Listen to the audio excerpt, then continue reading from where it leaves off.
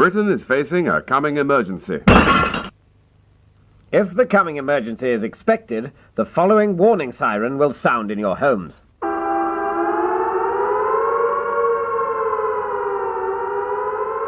The pitch of the note will rise gradually for anything up to a fortnight.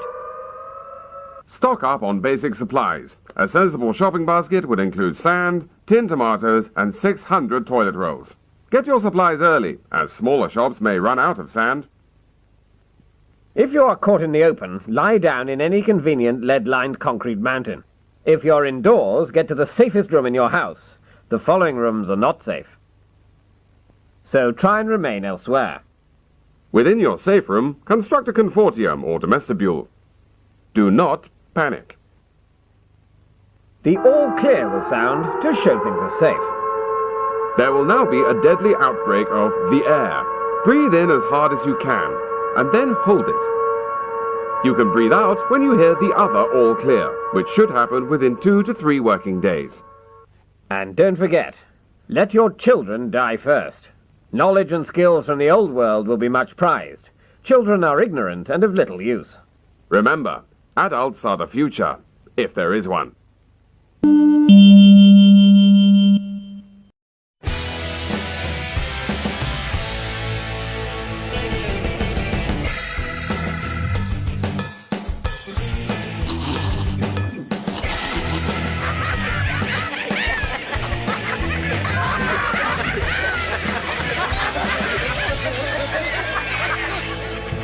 Very well. They're coming. Now we'll see how these Russians deal with a crack SS division. Hans? Have courage, my friend. Yeah. Hans, I've just noticed something. These communists are all cowards. Have you looked at our caps recently? Our caps? The badges on our caps. Have you looked at them? What? No. A bit? They've got skulls on them. Have you noticed that our caps have actually got little pictures of skulls on them? I don't, Hans, are we the baddies?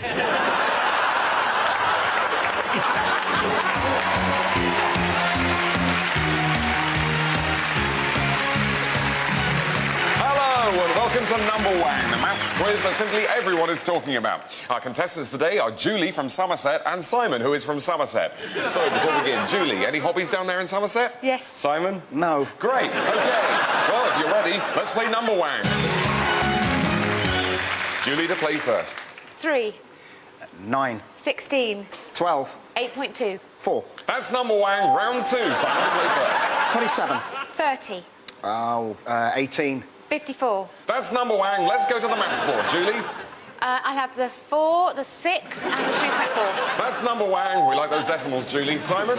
I'd like the root 14 and the 12. That's Number Wang. Round 3. Julie to play first. 8 minus 4. That's Number Wang. Simon? 109 times 17. That's Number Wang. Julie? 47. That's the Number Wang bonus. Triple Number Wang to Julie. So, Julie, you're ahead on 77. Simon, you trail on 83. Everything hinges on this final round. Yes, it's time for Wanganum. Let's rotate the board.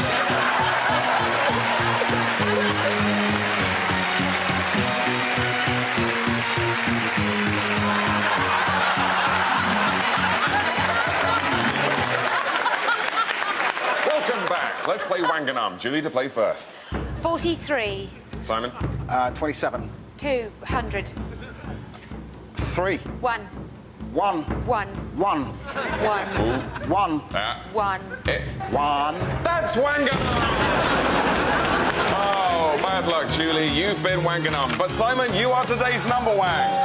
That's all from Number Wang, but until tomorrow's edition, stay Number Wang. And remember, out there, good Number Wang.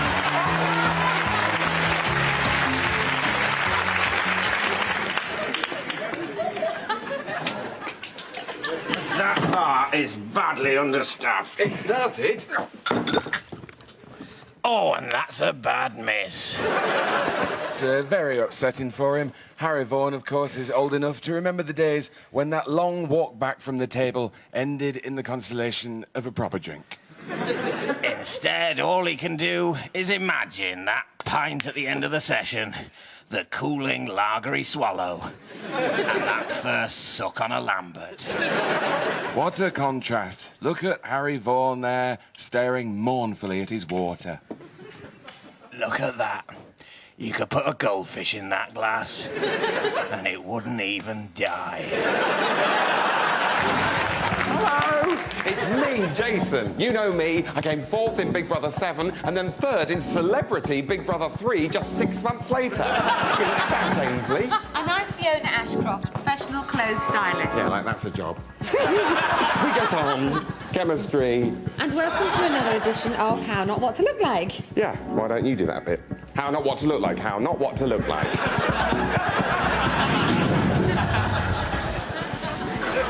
This week's volunteer is Anita, who's from Coventry, where she's a mother and a homemaker. What, a builder or a housewife?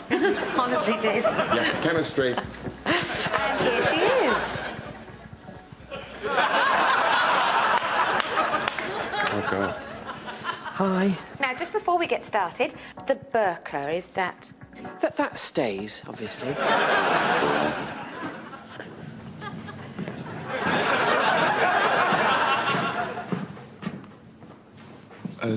David, Yeah? I'm a bit worried about that, actually. Why? Well, the whole burqa thing. I'm not sure we quite know what we're trying to say. Do we have to be saying anything? Well, no, but... I mean, aren't we just taking the piss out of people's sincerely held beliefs? Well, maybe, but I think you can worry too much about this kind of thing. I mean, what's offensive to one person is just good, clean fun to you. Yeah. I see you've started blacking up again. Was that because you were playing an Asian woman? No, I just like it. Right. I think it's more... me. Okay. Don't you think people might think that's I a don't bit... care what people think. Okay. I've got to the point where I just don't care what people think anymore.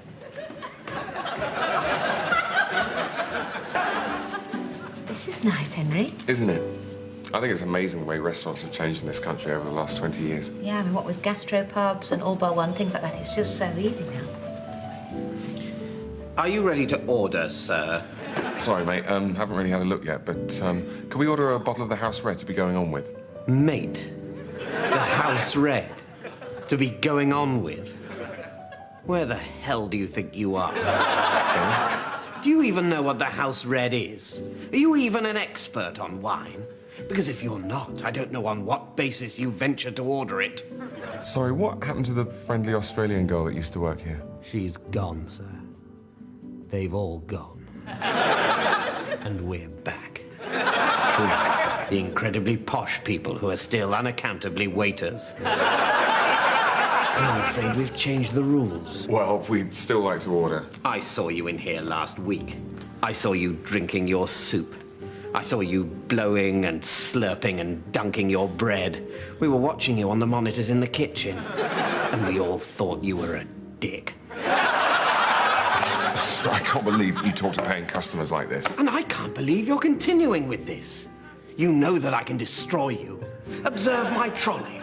These are my weapons. I'm recommending the consommé, which, as every schoolboy knows, provided your school wasn't free, is to be consumed only using a vichyssoise fork. It's all in the rest. And for sir, crab, which you're supposed to tackle using this. Make sure you kill it right, or it's poisonous. Off you go. You're not allowed to swap. My, it's like watching the Generation Game. I expect that's a reference you get. Right, I've had just about enough of you talking to me like this. I'd like to see the manager. How can I possibly introduce you to the manager? You haven't shaved, you're not wearing a tie, and you hold your ladle like a pen. Now take your gaudy but gratifyingly mute girlfriend and get out. Oh, and that's a bad miss. Oh, a special thank you to Mrs. L. Beasley from Suffolk, who's written to say how much she's been enjoying the coverage, and she sent us a little present. Oh, well, people every now and again like to show their appreciation when they've been enjoying a tournament. So, oh, my word, that is much appreciated. Thank you very much, Mrs. N. Beanley. Beasley! We won't embarrass you by saying what it is, but just to say, you know, cheers. Yes, very nice. Yeah, it's like Christmas, isn't it? It is Christmas. Oh, shit, the kids! Right, let's see. We should be able to hold them at this point here, at least for a few hours. Why skulls, though? What? Why skulls? Well, maybe they're the skulls of our enemies. Maybe. But is that how it comes across? I mean, it doesn't say next to the skull, you know, yeah, we killed him, but trust us, this guy was horrid. Well, no, but... I mean, what does skulls make you think of? Death, cannibals, beheading, pirates. Pirates are fun. I didn't say we weren't fun, but fun or not, pirates are still the baddies. I just can't think of anything good about a skull. What about pure Aryan skull shape? Even that is more usually depicted with the skin still on. Whereas the Allies... Oh, you haven't been listening to Allied propaganda. Of course they're going to say we're the bad guys. But they didn't get to design our uniforms. And their symbols are all, you know, quite nice. Stars, stripes, lions, sickles. What's so good about a sickle? Well, nothing. And obviously, if there's one thing we've learnt in the last 1,000 miles of retreat, it's that Russian agriculture is in dire need of mechanization. Tell me about it. But you've got to say, it's better than a skull.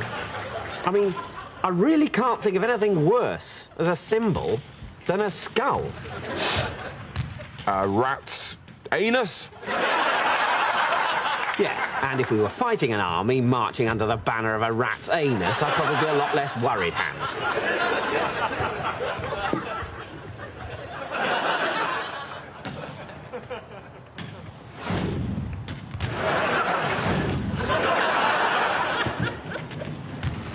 Okay. So...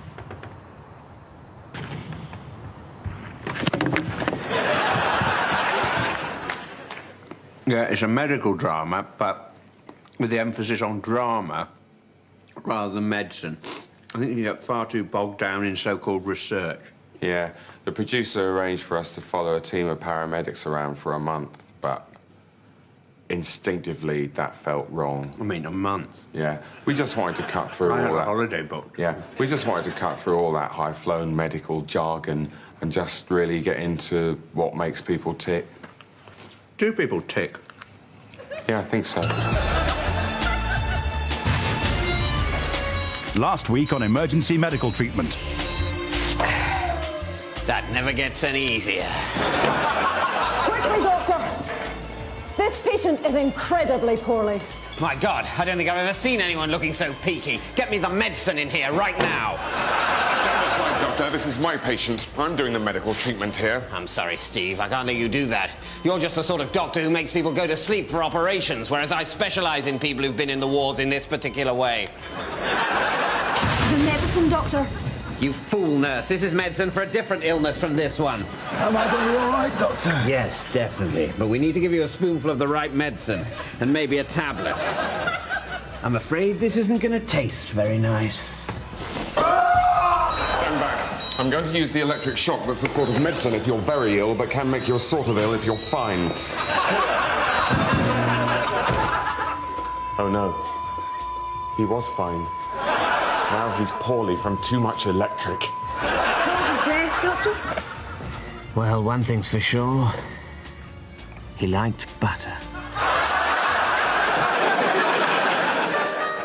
Mummy, Dad Daddy, come and push all swing. Okay. Coming, darling. No one likes to think that the worst might happen. Will you push me further? Of course, darling. Oh, Roger, did you sort out that life insurance? Couldn't be bothered. Life's great now, so let's not think about it.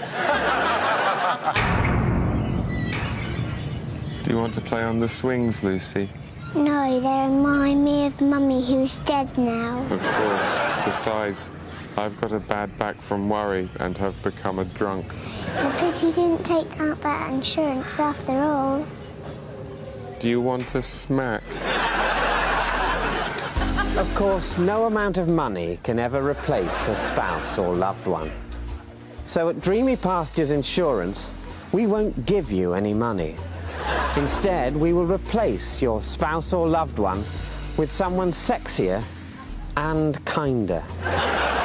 Within 10 days of receipt of your tragic news, we'll stick a gorgeous Albanian teenager on the next cabbage boat. She'll be thinner than your previous spouse, initially at least, and having been brought up in an absolute shithole, you can be sure she won't give you any lip. No, Mummy doesn't make me do my homework. I know, darling. It's because she can't read. Dreamy Pastures Insurance.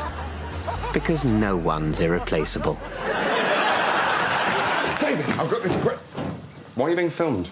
It's for the background of one of the DVD menus. What, just you sitting there? Yeah, I sit here for 5 minutes and they loop it. At one point I scratched my face. Well, who's going to watch that? Freaks. Oh, well, can you do it later? Well, I was just getting into it, but all right.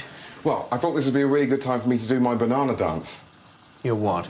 Well, you know, I mentioned to the executive producer that I should just get a banana and make up a funny dance and just kind of vibe it and it would be brilliant. And he said that was a really good idea. Yeah, well, he just says yes to the last thing he's heard, doesn't he? Yeah. So, shall I do it now? No. Well, can I at least show you? OK, hang on a minute.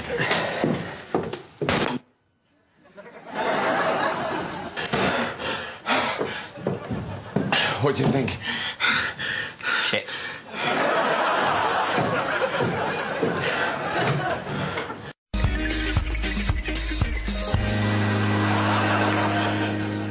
Hello and welcome back to coverage of people buying a house and then living in it. So, hello, Jeff, you want to buy a house. Here's a house. What do you think? Yeah. Do you like the house? Yeah, it's fine.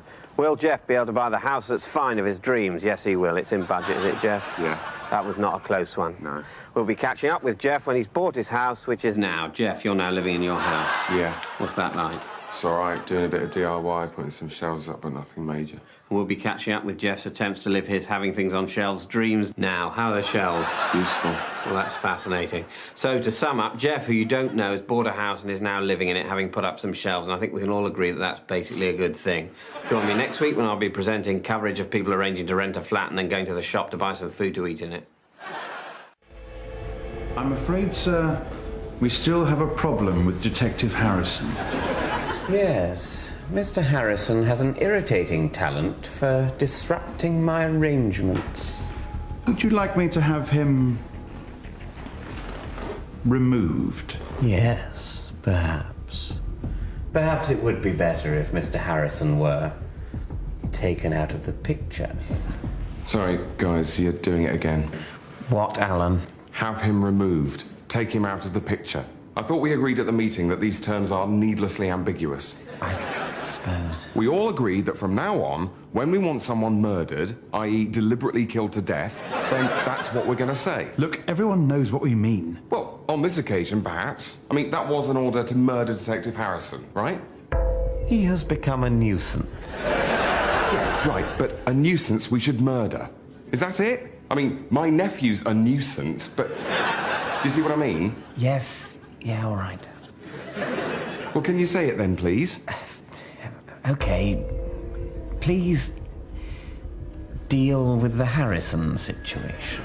You see, that's no good. Oh, that was perfectly clear. Oh, what are you talking about, Keith? This is going to be Let's Hope Professor Ritson Meets with a Little Accident all over again. We spent 9 months hoping that Professor Ritson would meet with an accident before Leslie made it clear it was an accident we were supposed to make happen. All right, you've made your point. You two get on with your work now. Oh, murdering? Yes.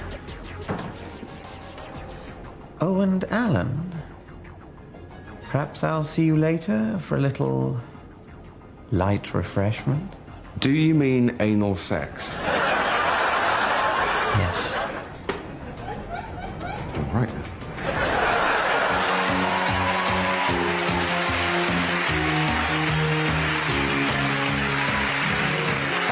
Welcome to Number Wang, the maths quiz that's simply everyone. Joining me today are Julie from Northampton and Simon, who is also from Southampton.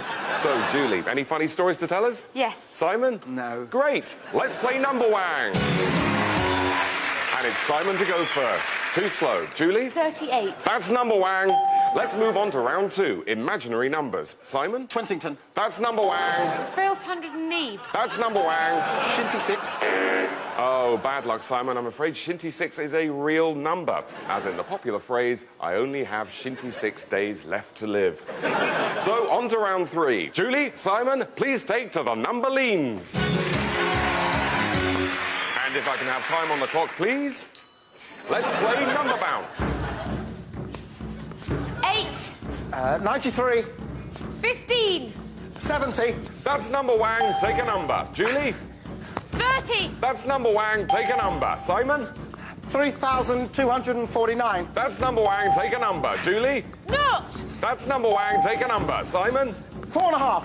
That's Number Wang. Take a number. Oh, and I'm afraid we're out of time, so you'll have to put those last numbers back. Well, that's the end of Number Bounce. Well done, everyone. So, as we go into the final round, it's neck and neck because Julie is on 82 and Simon is also on 26. It's time for Wanganum. Let's rotate the board.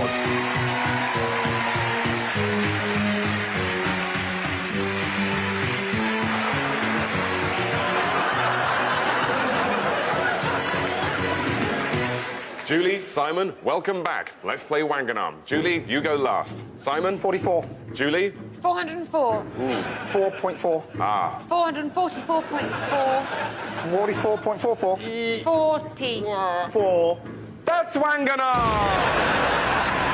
Julie, you've been Wanganum, but Simon, you are today's Number Wang.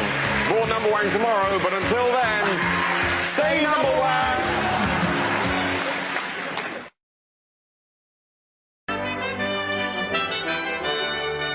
Well, they were two of the greatest actors of their generation, there's no doubt about it. But with that goes a certain amount of ego. Yes? So the only way we could get them to do Holmes and Watson in the West End was if they alternated who played Holmes, night by night. One night Alec would play Holmes. So you see, Watson, the advantage of my unique powers of observation. And the next night it would be Michael's turn. So you see, Watson, the advantage of my unique powers of observation. And I suppose there was a certain amount of one-upmanship. So you see, Watson, the advantage of my unique powers of observation. I think that really added something. Well, I don't know how much the audience picked up.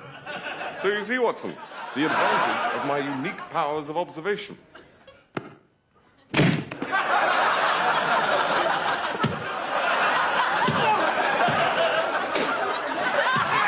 So when we came to make the film, we were faced once again with the problem of which of them would play Holmes. But I think everyone agrees we found a rather elegant solution. Not like you to be superstitious, Holmes. It's hardly superstition, Watson. I was merely acknowledging the power of fear and what effect that fear can have on the minds of the ignorant or vulnerable. Holmes, you're not seriously suggesting that the villagers believed the story of the Phantom Wolf? Of course they did. Oblige me, if you will, old fellow, by fetching Madison's Witchcraft Almanac from the library, and I'll show you just how powerful a grip some of these old myths can have on people. Middle shelf, isn't it? Yes, just above the encyclopedias. Ah, yes, I've got it. Shall I bring it through? No, stay where you are. I'll join you. And of course, they both felt very strongly that it was important to keep all of that wonderful energy that the stage production had had. That's not the Witchcraft Almanac, Watson, you clot!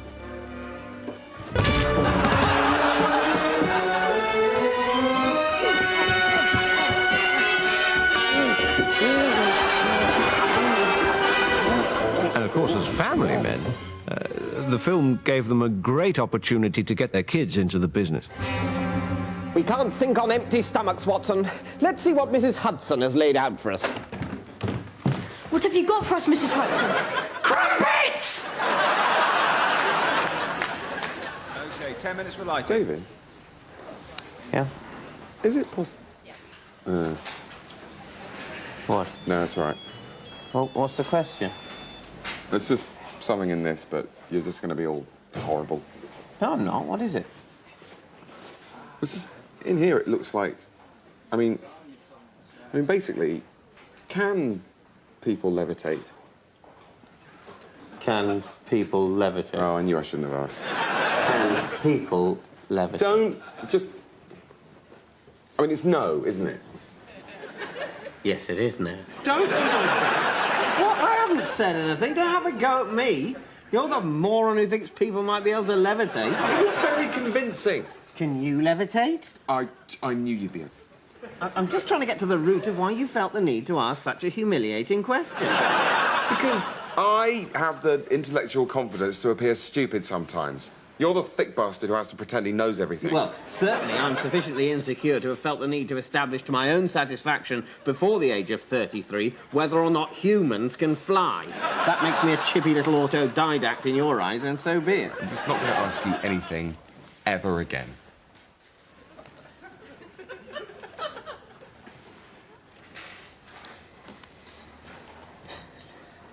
Lunch in 10 minutes? 12 minutes, you twat! 10, 12, don't know difference. Don't know difference between 10 and 12. Hello and welcome to another edition of coverage of people who are ill in hospital receiving treatment. Dave, you're ill. That's right, I've got gallstones. They've been taken out. Indeed. Are you nervous, but everyone's been wonderful? No, a nurse fingered me. Gillian. Edward, I'm here with Chris, who's got a broken arm. That's right. How did he break your arm, Chris? Just broke. That's an interesting story, and they're going to put it in plaster, are they? That is the plan, yeah. We'll be there to film them doing that and put it on the telly. In a minute, I'll be talking to a doctor you don't know who's tired. Edward.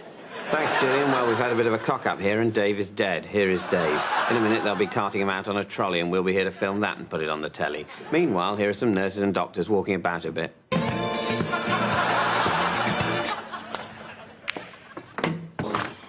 They call it a ruddy food court. It just means you have to queue twice. You've only missed the first 3 frames. Oh, and that's a bad miss. And a chance now for Chris Lester as he strides towards the table. One of the taller players, as tall as he is toned. And I think it's all right to say that in this day and age. I agree, Peter.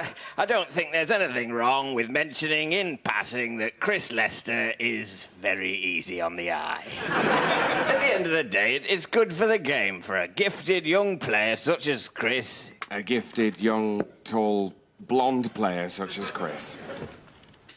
He is all those things. I don't think it's going too far in these days of PC for me to call another man sexy. And Chris Lester is that man. He is a friend of mine. He is a sexy young friend of mine. He is my sexy young friend.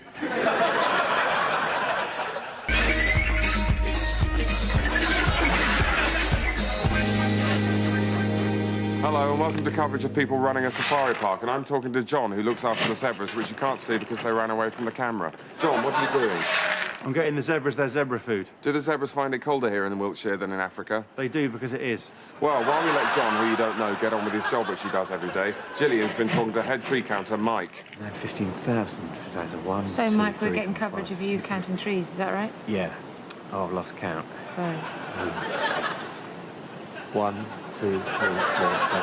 The thing about having kids is that you get to watch all those cartoons you used to love again. Yeah, but aren't they disappointing, though? I watched Postman Pat with Jake the other day, and I couldn't believe how bad it was. I'll tell you the worst one, though. It's Captain Bloody Pugwash. Oh, no, not really. No, it is. It's dire. When its mouth moves, it just goes bub, bub, bub, bub. I think that's a bit harsh. It was pretty good. It's awful. Oh, don't tell me one of you worked on it. Yes, actually, Damien was in it.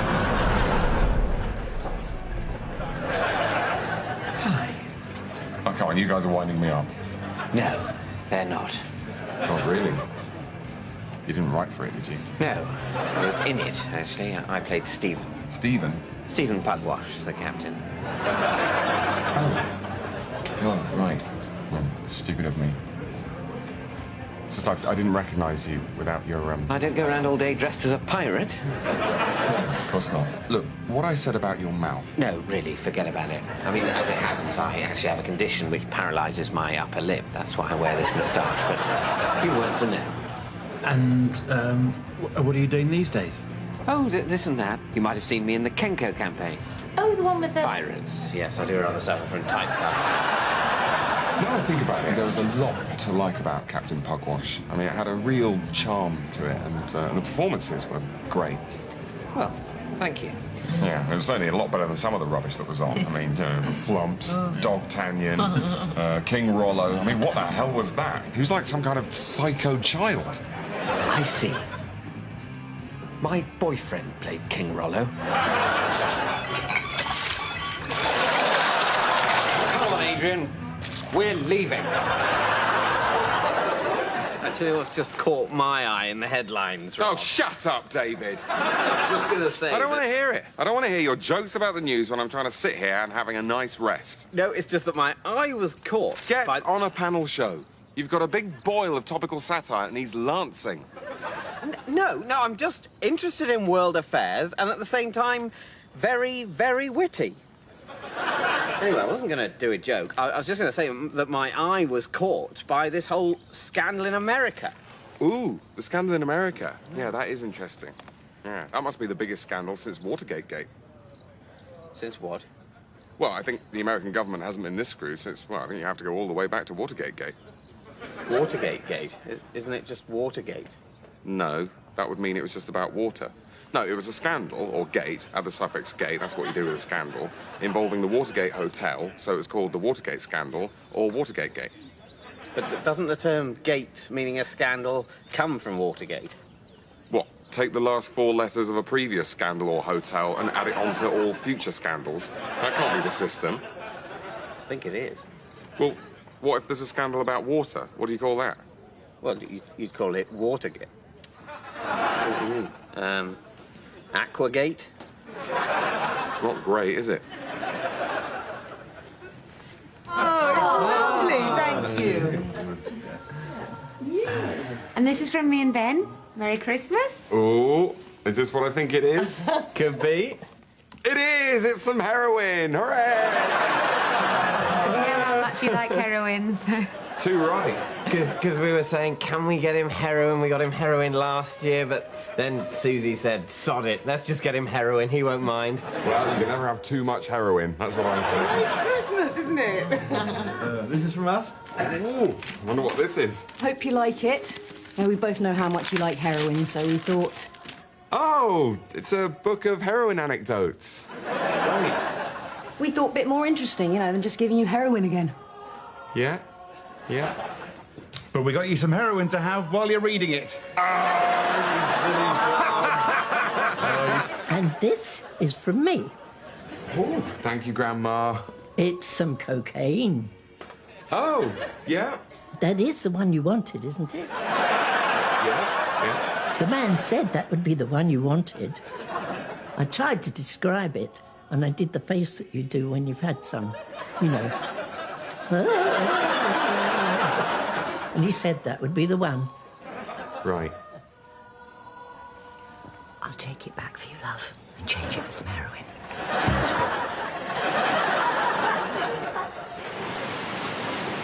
Oh, look, James. Kids Rapids ride. Hello, what's this then? Put the kid in the ring, send him down a rapid. Oh, sounds exciting. Right, so you just put him in the ring and just literally... Yeah, we just literally give him a shove off that bridge there and he goes down the stream. Very exciting. Right. And it's all safe and everything. You've done it before? Yeah. No. Well, actually, no. Well, no. We tested it on a football. Right. Not that one. You sure? Oh, yeah, because the one we tested it on, we never saw again. You never got it back? Well, it's a football, isn't it? It's not a boomerang. Or a child. I mean, it can't say it's lost.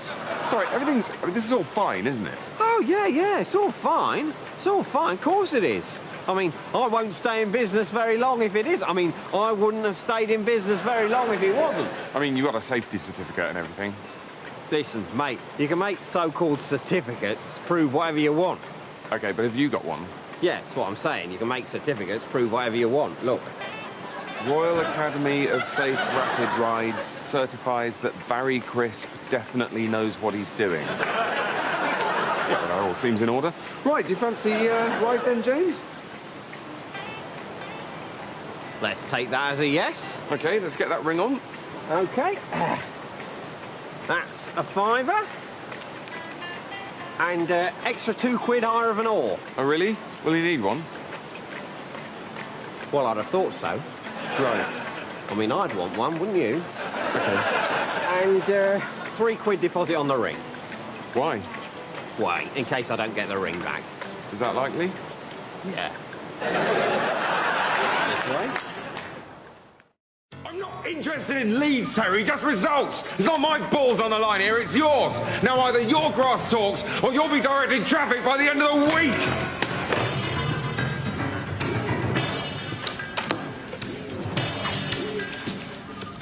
Sorry, Terry, I just realised I was incredibly rude to you just then. I'm sorry. Must be the stress or something, but, you know, that's no excuse. I know you're doing your best, mate. Just ignore me. Yeah. Cheers. Bye. Oh, and that area over there would be a lovely place for a kitchen. Oh, yeah. Oh, yeah, it's a wonderful space. I was just wondering, is there a problem with damp here? I was wondering if you'd ask about that. It's there is a lot of moisture, but it's not actually a damp problem. It's actually water which the current owners deliberately keep here. Oh, it's deliberate water? It's deliberate water, yeah. I mean, there's no reason to say that you have to have water. You could have any liquid. You know, gravy, acid, or you could even have it with no liquid at all. Dry? Literally dry, yeah. Oh, that's good, because where we live now is dry, so... Yeah. So that's what you're used to. Fine. And is this it, or are there other levels? Well, that's interesting, actually, because it's sort of split level. Because I don't know if you can tell, but the floor level actually descends towards this end of the property. And the moisture is even more pronounced here. Get out of the pool, you bloody idiots! Shit, it's the current owners! Quick, somebody put in an offer! Oh, top one, but I think we won them over. Listen, Alan, I've got something I want to tell you. I want to leave the act. I don't want to be in Fish and Chip anymore. What are you talking about? We've been together 15 years, Barry. With Fish and Chip. We can't just throw that away like... Yesterday's Fish and Chips? That's not funny, Barry. Look, the truth is, I've been talking to Roger Pin. Roger Pin? From Pin and Cushion? Yeah, well, he and John Cushion haven't been getting on very well for a couple of years now, and... Well, there's no easy way of saying this, but... Me and Roger Pin, we want to form our own act. What, Pin and Chip? Chip and Pin. Well, what the hell's that? That's not a thing. It is. Well, what is it, then? It's a new way of making credit and debit card transactions more secure, and it's going to be massive. What, more massive than Fish and Chips? Fish and Chips are on the way out, Alan. They're high in cholesterol. There are associations with obese people. No, Chip and Pin, that's the future. This is too big an opportunity for me to pass up. You've got to let me go for this, Alan. Well, I wish you all the best, Barry. I really do. But I must say, I think you're making a big mistake.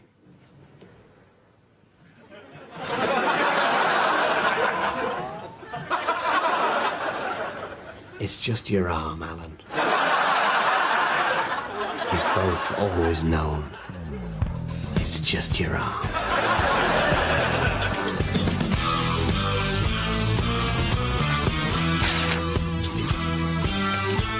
Well, done it, Roger. How do you take it? As well as could be expected. Yours? First time I've ever seen John Cushion cry. I just hope we're doing the right thing. I know we are. This is our big chance. It's time for Chip and Pin. Little did we know that that was the beginning of an amazingly successful double act. Ladies and gentlemen, Fish and Cushion!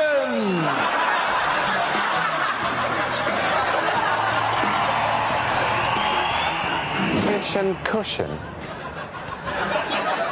This doesn't make any sense to me. And of course he was right. I mean, fish and cushion. What does that mean? But you can't argue with a 4-month sellout run. I think the hardest moment to deal with was when Fish and Cushion were selected above us to be the faces of the TV campaign launching Chip and Pin. I have to admit, was the one job that Barry and I were pretty sure that we, Chip and Pin, would get.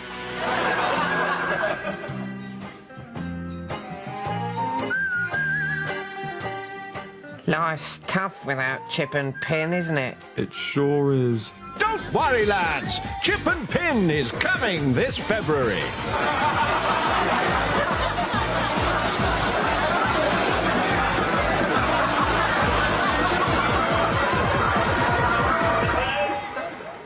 We've scored a bit of an own goal, really. Yeah. Can you find it in your heart to blame them? Not really. Give it another 10 years, and we'll buy a gun. I think it's great the way churches have become more inclusive and open-minded these days. Yeah, I'm sure. I just don't think I'm really religious. Oh, they're happy just to talk about stuff, and it's a great place to make friends. Can I help you? Hi, we're new to the area. We've just bought 3 of the old almshouses. We're having them knocked through, and we thought we'd just pop in and say hi. Who the hell did you think you were going to say hi to? The Lord your God? Because I'm not sure you've lived lives worthy of his attention. Yeah, we're not particularly religious, I suppose, but I think we'd both say we were spiritual people, wouldn't we, Tom? Yeah. And we're just interested to find out more. Not particularly religious. Interested. Spiritual.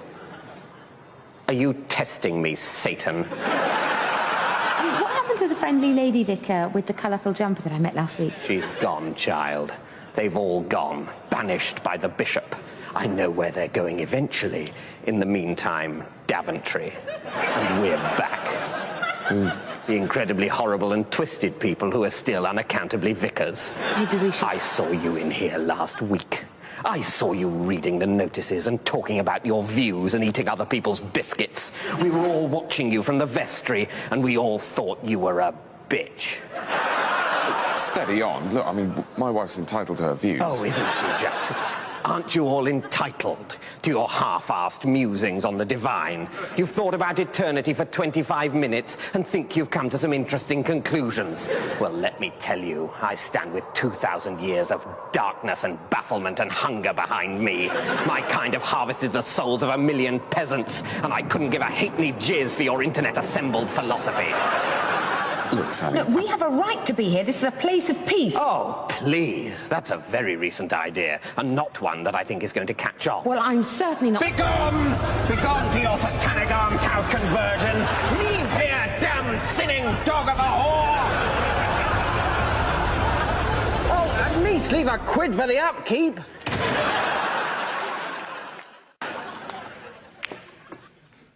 Come on, pour us one. They're breaking off. I think I might have overdone it with the yeast. Cheers.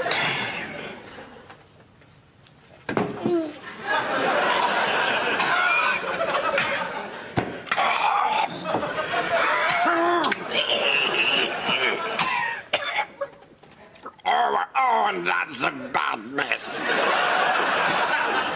And you can see the frustration on Terry McCarthy's face as he returns to his seat. Not a look to be taken lightly, especially at around 2 in the morning on the streets of Derby, if the media's to be believed. Well, Terry is no stranger to adversity, particularly in the form of the police. And he has spoken publicly in very moving terms about that guy he cut. I think he was right to put an end to the speculation, and it does sound to me like that guy he cut was basically asking for it.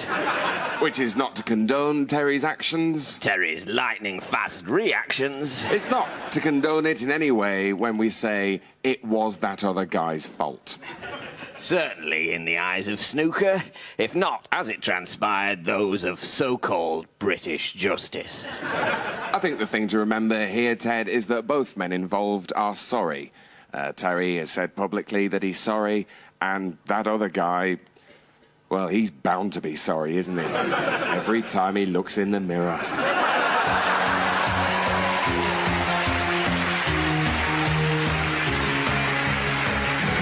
Hello and welcome to Number Wang. And today is a very exciting edition of Number Wang because it's our 9,341st program.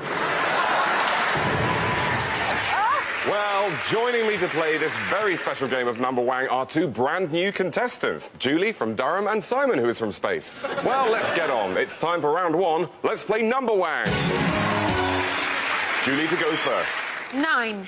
14. That's Number Wang. And before we move on to round two, a quick word from Giles Brandreth, who's with us all week in Number Corner. So, Giles, any funny number stories for us? Yes. Once I ate 18 cakes. More from Giles later. And Giles' story is particularly apt for our next round. It's time for Number Scoff. In front of you are 2 plates of edible numbers, and Julie, as the winner of the last round, you go last. So it's Simon to play first. 6. That's Number Wang. Scoff a number. Julie? 17. That's Number Wang. So this 7.7. That's Number Wang. 50. That's Number Wang. Tuck in. Oh, belch wang for Simon, which means double number points. And at the end of that round, neither of you have eaten a number 4, so bad luck. Just time for a quick word from Giles. Oh, 3. Priceless. Well, let's look at the scores, and it's absolutely neck and neck because both of our contestants are on 48, apart from Julie, who's on 12. So that could all change in the final round. It's time for Wanganum. Let's rotate the board.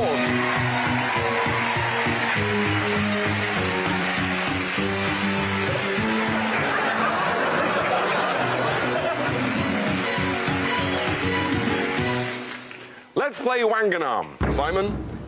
6. 2. 6. 71. 6. 14.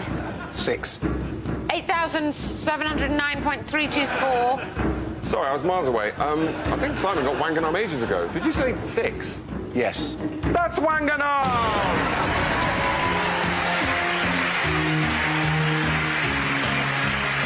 Julie, you have been Wanganum, but Simon, thou art Lord Simon of Number Wang. That's all from Number Wang today. Just time for a last word from Giles. Number Wank. It's Number Wang. Fuck. Oh, priceless. Well, until next time, from all of us here, good Number Wang. Number Wang. So get your bloody act together or your history. Get out. Hello, Alan.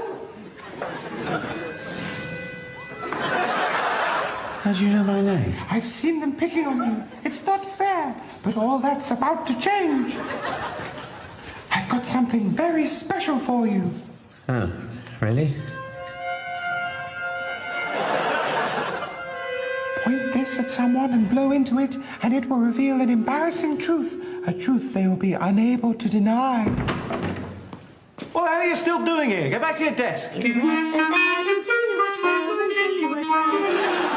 I wet the bed until I was 12, until I was 12. I wet the bed until I was 12. I had wet legs in the morning.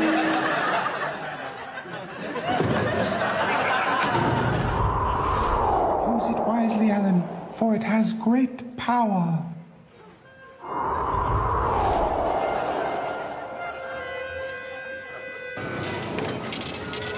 Excuse me, I was here first. I don't think so.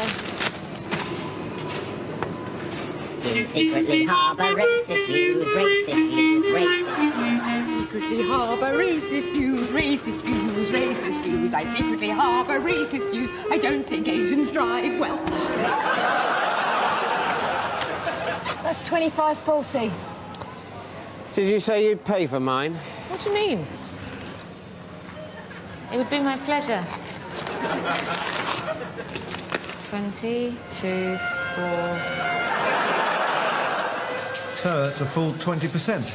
And a company car. Fine. I'll sort that out.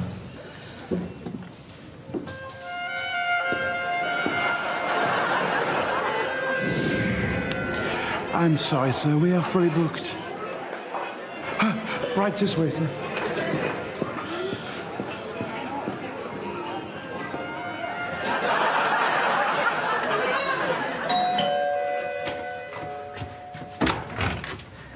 I warned you. I told you to be careful, but you have abused the green clarinet. Now you must pay the price. You must give back the green clarinet. No way. Then I shall take it from you. Ouch! You can't do that! I'm the green clarinet man! You think you're magic, but look like a twat. Look like a twat. Look like a twat. I think I'm magic, but I look like a twat. My mom has made my costume. You scratch your ass and sniff your hand. Sniff your hand. Sniff your hand. I scratch my ass and sniff my hand. I find the smell erotic. You're not allowed near local schools, near local schools, near local schools. I'm not allowed near local schools. The probation service tagged me.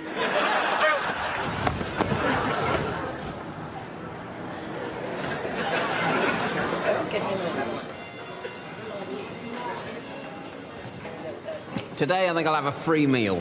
I think not, sir. But you forget, I have a green clarinet that makes you tell embarrassing truths. Yes. But now I have a red tuba, which makes you shit yourself.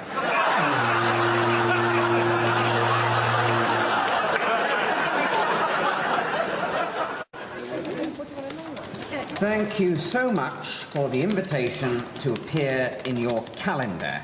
But sadly, Rob and I will be, what should I put next? Whatever. Look, do you want to type for a bit? What? I can't type, you know that. Look, I'm very tired. You type. All right. Rob and I will be unable to take part in the photo shoot. Whoa. Rob. What? I'm quick with my own name. What comes next? Oh, space. Then, come on, all this will take forever.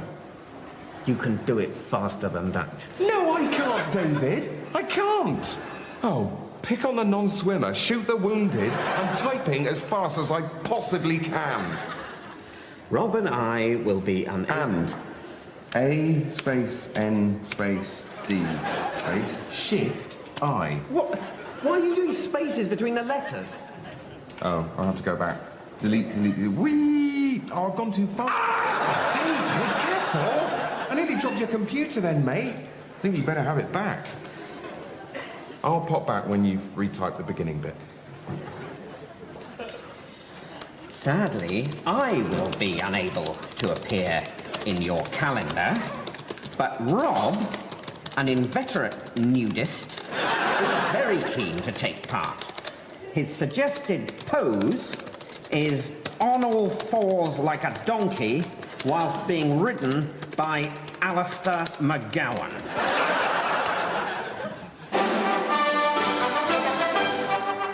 Good evening. Apparently you can see me. I can't see you, but the scientists and engineers have assured me that this is perfectly usual, although I must say I am a bit disconcerted. This is the first of what we hope to be weekly television broadcasts from us here in London to all 5 of you with television sets. We had a discussion about which way I should look when I'm doing this, and we all agreed that appearing in profile is what looks most normal. I'm now going to hand you over to my colleague, Mr. Stanley Temp, a quite brilliant man, to continue with the broadcast. It's me. And may I say that who you were looking at before it was me is also quite a devastating genius. Excuse me, but I can't possibly allow that to go unchallenged. You feel hot. My colleague is far too kind to me. I couldn't possibly be far too kind to such a brilliant man. He's brilliant. Now, here at television, we're very keen to find out the properties of this exciting new device. Does it work like a telephone? You can hear us, but can we hear you? So we're going to carry out an experiment. When I say go, I want you all to shout, hello there. Go. Hello there. Yes, I got something. I distinctly got something. Well, that's very... Oh, I'm just being told in my earpiece, which you may be able to make out. I'm just being told in my earpiece that apparently 4 of the 5 television sets currently in use are actually in our technical room next door. So we're not 100% sure whether I was hearing you through television or just through a door. Is there any way of finding out? I'm just being told through my earpiece that there isn't. Or at least I think I'm being told through my earpiece. I could be hearing that through a door as well. Now we don't even know if the earpiece works. This really is 1 step forward, 2 steps back. My ear hurts. Oh, well, if we're having Freddie, we've got to invite Daphne and Velma as well. Oh, yeah. Those 3 are absolutely priceless. Especially when Velma does her losing her glasses routine. Yeah, that kills me. Why doesn't she get contacts? Oh, I think it's a lesbian thing. Ooh, I've just had a thought. What? Well, if we invite Freddie, Daphne and Velma, there's a chance they'll bring that other one. Oh, God, the scrawny one, the one that doesn't wash. What's his name? Well, we don't know. I mean, he calls himself Shaggy, but I certainly don't believe that's his name. I think it's some kind of hollow sexual boast. I think it definitely is. He's desperately trying to present himself as some sort of stud, despite being quite ugly and incredibly cowardly. The last time I saw him, he was literally shaking, and he spent most of the evening scampering up and down a very long corridor that happened to be there. Well, that's certainly no way to make people have sex with you. But maybe we're being harsh on him. I mean, he's so thin and he's always shaking. He's probably in the throes of some gritty smack battle. Let's ask him along. Yeah, I mean, how much harm can he do? Although... What? Well, there's a chance, just a small one, that he might bring his dog. Oh, not his bloody dog. He won't bring his dog. People don't bring their dogs to parties. Shaggy does. If anyone is going to bring a dog to anything, he is going to bring his dog to this. He treats that dog like it's a person. It's creepy. You know, I think that dog must have been mistreated in the past. It's incredibly nervous. You remember that Halloween party that Shaggy was at? Every time a new person came in, dressed as a ghost or whatever, the dog would have an absolute fit, make the most unnatural noises, and jump into Shaggy's arms. I was convinced it was going to shit everywhere. Yeah, well, I tell you, that's not the worst of it. Remember at Jodie's do? You remember Jodie, her dad owns that disused fairground. I was just popping to the kitchen for some more ice, and who should I find but Shaggy and his dog assembling the 2 tallest sandwiches I have ever seen. I know. They made one the last time they were here, but they had a freak out before they could eat it. I think it's cruel to make a dog eat that. I tell you what, I think Shaggy must be very bitter, because he's obviously invested a lot of time in teaching that dog to talk, and it just can't. I mean, maybe he thought he was going to get on That's Life or something, but it's just not happened. Yes, which is a pity, really, because, of course, the dog's nephew, also a dog, a little puppy, actually talks very well. That's right. I've met that little dog, and it actually speaks very good English. It's also quite a lot braver, if a little impetuous. It is a bit impetuous, yes, but I think you've got to forgive that of a talking dog. Yes, I think you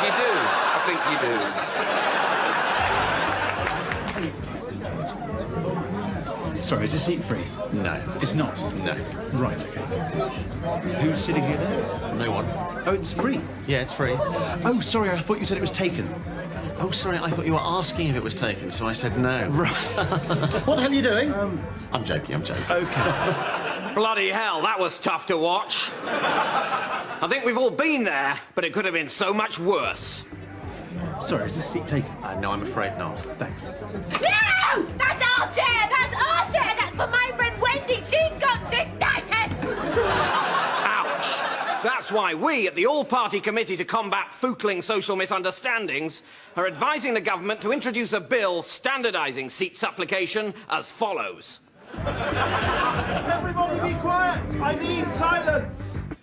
I'm going to take this chair. How do you feel about that? That's fine by me. Thank you. We got through it! Please carry on with your evening. That's junction 20. Everybody be quiet! I need silence! Oh, here we go. If we get our way, that's what's going to be happening from now on. The committee's other recommendation is that if you're staying at someone's house and go to the loo in the middle of the night, you don't need to flush and risk waking them unless it's a poo, in which case, do flush, but then shout, "It was a poo! It was a poo!" Thank you.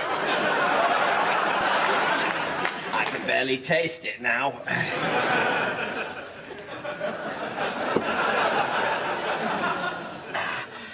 Oh, and that's a bad miss.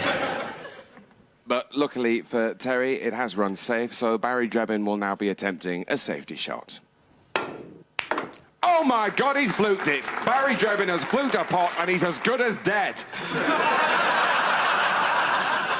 And isn't it nice to see Barry take time out to apologise to his opponent for his good fortune? It's a comprehensive apology, Ted, which is understandable when you look at Terry McCarthy, who has gone very still. Barry continues to apologise, and is it just my fancy, or is there the trace of a tear in the corner of his eye? Compassion, perhaps? More likely fear. Yes, he's dropped his cue and he's on his knees. And this is the kind of thing that can happen when you have such wonderful characters in the game as Terry McCarthy. He is a fantastic, colourful, big-hearted, big-fisted credit to the sport.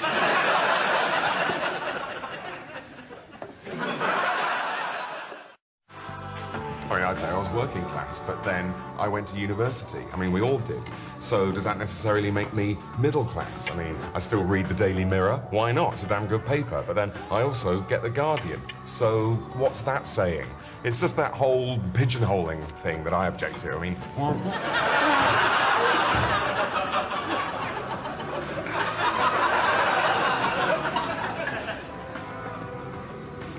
Steve.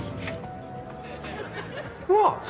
Henry's beginning to question his own motives in pursuing the case, and at the same time wondering whether Sarah's telling him the whole story about the divorce. Yeah, I'm just going to stop you there, Anthony. Sure. I mean, yeah, but, I mean, we've just reached the end of chapter 2, and I can't for the life of me tell you what the hell's going on. I mean, you know, Henry, Sarah, these are just words, really. Right. I mean, it's great. It's all great, Anthony, obviously, but I just wonder... I mean, just as an example, I mean, not this at all, don't do this. But what if, say, the main character dies at the end of chapter 1? I mean, not that, but I mean something like that. I mean, not like that, but yeah. I mean, what if, I mean, not this, ignore this. What if Henry, although obviously not, if he had sex, I mean, not sex, but sex right at the beginning with Sarah? I mean, not Sarah, but, you know? Henry has sex? No, forget the sex. I'm just throwing things out there. I mean, you're the author, Anthony. You've got the talent. You know what you're doing. I'm just here to help. No, I appreciate that. Yeah, so what if it's not that, but it's Jaws? Isn't there already a book called Jaws? Not Jaws the shark, but yeah, maybe a big shark. And, I mean, not that, but Sarah falls in love with a shark. Sorry, Sarah falls in love... that kind of thing. I mean, maybe it's not a shark, but it's a squid, or a pebble, or a policeman. You know, I mean, not them. None of them. Yeah? So... I am making sense, right? I mean, not sense, but, you know. Yeah, so at the start... Well, not the start, but yeah. Henry either dies or has sex. Yeah, neither. Leaving not Sarah. Oh, no, God, no, not Sarah. Unless it's Sarah. To fall in love with, or not in love, with a shark, a squid, a pebble, a policeman, or none or all of the above. That's it! That is it! Write that! Absolutely write that. Or don't. OK, guys, this sort of scene can be a bit embarrassing, so just try and be as relaxed as possible. OK, yeah, sure. Yeah. Still over. Sound speed. Scene 28, take 1. Marker. And action.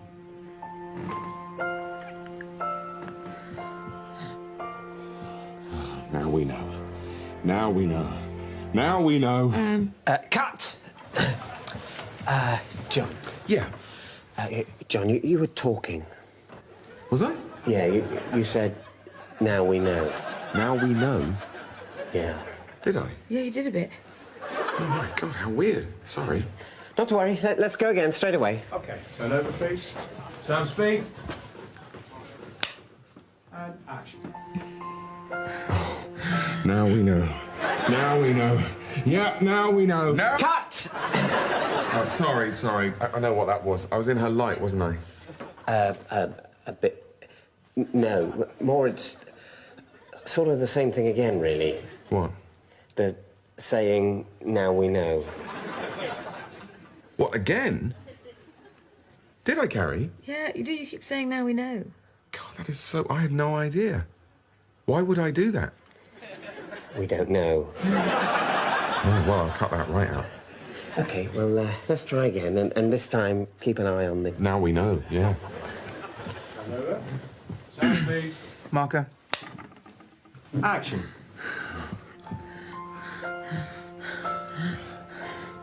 Oh, now we know! Now we know! Now we know! Now we know! Now we know! Now we know! Now we know! Cut! You're both doing it now. Oh, you're kidding. Are you doing it now? Apparently. Right, look, let's go again, but this time we won't take sound. But we'll get the pictures, I can talk you through it, and we can put the sound on afterwards. OK. Mute board, please. Turn over. And action. That's great, John.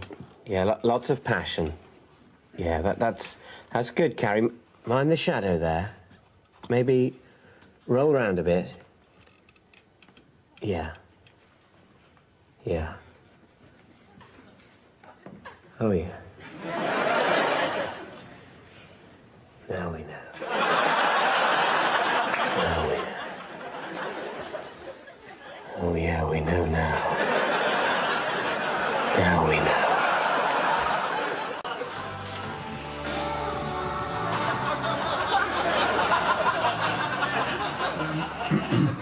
So, Steve, do you follow the football?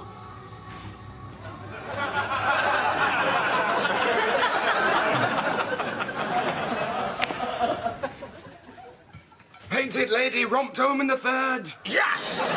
Oh, and that's a bad miss.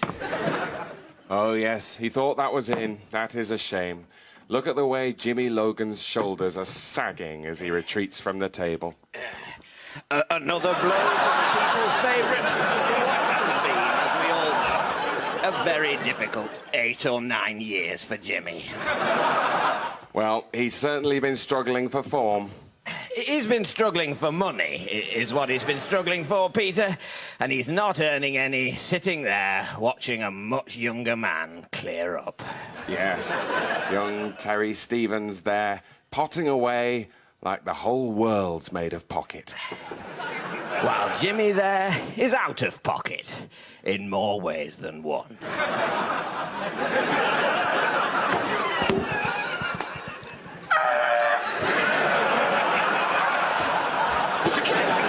Yes, that was a good one.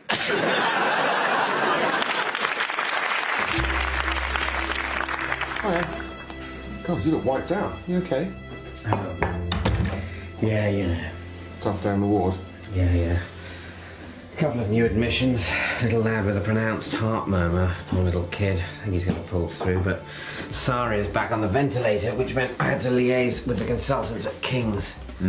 Those guys. Exactly. Yeah, it's hitting bed crisis time, and I just don't know where I can physically fit any more severely ill children on my ward. Still, listen, sorry to unload on you. How was your day at the ice cream factory? Oh, you know, fine. Come on, it's okay, you can say. Well, I guess it was a bit of a hard day. How are you? I mean, compared to your day, it was nothing, but... It's fine. Listen, we've been through this. Just because I'm a paediatrician dealing with severely ill children doesn't mean that you can't have a tough day tasting ice cream at the ice cream factory. Well, this is really trying to push the rum and raisin thing, you know? Trying to ride that whole kitsch revival that bombed with Raspberry Ripple. You remember that whole shitstorm? We've got a similar situation, which is I'm having to spend a lot more time than usual on the ward for children who, sadly, we know just aren't going to get better, and it's hard because, you know, you look into their parents' eyes and you really just don't know what to say. Yeah, that is quite similar, isn't it? You know, sometimes, Keith, I feel that ice cream tasting isn't somehow as important as looking after sick and dying children. Oh, of course it is. Look, I work hard saving children's lives, but you work just as hard ensuring that they've got some lovely ice cream to enjoy when they do get better. Yeah, that sounds good. Right, I'm going to go up and do some coursework for my human rights law degree. What about you? Oh, I think I'll just stay down here, wanking.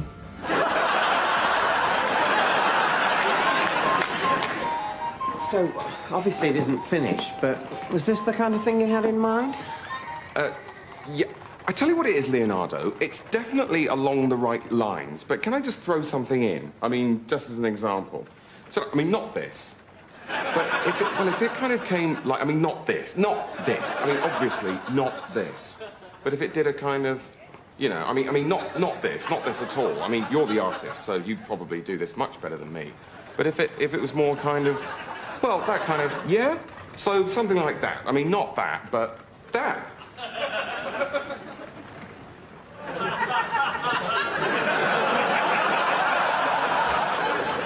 Okay, back in 5. I'm so sorry it didn't work out for you two, and I just wanted to say, I know I was Lucy's friend first, but I really feel for you both. If there's anything I can do. No, it's all right. I mean, at least it's amicable. You know, we're still talking. Right, yeah. Is that a good idea, do you think? No, right, yeah. I mean, what would you advise? For what it's worth, take a box of her belongings that you've still got round to where she's living now, and burn them in the front garden while doing a sort of dance. Yeah. And then you should probably write the word bitch in weed killer on her lawn. And then what you should do is go round to where she works and plant some crack in her desk and then call the police. What are we talking about? Oh, just the Lucy situation. Oh, shall I leave you to it? No, it's fine, mate. Olivia was just giving a bit of advice. Have we planted the crack yet? No, I was just saying... Oh, mate, you've got to do that. I mean, when my last relationship ended, I felt so much better when I got to the point where I felt comfortable planting the crack. The other trick I picked up, every time you think of her, have a quick whiskey. Okay. Hi, everyone. Are we talking about Lucy? Yeah. Here, got you a whiskey. Oh, that's the way. What stage are we at? Oh, I haven't even planted the crack yet. Oh, you can't rush these things. Does she have a pet? Yeah. You should kill it. In a weird way. Leave it for her. Make sure she knows you did it. Otherwise, how's she going to know it's over? Well, I'm just not sure that it is over. Well, it will be then. What's this? Jump off a cliff, £2? That's it, yeah. Sounds exciting. Oh, yeah, can't beat it. Jump off a cliff, wind through your hair, beautiful panorama of the sea, waves crashing on the rocks beneath you, little boats in the harbour to the east, and to the west, the Atlantic, with waves as high as hills and the briny scent of trade, possibility, other lands. £2. What a bargain. Right, so what do I do? Well, take a good run up so you can push yourself good and far off the edge and then just see how the mood takes you. Great. I mean, I am a bit nervous of heights. Does that matter? Well, I'll be honest with you, it's not ideal. Depends how bad you got it, because if it's just a few butterflies, I'll say go for it. Because the good thing is that while there is a bit of a height thing to start with, that does get better quite quickly. Right. But it's all fine. Oh, yeah, it's all fine. Yeah, jump off a cliff, it's absolutely fine. I won't get hurt. Really? Oh, that's good. No, it's just some people get a bit bruised, I imagine. I mean, I don't know. I prefer not to look. Right, so, how do I find my way back up if I want to do it again? People usually find that once is enough, actually. I mean, it is fun, but you only need the one. Like a hot chocolate? Yeah. OK, well, that's one to jump off a cliff, then, please. And that'll be £2. You're actually doing it? Yeah. OK.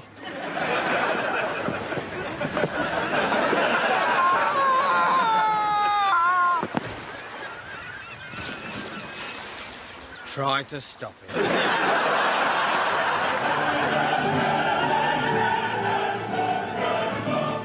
Good evening and welcome to Big Talk. My name's Raymond Terrific, and yet again I stand at the eye of the storm of the world's ills, waving my staff like Gandalf and screaming, "Let's get this sorted!" As ever, I'm joined by a panel of brain spurts and mentalissimos, a veritable smorgasbord of cleverness that the world is rightly too respectful to eat. First up, it's a biggie, but I refuse to be scared. Is there a God? Leonard? Well, this is an age-old question. Answer can't be as long as the question, Leonard. Do not show you're working. Well, of course, it's yes a matter or no? Yes. Great, he shoots, he scores. Right, moving on. Next, what are we going to do about... Hang on, there isn't a God. But he said there was. Yes, but that was just... Leonard, did you or did you not just say there was a God? I did. So has Danielle got new information, or were you playing me like a balalaika? Come on, boffins, I've already wasted time saying balalaika when drum would do. Let's get this sorted. I think the problem we're having here is that Leonard thinks there is a God, and I think there isn't. Oh, you are having a go. No, it's just that we respectfully disagree. That is bad news. Can we sort it? Richard, get into this. Casting vote. Well, I'm agnostic, and so's Tim. Yes. Oh, make the tea! Guys, boffins, we need to know if there's a God. It's important. Well, there is no yes or no answer. What? I can think of 2 yes or no answers just off the top of my head. Mr. Judd. Yes, Doctor. Well, your operation's this afternoon. I just wanted to go through the procedure with you. Oh, yes.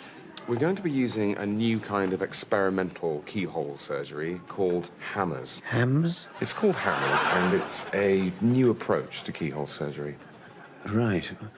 What does it involve? What does it involve? Well, the clue's in the name, really. You know, hammers. What, very, very small hammers?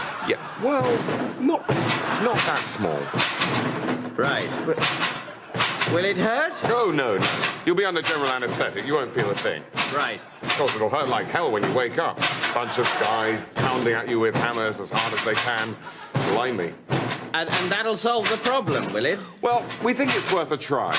Because while hammers can put pressure on your system, of course, your appendicitis is smaller, so it'll be putting pressure on that too, and it'll hurt it more.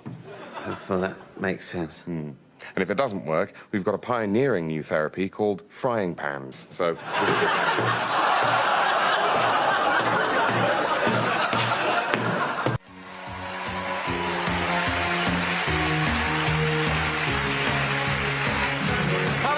Welcome to another edition of Number Wang, the numbers show that simply everyone is talking about. Yes. Let's welcome our 2 contestants. It's Julie from Anglesey and Simon, who's from Anglesey. So, Julie, do any singing up there in Anglesey? Yes. Simon? No, no, no, I don't do singing in Anglesey. Why would I sing? For can't you see, I cannot sing. Oh, what a shame. Right, we'll change this week on Number Wang because instead of starting with round 1, we're going to start with round 1. So, let's play Number Wang. Julie, you go first. 7. Simon? 2. 46. 8. 1.5. Nope, none of those are Number Wang. 50. Nope. 9. 0. No. 1,000,000. No. Infinity. No. Infinity and a half. You can't have infinity and a half. Oh, 5. Simon? 6.2785. No. You've already said that. Vase. Number, Julie. I can't think of any more numbers. Well, what a situation we have here. Unprecedented in the history of Number Wang. That alarm means it's been 3 whole days without anyone getting Number Wang, which means we have a sudden death tiebreak.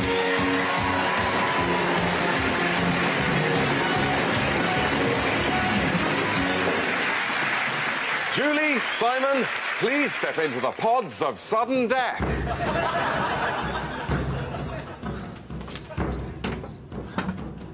The rules are simple. The one of you to die first wins. Okay, Julie, Simon, are you both ready?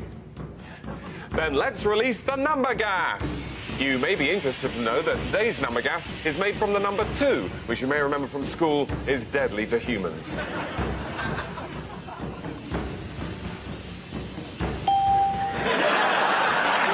That is Number Wang. Well done, Julie. Simon desperately trying to inhale the deadly number gas there, but it's too little too late. Join us next time for more Number Wang, but until then, good Number Wang! And he walked by on the other side, leaving the man helpless. But then, who should wander by but a Samaritan of all people? And he actually helped the man. Hang on, Master. No, he did. He went over and actually... No, sorry. No. I mean, this is what I'm saying. That a Samaritan, all right, so have a good think about your attitudes, went and helped. Yeah, no, I see. No, stick with it. Because what I'm saying is that he was a good Samaritan. That's good Samaritan, if you can imagine such a thing. Yes! Yes, I can. I think we all can. Yeah. I know there's a lot of prejudice against Samaritans, which is terrible. But I'm sure I speak for everyone in this room when I say that there are loads of really nice Samaritans. Yeah, some of my best friends are Samaritans. Yeah, me and the wife went on holiday to Samaria last year, and they were lovely people. Couldn't do enough for you. Yeah, so what I'm finding offensive, and I'm sure I'm not the only one, is your unreflecting acceptance of this cliché that all Samaritans are wankers. No, I'm saying he was good. Yeah, but you're implying that the fact that he was good is worth a story in itself. It's some kind of weird curiosity, like an albino Nubian. No, I'm saying that goodness comes in unexpected places. Yeah, and I'm saying that the fact that you wouldn't expect goodness from a Samaritan betrays your inherent racism. Okay, all right, that's a big word. Let's just take a deep breath here. I didn't mean to offend anybody. That's the last thing I intended. I didn't realise there were any Samaritans in the room. No, that's not the point. Or Samaritan sympathisers, you know, Sammy lovers. Oh, I can't believe I'm hearing this. No. I didn't realise it was such a PC environment here, and I suppose I thought that having what was only intended as a fond pop at our Samaritan neighbours, friends even, if you like, would not be inappropriate in the context of a story which is, after all, about goodness. And at the end of the day, it is only a parable. What, it didn't really happen? Well, of course not. A Samaritan tosser wouldn't do that for his own grandmother. Jesus Christ! Jesus. What? So, Mr. Winkleman, tell us about this rather splendid vase that we're both looking at. The vibration. The vibration. I can't stand it. It's all right, Mr. Winkleman, it's quite normal. It's just the thermonuclear radion machine that we use to generate the television. It's quite safe. Although, a rather amusing side effect is that all of our real hair fell out in the first 48 hours. So, you were saying, the vase? Yes. Well, it's a family heirloom, which I think dates from 1760s. Well, that's fascinating. And I'd just like to point out to viewers that it's only through the new magic of television that they can actually see us looking at this vase and describing it to them. Have you got hot balls, too?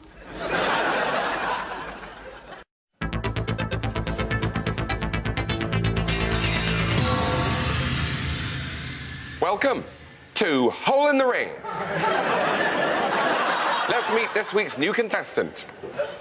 Hello, I'm Sally, and I'm a publisher's assistant from Warwick. Sally? Let's play Hole in the Ring. And your time starts now. Matt, in which in what city was Mozart born?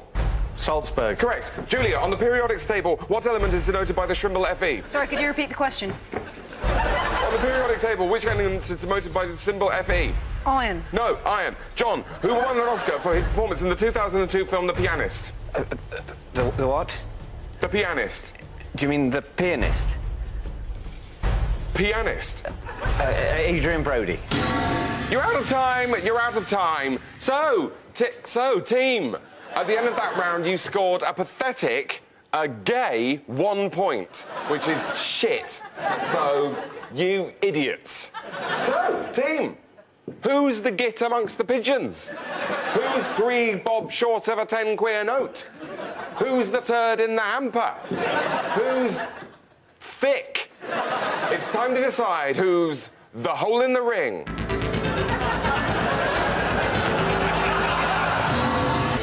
Wow, swim with a great white shark. How does that work? Well, get in the cage. A cage goes down in the water, and you swim with a great white shark. It's the authentic experience. How do we know we'll find a great white shark? because there's one in the cage. I'm in the cage and the shark's in the cage. The same cage. Well, they're not native to the UK, mate. If I let the shark out of the cage, who's to say what it'll do? Right. So, I go in the cage. Does it mind being in the cage? Too right it does. It hates being in the cage. Thrashing around the cage, desperate to get out of the cage, destroying anything else in the cage. Stop it, Owen! So, do you want to get in the cage? Only 50 quid.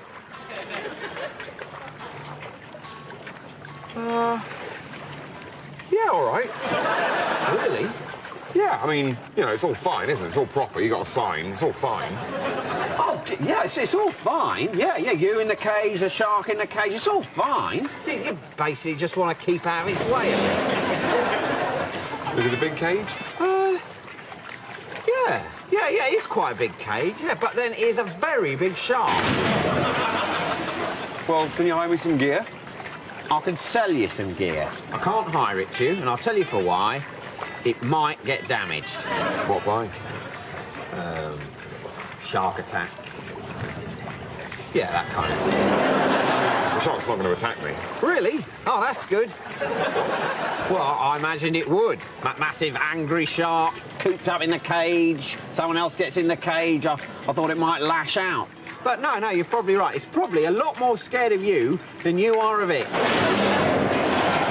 Poor thing. Right, well, you know where everything is.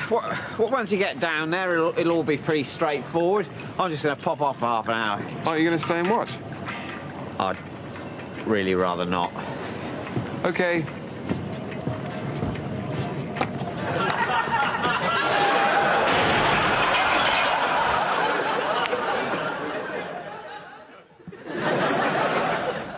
Oh, and that's a bad miss. And a bit of a first for a quarter-final at the Crucible here, in that both Lawrence Caswell and indeed his opponent, Mike Sylvester, are both, with the best will in the world, queer. Well, Peter, I'm not sure that's quite the PC term. It is, Ted. I've checked. Well, I'm going to call them homos to be on the safe side. And as Mike Sylvester bends over to break off now, Ted, what do you think will be going through his opponent's mind? I can't say that, can I? I mean, you could use ornamental grasses like these. They're very good just for sort of softening your harder landscaping. Well, that's a good idea. Isn't it, Martin? Oh, yeah, very clever. Yeah. We've got some nice pampas grasses. If you can get it down...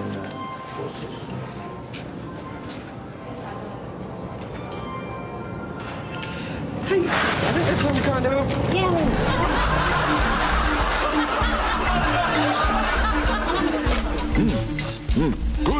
Good. Strong.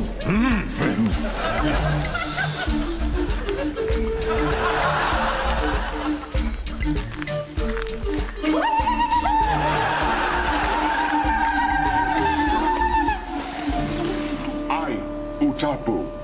You? Martin, I'm Martin. Martin,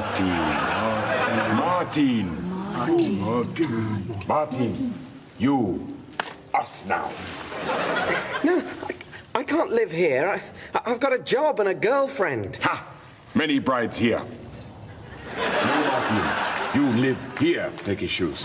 What? No, I'm not going to stay here just because you've got my shoes. Ha! Then how you cross Great Gravel Pathway?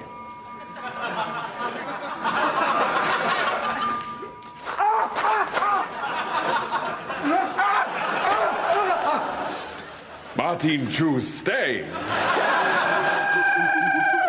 You learn our ways. Take bride. In 3 moons, you not like, we return shoes.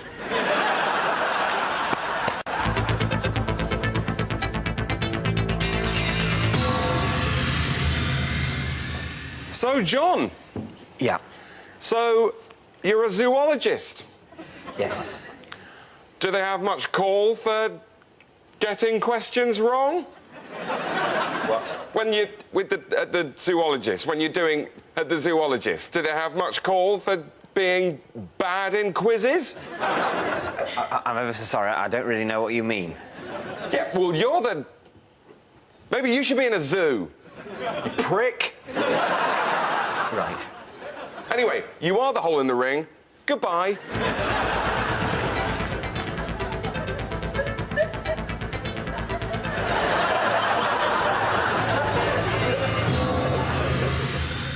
That's all for today. Until tomorrow's hole in the ring. Goodbye. Good morning, John. Morning, Hugh.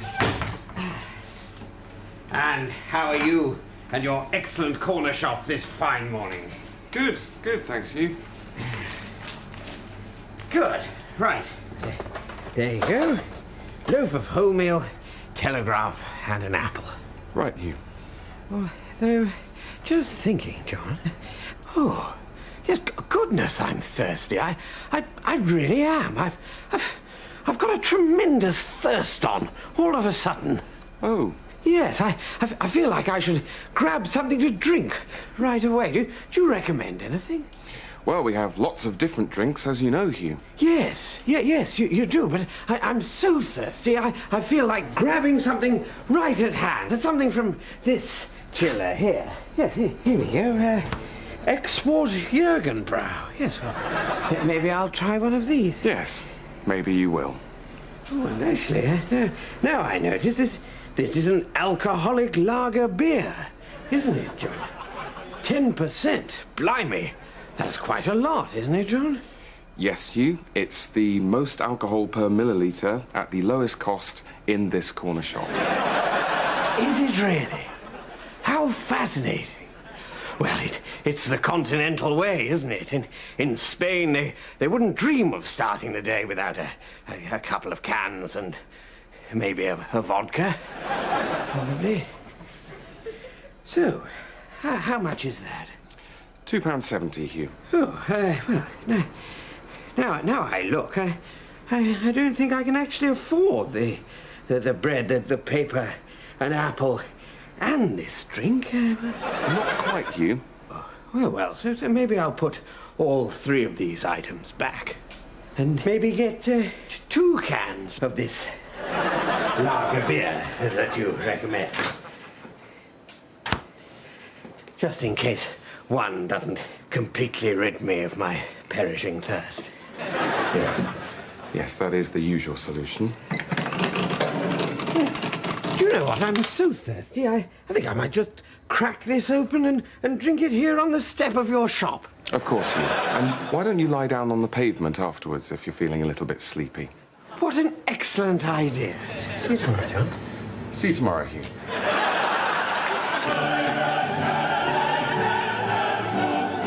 Good evening and welcome to Small Talk. I'm Raymond Terrific, and in a format experiment that I was not in favour of, tonight we'll be discussing some tiny matters of no real consequence. Joining me in the studio, instead of the usual boffins, are some of the most superficial and idiotic people in the public eye. Anita, you got your pubes out in Big Brother. Your question, how do you like to relax? Well, I'm a very spiritual person, as anyone who knows me would tell you, and I just like to chill out in the bath with some oils and some candles and just get a little bit of headspace, yeah? That was awful. Right, press on. Tony, you were a professional footballer before having to go to prison for racism. You now run your own nightclub. Your question, what's your favourite flavour of crisp? Probably prawn cocktail. I hate this. Anita, what is objectively the best crisp? Oh, that is a tough one. Sorry, I'm going to have to stop you there. I'm being told that talk is actually marginally too big. Zach Chancery, you are a hairdresser who first came to the public's attention for having a name a bit like a font. Your question, how's your day been? Super. Well, that's all from Small Talk. For next year's Children in Need, hopefully they'll just get me to sit in a bath of pot noodle or cut my cock off or something. In the meantime, sorry and good night. We don't!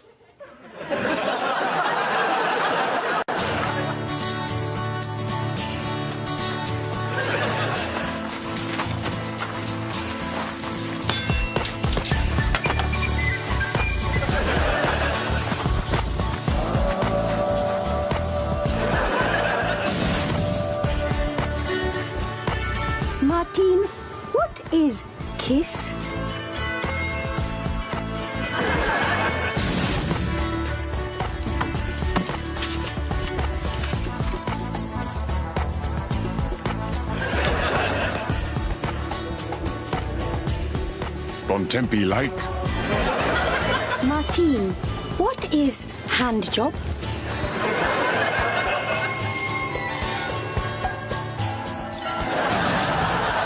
Look, boiled sweets. Pensioners must be close. You learn much, Martin. Utapu, what is wrong? You look sad, my friend. What is this place? I haven't seen it before. Covered retail area. Great sadness for Utapu's people. Every year, more and more space devoted to non-garden products. Oh, bastards! This all once perennials. Now, home and giftware section. Soon, father's land disappeared due to retail diversification. There must be something we can do. Must make sacrifice to the idols. Take him to the shed of destinies. Wisteria lelandiae. Wisteria lelandiae.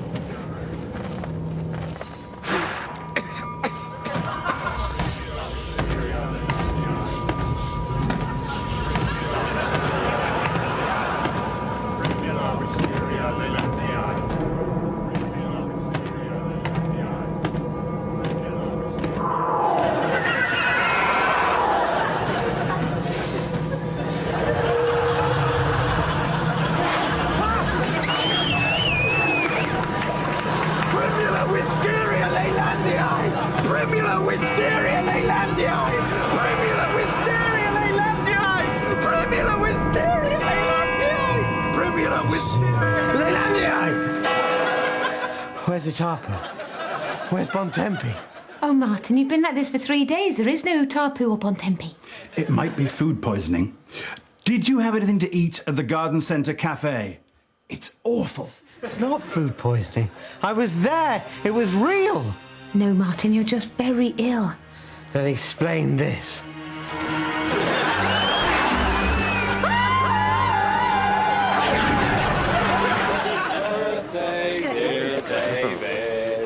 Happy birthday to you. Hey, thank you. Happy birthday, David. Oh, cheers. Got you a card. Ah, thanks. Don't open it now. Oh, why not? Just don't open it now. Why, is there a rude message or something? Just don't open it. Oh, well, I'm definitely going to open it then. Don't. I'm always opening it. To David, happy birthday from Robert. Yeah! Is that the best you could do? Yeah. Happy birthday from Robert. Why didn't you want me to open it? Well, because you were ashamed? Because you didn't want to have to face me? That's about it, yeah. Because your message could have been written by someone who's never met me but has seen my birth certificate. So I just find it difficult thinking up stuff to put. What? But you're supposed to be a writer. No, it's just that normally we sort of do stuff together. Oh, right. So you expected me to help? Well, no. I mean, would you? Oh, yeah. Yeah, Rob, absolutely. Just jazz it up a bit. Yeah, jazz up your sentiments on the occasion of my birthday. I've been really grateful. Right, yeah, OK. Well, how about to David, my best friend in all the world? Ooh, I don't know about that. All right, how about David, my long-standing colleague who's OK? You see why I've been having the problem? Yeah. I mean, what do you feel? I feel the need to do the decent thing so as to avert your moods. You're being very honest. Thank you. OK, well, how about David? On your birthday, I noticed that everyone got you a cake. Oh, is that why there's cake? And even Sally from the office got you a DVD. So I popped to W.H. Smith to spend $1.29 of the petty cash on a card with a golf joke on it. Yeah, because I know you like cricket. So, golf. Yes. OK, so, it's lots of love. Well, best wish. Yours sincerely, Rob. Brackets, Robert Webb. Thank you.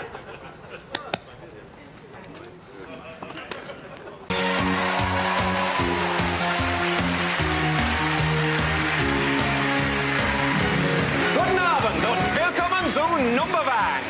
Mit mir heute sind Juli, der ist ein Hamburger, und Simon, der ist ein Frankfurter. Juli, wie geht's? Nein. Simon? Ja. Und jetzt, Round 1. Lass uns Numberwagen spielen. Simon geht zuerst. 2. Das ist Numberwagen. 8. Das ist Numberwagen. 23. Das ist Numberwagen. Round 2. Nummerhosen. Kommen Sie her, Simon und Juli.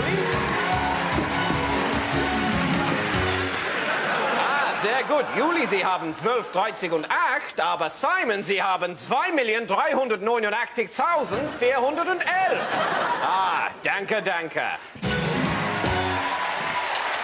Als wir fangen das letzte Round an. Juli hat 17 und Simon hat ein bisschen mehr mit 16,974. Also, lass uns Wangenum spielen. Rotiere das Brett.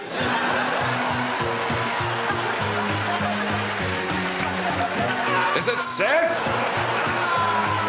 Is it safe?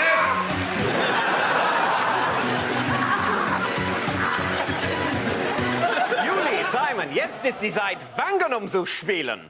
Bevor wir anfangen, darf ich Ihnen beide sagen, good luck. Oh, thanks very much. Ach, das habe ich gewusst! Nimm sie weg! Juli, Sie sind Wangenum, aber Simon, Sie sind heutiger Wangenum!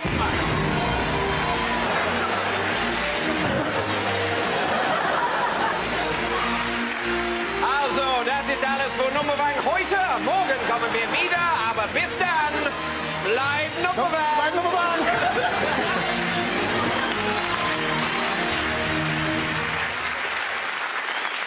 1994, the year of putting a bit of a kink in the handle. Sales up by 8%. 1997, the year of putting some of the bristles in diagonally. Sales up by 12.5%. 2002, your finest hour, Chaz. The year of putting in some blue bristles to tell them when they need to buy a new one. For the first time, people are actually taking orders from their toothbrush. Sales up by 26%. Guys, it's 2006. I have one question for you. What's next? Chaz? No. Come on, guys. This is serious. People are out there right now buying toothbrushes that we didn't make. I think we have to realise we may have run out of things we can tell them they need on their toothbrush. I think we could get them to brush their tongues. I admire your reach, Gus, but no. They're not going to brush their tongues. I think they will. I think that if we tell them to brush their tongues, they'll brush their tongues. Is there any health benefit to brushing your tongue? I have no idea. But show me your tongue. Oh, yeah. You see?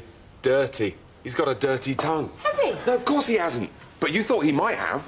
And when it's not me saying it, but a Scottish brunette in rectangular glasses and a lab coat. I think you might have something. They might actually brush their tongues. Of course they will. Did you know that up to 68% of us suffer from dirty tongue? Over time, microscopic anti-tunganoids build up a gritty, tarry surface, which might very well mean that people laugh at you behind your back and secretly find you repulsive. You have to market it at men too, Gus. Which might very well mean that that's why you're not getting enough sex. So, what, we'd put something on the back of the toothbrush? Could do. Doesn't matter. I mean, people aren't actually going to brush their tongues. Trying to brush your tongue makes you wretch. Everybody knows that. But when they're buying their toothbrush, they'll forget it. They'll forget everything except the Scottish brunette telling them that's why they're not getting enough sex. They will. They will. They'll brush their goddamn tongues. And if we can get them to brush their tongues, we can get them to do anything. Exactly. Hence this. What the hell's that? Did you know that up to 83% of us hate the shape of our ears?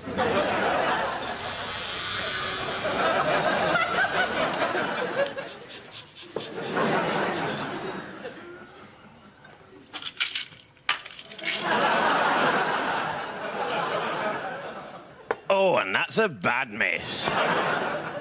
Well, Lawrence Caswell has left a massive opening there for such a potent cumin as Mike Sylvester. And while we're on the subject of gay sex, I've never discussed on air with you before, Peter, the reasons behind your own decision to come out as a gaybo and how that's made you feel. Well, Ted, it's as simple as this. You get to a certain stage in your life when you realise that your wife's about to go public, and so you think to yourself, I might as well cash in on the exclusive before she does. that's very moving. Because of course, it caused a crisis in my own life. I was not, for many years, a friend of the gays. I didn't perhaps understand it as well as I do now. You were worried about the booth, weren't you, Ted? If I'm honest, Peter, that was the nub of it. It's not a big booth, this our booth, but as you pointed out to me over that drink that I finally allowed you to buy me, if you'd managed to keep your hands off me for 18 years, why on earth would you jump me now? Particularly when I'd be on me guard. And we laughed, didn't we, Ted? We laughed, and I think that was the turning point. I thought that man, Peter, has been to 3 out of my 4 weddings. Best man at the last 2. I've been to his wedding, albeit we now know that was a lie. I have, in my own way, loved this man. That's not a word I'm afraid of. We talked about what I was afraid of and established... and established that you wouldn't do it to me. So I realised that just because my friend and long-standing professional colleague has announced that he's gay, this is no time for me to turn me back on him. Thank you, Ted. Particularly in the booth.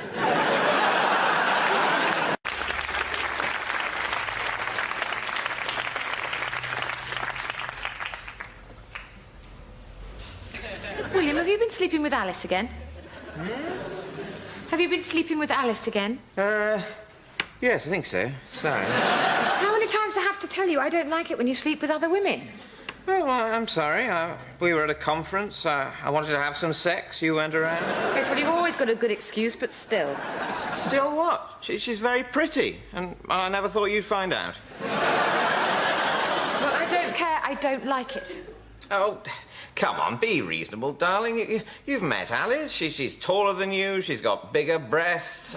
I was hardly going to turn down the chance to sleep with her. It's not as if you're losing out on anything. I'm going to carry on sleeping with you, too. Yes, OK, fine. Good. Oh, I meant to ask you the other day, can we start a family? No, better not. Why not?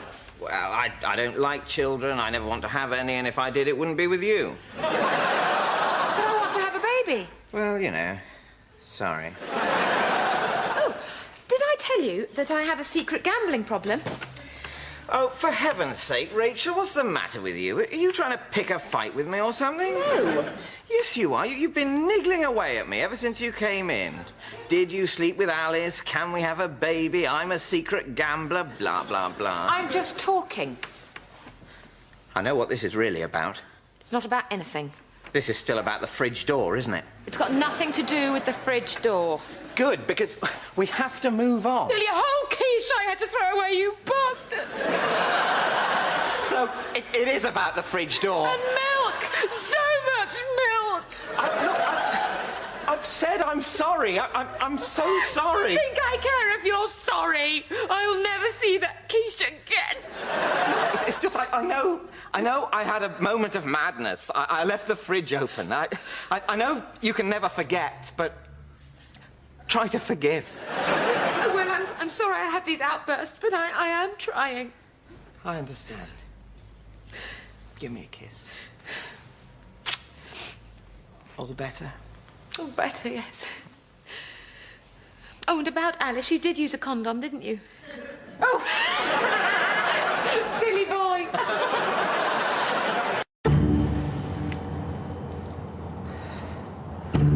This job just doesn't get any easier. Was it you that found the body? Yeah, I found it by my cave next to my fire first thing this morning. And can I ask what you do? I'm a caveman, same as everyone else. Of course. Yeah. So I found the body first thing, and I immediately went to fetch the caveman police. You did the right thing. Leave it to us. We're getting an expert in to determine cause of death. Right. And here is cavewoman pathologist Ursula. Morning, Detective. Morning, Ursula. This could be an interesting one. Well, let's have a look. Oh, it looks like this man was killed with some kind of stone implement. Not again. It's rife. Sometimes I think the whole advance into stone technology has been a bit of a double-edged sword. Oh, what? Nothing. No, what did you say? I've no idea. Time of death? Well, I think I can narrow it down to Sometime before now. OK, let's start investigating. Did anyone see this man being killed? No. Right, I'm all out of ideas. All we know is that at some point before now, someone hit this man to death with a stone, and no one saw who it was. The perfect crime. The perfect crime.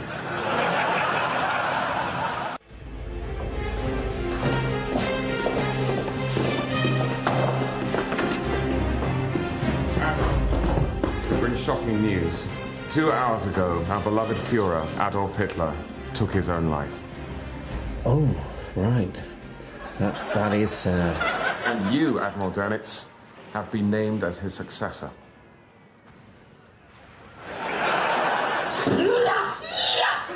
In your face, Goering! Sorry, guys. Whoa, eat it! This is a great opportunity.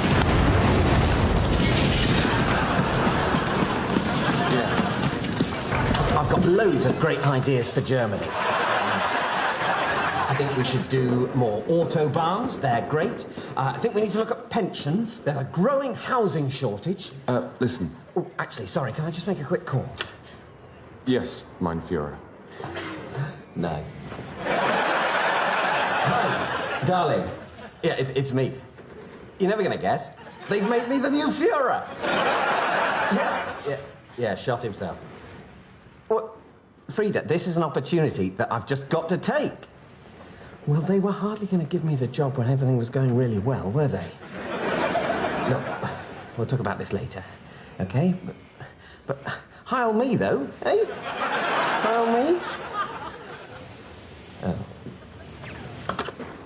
Right, where was I? Oh, yes, ideas. When can we have a policy meeting? We've taken the liberty of drawing up a list of priorities. Oh, yeah? Yeah. So, here's General Eisenhower's telephone number. Here's the English for "we give up." And here's an analysis of our military situation in one rude word.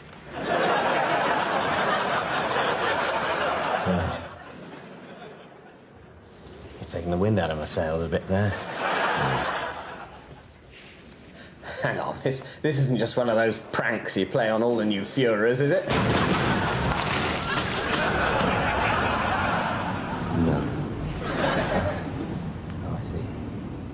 So, you just need someone to say that we've surrendered? Seems silly, I know, but, no, we just literally do need someone actually to say we've done that. Right. It's red tape, really.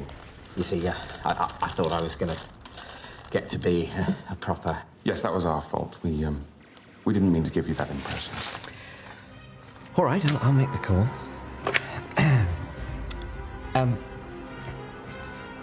You wouldn't mind just doing me a quick Heil Dönitz, would you? Just so I can say I've had one. I don't think that would... Please.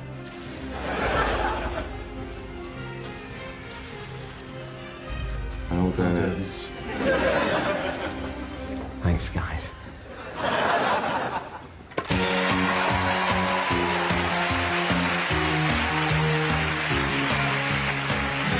Hello, and welcome to Word Wang, the spin-off series with a difference, and that difference is words.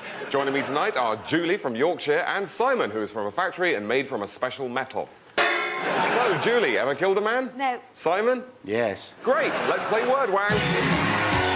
Round one, Julie to play first. Shed. Trowel. Buzz. Sorry, are you buzzing in? No. That's Word Wang. Simon? Smear. Towards. Fastidious. That's Word Wang. On to round three, animals. Simon? Mattress. That's Word Wang. However. That's Word Wang. Deforesting. That's Word Wang. Lineage. Oh, bad luck, Julie. That's not an animal. You lose 2 letters.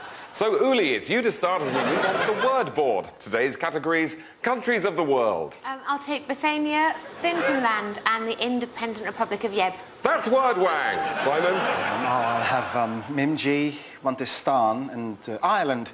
Oh, bad luck, Simon. I'm afraid Ireland's not a vegetable. You lose 3 letters. So, as we enter the final round, Im, you're leading with tarpaulin, and Uli, you're trailing with H. It's time for you both to face the word wangarator. Let's rotate the board.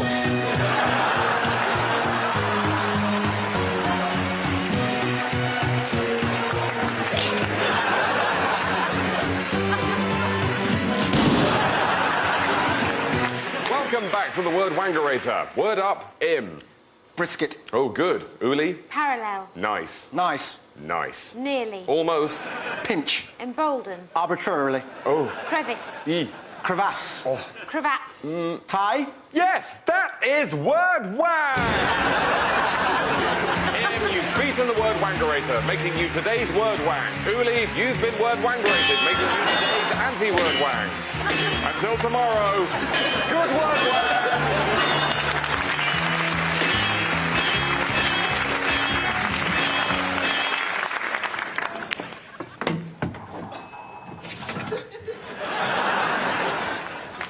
15 years we've been waiting for them to fit that.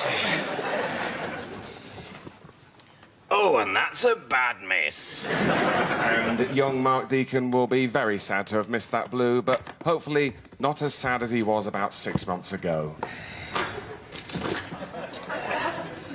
Yes, indeed. I think the whole of snooker was very much behind Mark in the terrible battle he's had with his own personal demons. Yes, I'm sure Mark wouldn't mind it being known that he has, of course, sadly, tried to top himself twice. Yes, but that's many fewer times than he's tried to reach the final of a ranking tournament. And he hasn't managed that either. I still think it was insensitive of Steve Davis to say that to his face. That was cold. I mean, in the middle of the dance floor, at the end of season bash, and Steve Davis, your childhood hero, is screaming at you, "Cheer the F up, you miserable C." It's enough to make anyone reach for the paracetamol. I wouldn't like it. So we're going to try and stage a bit of a reconstruction, see if it jogs anyone's memory. So the victim was on his way back to his cave from hunting or starting a fire or... Well, that's it. Off you go, Ike. When the attacker may have done something like this. Something like that. We don't know. Is he dead now? That's a very good reconstruction. Do you think people are going to like these sort of private moments where we're just being ourselves? This isn't private. There's a camera there. Well, no, but still, it is more, you know, the kind of stuff where... The sort of bits where we're just you know, chatting and kind of, I don't know how to put it, but, you know, this is all scripted. What? This is as made up as the rest of it. This isn't improvised. Look. Bloody hell. It says I say bloody hell here. Yeah, I know, that's my cue. David, yeah, I know, that's my cue. Yeah. Robert, reading. David, yeah, I know, that's my cue. Just put that away. Says I don't. Well, what happens next? It says, cut to a close-up of the script. It reads, cut to a close-up of the script. It reads, cut to a close-up of the script. It reads, cut to a close-up of the script. It goes on forever. Shit. Yeah. You say shit. That's the penultimate line.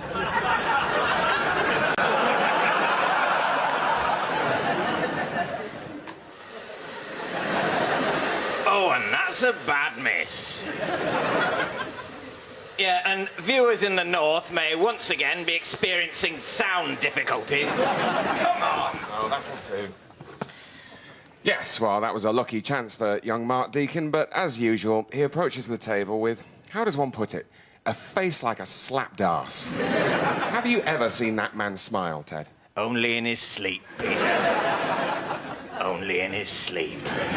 Viewers might want a bit of background on that, because I believe it was you, Ted, who foiled one of Mark's, how shall we put it, bids for oblivion, wasn't it? I have that honour. It was during the Welsh Open, and Mark had been knocked out that day, and I was just making my way back to my hotel room at around about 4 in the morning from the bar, and As luck would have it, Mark had the room next to me in the hotel, and something had been up all week, because I could hear him late at night singing the snooker words to Lady in Red. I should explain to viewers that there are some special snooker words to the pop song Lady in Red, which all of us in snooker know. They're secret special snooker words to Lady in Red that we all know. Viewers are perhaps interested to know what the secret special snooker words to Lady in Red actually are. Yes, but unfortunately we're all sworn to secrecy. Anyway, Mark's hotel bedroom door was open and I could hear water running. Tell us again what you did, Ted. Yeah, well, I went in there and I made him sick it all up. But he was inconsolable, kept going on about his queuing, which is far from perfect, but I didn't say that. You did right. I remember I just held him for hours until he stopped sobbing and managed slowly to drift off to sleep. That was very kind of you, Ted, especially with your back. It was murder, Peter, but at least it wasn't suicide. Ooh. Ow. So, David, you're a comedian, are you? That sounds like fun. Yes, I suppose it is. Actually, there are a couple of funny things happening at chiropractors. You could probably use them in your comedy show. Seriously?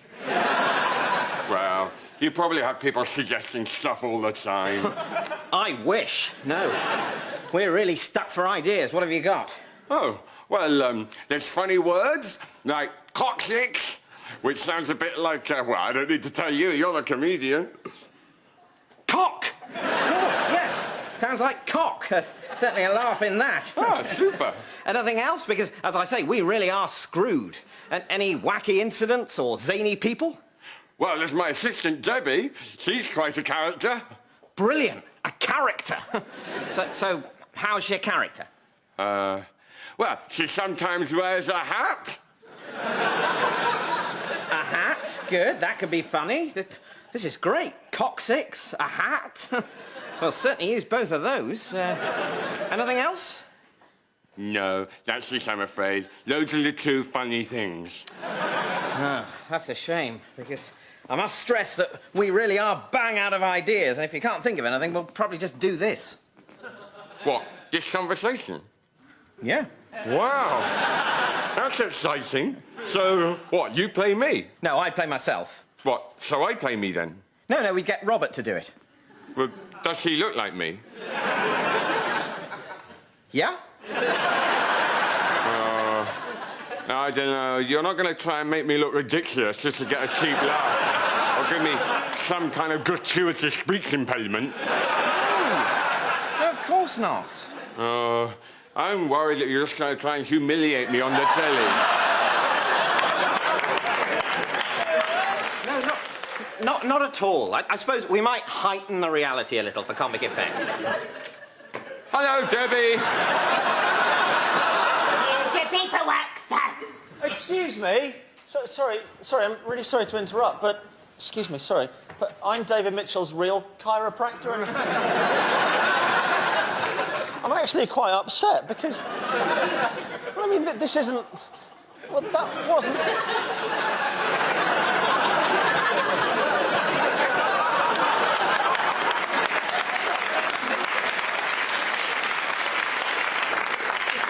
Wasn't anything like the conversation we had in my office the other week. For a start, I don't sound anything like that. Sorry.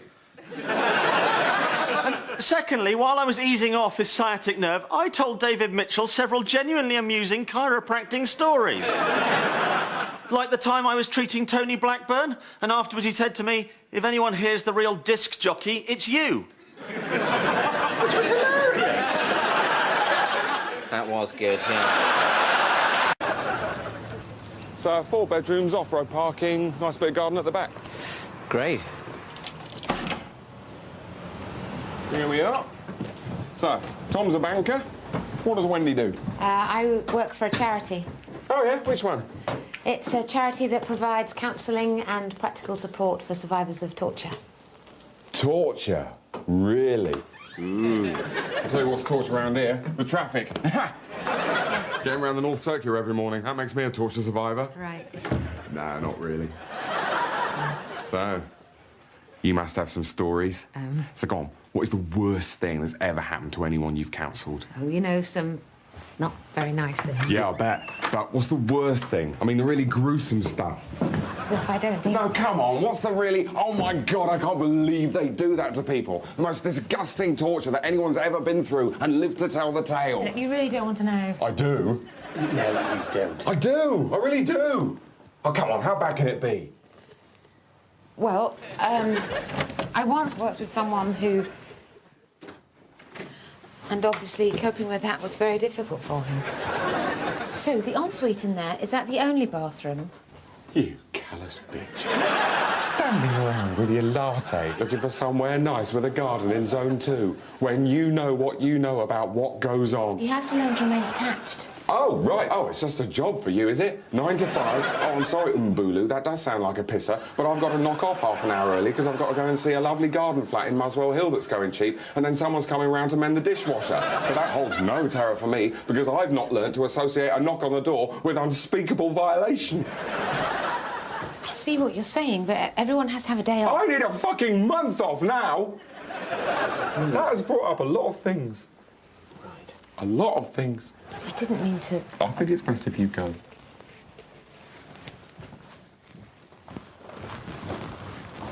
Don't leave me! Yeah, I think what's happened over the last 15 or so years is that shopping has become a kind of leisure pursuit that people can actually enjoy, you know? Yeah, you're right. People have got a lot more money and everything's just a hell of a lot more relaxed now. Can I help you, sir? Yeah, cheers. I'm just vaguely looking at suits right now. Something cash, but also kind of cool and dark, so you can wear it in the evening. A business suit that is simultaneously a dinner suit and a tailcoat and a pair of pyjamas. Yeah, around the kind of 100, 150 mark. Which is fashioned from sackcloth and string. I'm sorry? Do you wish to look smart, or are you merely looking for a newer version of what you're wearing at the moment? Oh, well, if you've got something like this, then... You mean something Italian and ill-fitting, and so shiny I can see my face in it, in stark contrast to your shoes? Yeah. We do not. Sorry, what happened to the friendly Australian girl that used to work here? She's gone, sir. They've all gone. They've all been driven out and the burning remains of their tawdry rags cast after them. And we're back. Who? The incredibly intimidating and aristocratic people who still unaccountably sell clothes. And I'm afraid we don't like being talked to by people with their hands in their pockets. I beg your pardon? I'll overlook it just this once. Listen, I've seen you in here before. I've seen you slouching around the place in your slip-on shoes and your motorcycle jacket, looking like a mechanic who's won the pools. I've seen you with your tin earring and your black marketeer swagger. We've all seen you, and we all thought you were a turd. Now, do you wish to be smart, or do you wish to leave this place as you entered it, looking like a slack-jawed spiff? Why are you treating me like this? Because I'm trying to help you. I'm trying to help you to have standards. I'm trying to make you know that the world isn't pleased to see you. You aren't needed or included or loved. You're ugly and superfluous and ignorant. And you should be frightened and meek and grateful. Right. That's better. Now, first things first, let's get you a hat. Yeah. OK, well, I'll see you later. Bye. I can't face this. What? The Roundheads and the Cavaliers. Again. What's wrong with the Roundheads and the Cavaliers? I'm just sick of it. We must have done it at least 20 times. We come up the hill, you ambush, blah, blah, blah, Cromwell marches on. I mean, there must be something else we can do. So, we're the government forces of the Democratic Republic of Congo. Yeah, and we're the rebel militiamen representing Sudanese tribal interests. Yeah. Uh-huh. Ready? Are you absolutely sure that this isn't racist? Yeah. It's a historically accurate recreation of a landmark global conflict. Right. So, take your positions. Ready? Mm-hmm. OK, so...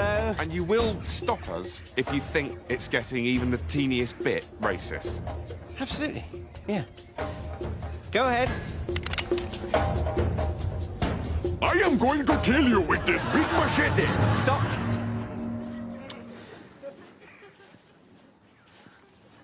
It's racist. Very, very racist. Shame. Brian, can I catch a lift? Just my ceremonial headdress won't fit in the saxo.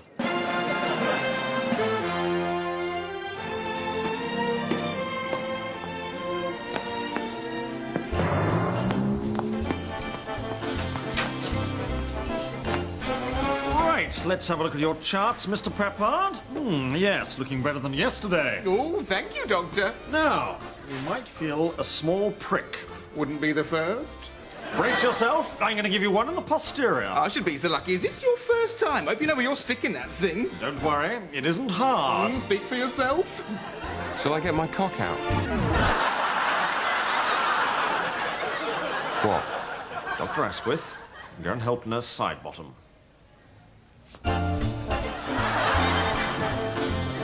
No!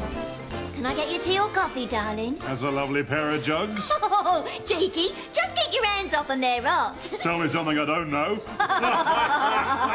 Do you want to rub them on my cock? Asquith! Come with me.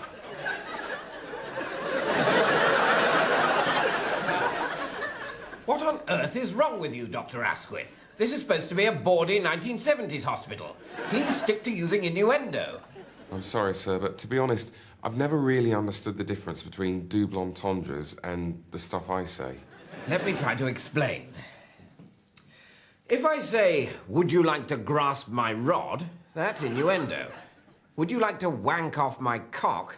That's not. You see what I mean? Not really. Well, maybe you're not cut out to be a doctor in a bawdy 1970s hospital. All right. Perhaps it's for the best if I leave. I think you're right. Now, there's no need to make a scene. Just leave discreetly.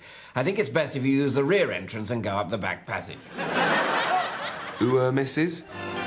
Too late. Tomorrow night on Sky Sports 4, it's the clash of the South Coast as the irresistible force of Portsmouth meet the immovable object of Southampton in a clash that's going to go down in history as one of the many football matches that are happening this weekend.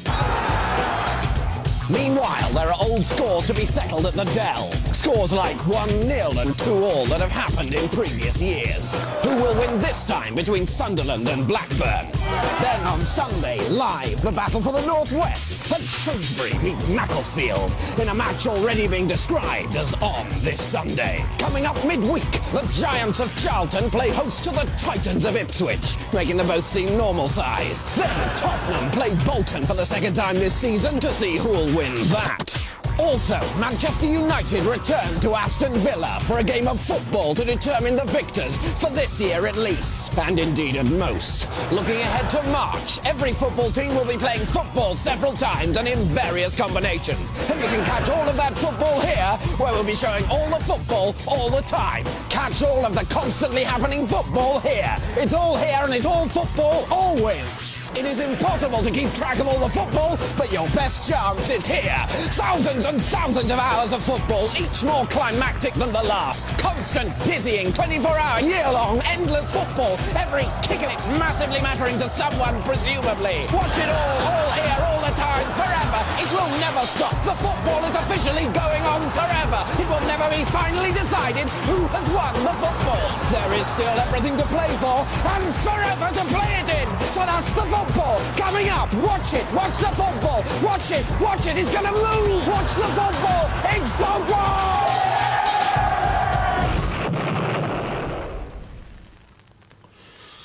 We go and put the telly on.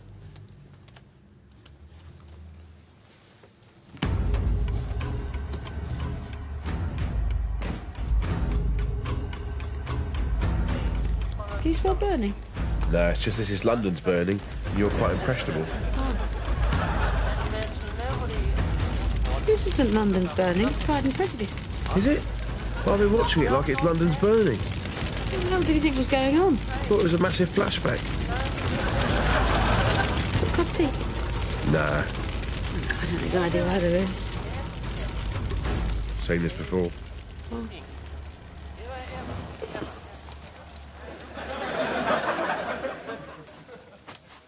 Oh, look, there was a fire.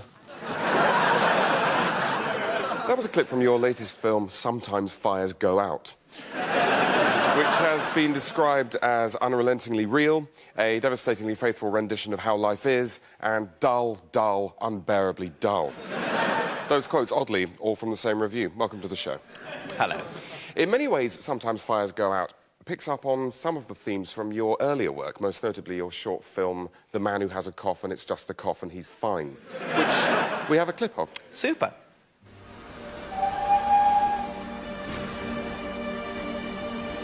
Oh, Kylie, I do so love you. Darling, are you all right? It's just a cough. I'll be fine.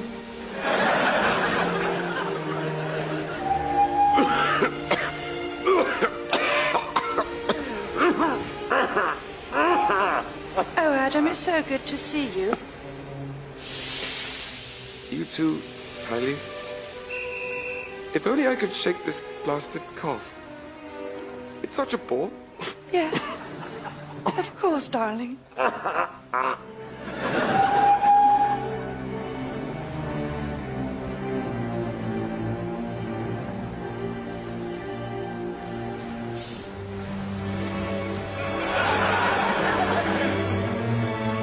Adam. Hello, Kylie. But you're better. Well, yes, it's just a cough. Oh. Do you want to come back to mine? Look, I thought you had TB. TB? No, I'd have mentioned that. God. No, it's just a cough. Right. Wish I hadn't let you do me now. Charming. Wonderful stuff. Thank you. And did you notice that the Edwardian woman's character is called Kylie? Yes. Bit weird, isn't it? Yeah. So, Peter, what would you say, and apologies if this seems like a crass question, is the horniest bra size on a woman? What? By which I mean, what, if anything, is the message in your films? Well, I feel that films, the modern film industry, has increasingly failed to reflect reality as people live it. I mean, no one goes for a piss in Star Wars. You can watch the whole of Ghostbusters and no one brushes their teeth. And in Lost in Translation, nothing happens at all. Well, let's move on to our next clip, which is from your 1939 drama, The Gathering People. But surely, Prime Minister, Herr Hitler's actions demand the strongest possible response. Hang on. I think I'm about to sneeze. No. No, I'm not. So frustrating. Yes.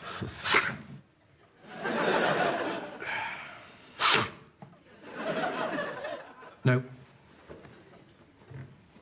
Actually, I need the loo. Righto.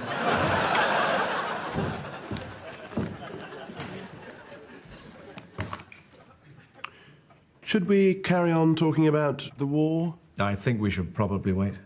Right.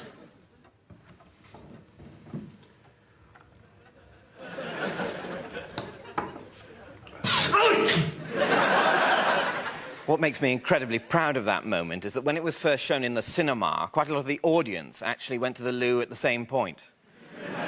Well, I assume they went to the loo. That they left, anyway. Indeed. And so, could you tell me, and apologies if this seems like a naive question, but do puppies have Christmas? What? By which I mean, is there an extent to which your own rejection of narrative convention, cliché, if you will, thank you, has led you away from the very realism which you originally sought to portray?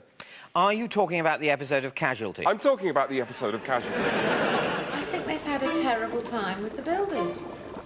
Well, we've had damp, and it's literally the worst thing.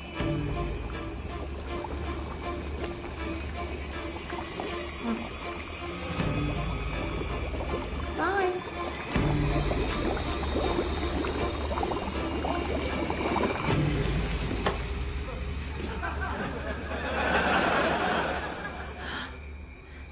Aliens. Redbeard, do you think if I finish chipping this flint by a time when sun is hottest, you could get it tied to a stick by a time when we all get hungry? I don't think so, Big Feet. You're forgetting. Today we've all got to go to clearing where we go sometimes, from time when cricket shut up until time when we go back to our huts. Really? What for? It's Bronze Orientation Day. Bugger. I'm so sick of hearing about bronze. Bronze, bronze, bronze, bronze. What's wrong with stone? Does stone not work all of a sudden? Well, they say that bronze will revolutionise the way we hunt and gather. Well, maybe, but I can't be doing with it. Horrid, shiny stuff. Ugh. Guys, this is Hairyback from Tribe in the Valley, who have lots of jewellery all of a sudden. He'll be leading our Bronze Orientation Day. Hairyback, this is Big Feet and Redbeard, our foremost chipper and tire. Oh, great. Well, you're exactly the kind of people I need to get through to. And my message for you is this. Don't be afraid of bronze. Really. Unless, of course, someone is attacking you with a bronze axe, in which case you should be afraid, because bronze is brilliant. Meet bronze. Bronze is your friend. Bronze is user-friendly, multi-purpose, exciting, zeitgeisty, and most importantly of all, it's slightly shiny. Every day we're finding new uses for bronze. Bronze plates, bronze cup, bronze hats, bronze shoes, even bronze windows. And bronze doesn't even need to be chipped. So, stone is dead, prepare for the age of bronze. Thank you. Yes, you have a question. Yeah. When you say bronze doesn't need to be chipped, right, my question is, doesn't it? No. With new modern smelting, old-fashioned chipping is a thing of the past. Right, because I'm a chipper, you see. Right, well, I won't lie to you. Chippers, as a breed, are going to go the way of the saber-toothed tiger. Ah! No, I mean they're going to be extinct. But have you thought about retraining as a smelter? No, I haven't. I mean, smelting may be fine for the lads, but I'm no smelter. And while bronze may be terribly clever, stone was all my old dad ever needed to feed a family of as many hands as I have, and then more than that. I just say, as a tribe, why don't we leave the bronze to the smart Alex and the whiz kids, and we'll just carry on using stone axes like we always do? Because if you do, the tribes with the bronze axes will kill you, and then take your stone axes, and then throw them away because they're rubbish. Oh. Yes? Will the bronze still need tying to sticks? Oh, yes. Cracking. I mean, Kevin just wants to live a normal life, really, which is incredibly difficult for him, isn't it, darling? Kevin Armstrong is no ordinary 12-year-old. Come on, let's get you ready for school. Everyday tasks like going to school, eating a family meal, or even going upstairs to bed Be careful, Dad. present an enormous challenge. Okay, jumper coming now. Obviously, Kevin can't see very well, can he, darling? And that's because instead of a face, he's just got another arse. Continuing the sensitive freak show series, we'll be telling the uplifting story of one boy's extraordinary bravery, as if that's what you're interested in, rather than the fact that he's got an arse for a face. Follow the trials and tribulations of one 12-year-old's struggle to lead a normal life, while also getting to have a good old stare at the freak in a way you can tell yourself is sort of okay. The Boy with an Arse for a Face. A story of love and triumph, but with loads of juicy pictures of a boy with an arse for a face. This Sunday on 5. What's this place, then? It's the show's garden. It's what? It's garden. That Mitchell and Webb look garden. I thought Blue Peter was the only programme with a garden. Why do you think that? Well, what's so special and brilliant about Blue Peter that would make you think it's the only show on television with a garden? Well, it's the only programme that's got its garden in the show. Exactly, and that's everything that's wrong with TV. It's considered very vulgar for a programme to put its own garden on television. To actually use the programme's own private garden as a location. It's like pimping out a child. And yet, horrifically, in Blue Peter's case, it seems to have worked. And people think it's the only show that's got a garden at all. What, so every television programme has got its own private garden? Oh, yeah. Well, like the News and Hustle and America's Next Top Model, they've all got gardens. Yep. Has Crime Watch got a garden? Yep. What, and it's surrounded by barbed wire? Rob, the gardens aren't themed. They're just nice gardens. I mean, the Gardener's World garden, which isn't the one you'll see on the programme, isn't even particularly well gardened. It's just a bit of grass and a swing. The Blue Planet garden hasn't even got a pond. They want to get away from all that in their downtime, you know. That makes sense. Well, it's nice. Aren't we doing a bit of a Blue Peter, though? You know, breaking the unwritten rule. Yeah, well, that did worry me a bit, actually, but it's OK, because the truth is, this isn't actually really our garden. Our garden's just through there. No, this is the apprentice, you're fired garden. Look, there's Adrian Chiles laying some decking. Hiya, you're right. Hi. Hi.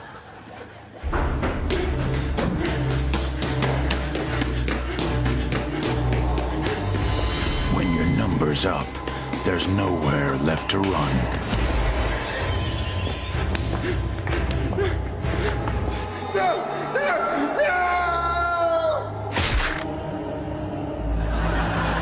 This summer, prepare to be astounded.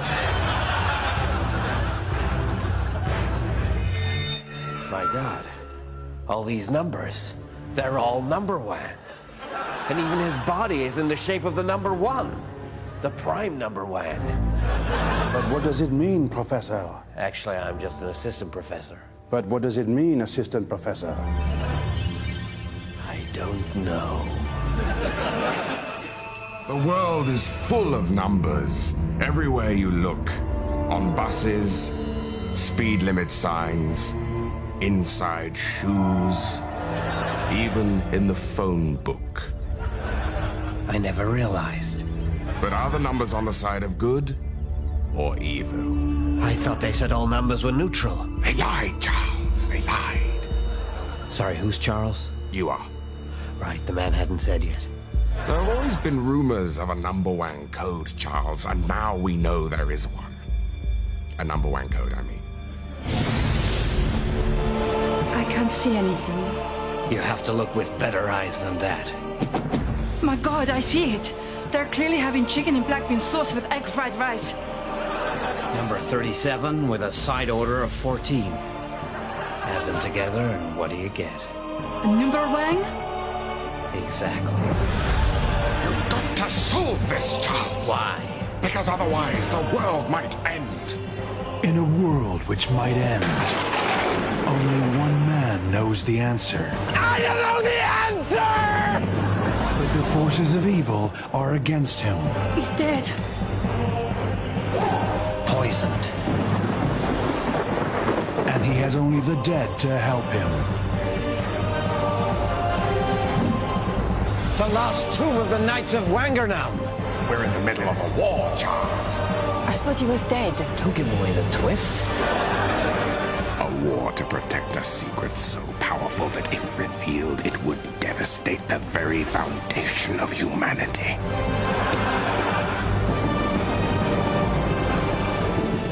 Prepare to be Wangernummed.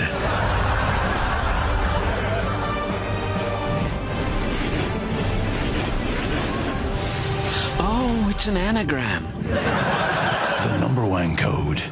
Coming soon. Here you go. Oh, thanks, Adrian. Cheers. This is great. Every show still has a garden. I don't think you got stuff in TV like that anymore. I thought it was all Big Brother and regionalisation. Rob, the gardens have caused the regionalisation. Think about it. Price of land. Price of land. Film 2007 could barely afford an allotment in London, but now they're made by BBC Scotland. They've got themselves a bloody loch and a grouse moor. So what's the show with the best garden? 2 pints of lager and a packet of crisps. Hands down. Really? Is that why it keeps getting recommissioned? Oh, yeah. They don't want to get rid of the garden. And if you saw it, you'd agree with them. No, I'm sure. I think if people knew how nice the 2 pints garden was, they wouldn't mind the show at all. They'd see it as a necessary evil. Exactly. So, can we go and have a look at our real garden? If you like.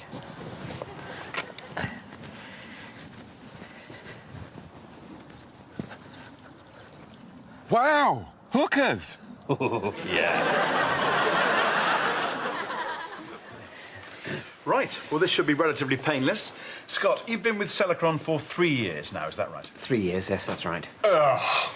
And during that time, you've been responsible for marketing initiatives within your department? Broadly, yes, although my remit tended to overlap with distribution. Oh, for God's sake.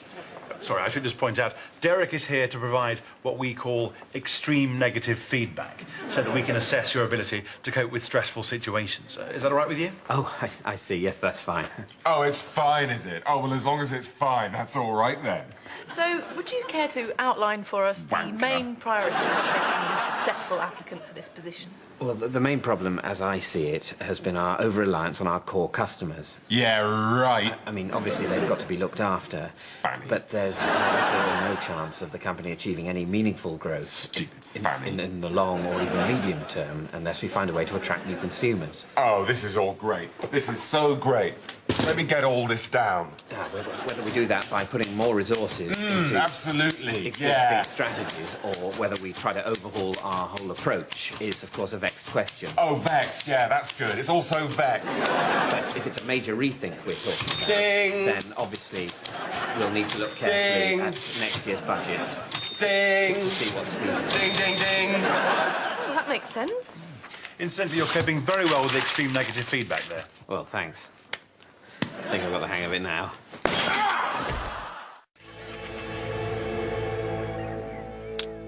And action. And it was here, in these skies, that the Luftwaffe was defeated. Not just by brave airmen in fine aircraft, but by invisible beams of electromagnetic energy that could see further than the human eye. The great British secret weapon, radar. Yeah, that's all good. It's just the hands. Oh, do you want me to move them more? For emphasis, that kind of thing. Actually, move them less. Righto. You're the telly expert.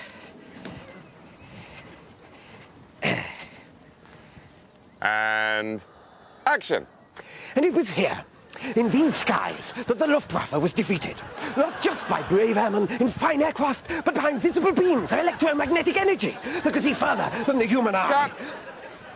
Is there something wrong with the camera? No, but there is something wrong with your hands. Not enough hand action. Too much.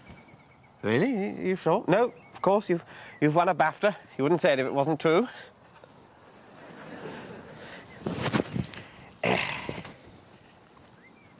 And action. And it was here, in these skies. Cut! That the... Ha ha! Take that, you guilty! No!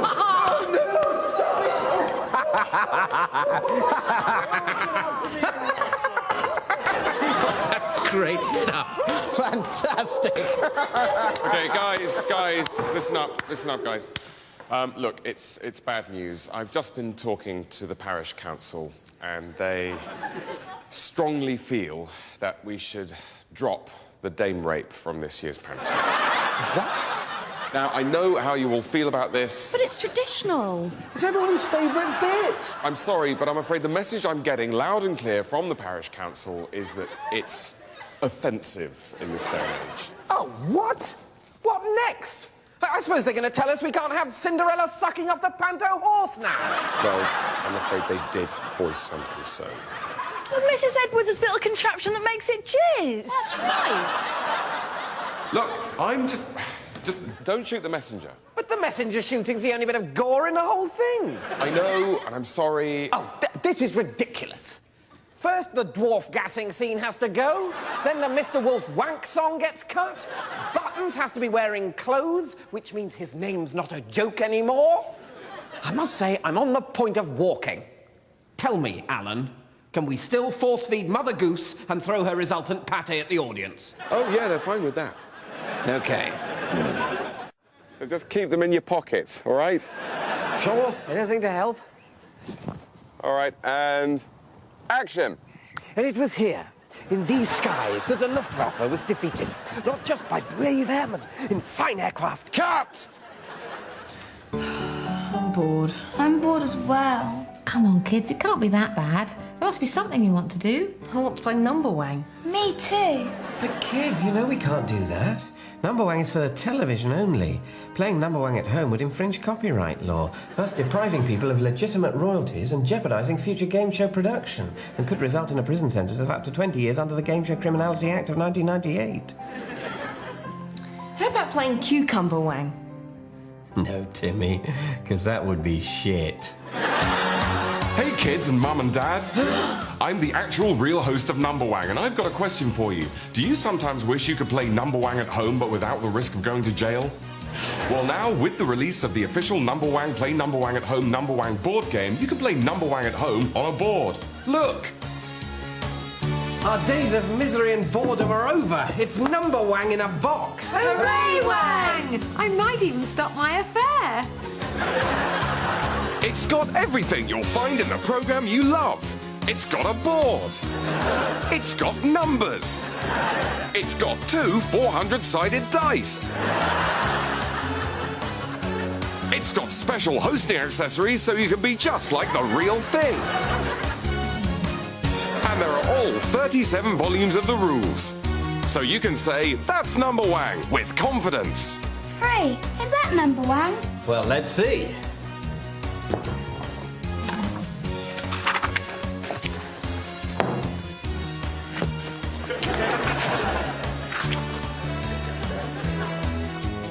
No! And it even comes with a real rotating board.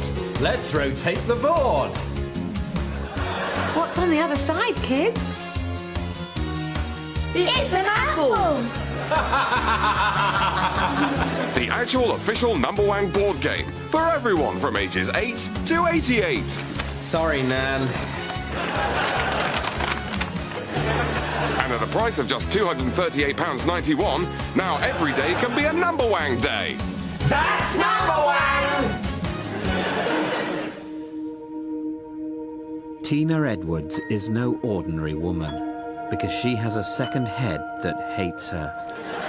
You look so fucking old. Do you know that? Continuing our point and laugh but in a caring way season, we'll see Tina struggle at home and at work. Thanks very much. Thanks very much, twat. We'll be half-heartedly listening to Tina's problems while secretly hoping for lots of footage of her weird second head going mental. That's The Woman with the Second Head That Won't Stop Calling Her a Bitch. Bitch. This Friday on 5, in between the news and the gambling. Hello? Oh, hello. Are you my co-tenant of this bit of office space? Oh, yeah. Make yourself comfy. I'm Colin. I've been here since before the private investigator killed himself. Hi, I'm Ray. So there was a PI here? Oh, yeah. He used to have this whole place before he got his receptionist pregnant. And then, you know, the worry got to him. I got to him. How did he do it? Asbestos. Right. Don't touch it. It might be the kidnappers.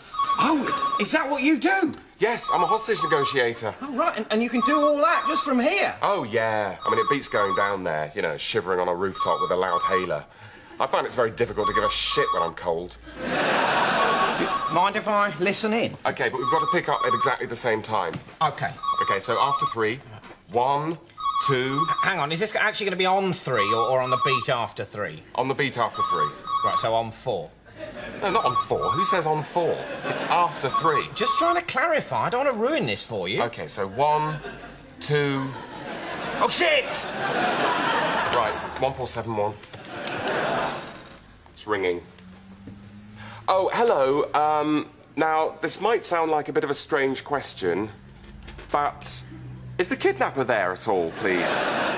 Oh, speaking. Oh, what a relief. Hi, it's Colin here, the negotiator. Yeah, sorry I didn't get to the phone. I was, having a colonic. It establishes trust. So, yeah, what have you got to say for yourself? Oh, yeah? Yeah? Well, fuck you! You're playing on my timetable!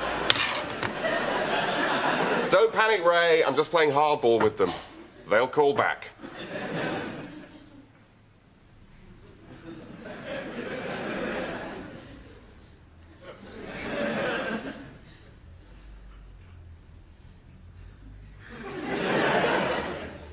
Poor man.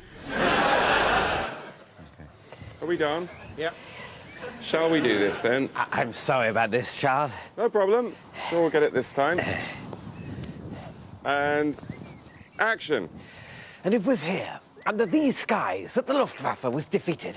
Not just by brave airmen in fine aircraft, but by invisible beams of electromagnetic energy, which could see further than the human eye. The great British secret weapon, radar! Cut. Forgive the blindfold, Mr. Cooch. An unfortunate necessity, I fear. I bid you welcome to the new headquarters of my organization. Yeah, very nice. Call me Ryan. Alas, I abhor informality. To business. Permit me to outline for you, if I may, the amusements I wish you to realize for me. This wall, for example. A sturdy and unyielding wall, wouldn't you say? But what I require, Mr. Cooch, is a cunning mechanism whereby pressure applied to a lever camouflaged as, shall we say, this volume of Miss Katie Price's Being Jordan, will rotate the entire wall to reveal on its dexter side, well, that need not concern you. Is that clear? You want it knocked through? No, you misapprehend me. The wall must remain, yet rotate. It must be there, yet not there. You want a hatch? No, Mr. Cooch, not a hatch. I wish for the entire wall to rotate, turn upon its axis, roundy round. Why? I just do. Right, well, can't be done, I'm afraid. This is a low-bearing wall. Nevertheless. No, I mean, if it was this wall that you wanted to, what, rotate, is it? Yes, rotate. Well, it would be a huge job, but I think there's a way you could do it. Well, somewhat less impressive, but the roaring fire lends a certain je ne sais quoi. No, the fire'd have to go. By no means. It is integral to the effect that the fire burns merrily in the grate as the wall turns. Look, mate, if you rotate a wall with a burning fire in it, the effect that you'll get is a room full of smoke. I can't revolve the chimney, mate. It's down to health and safety.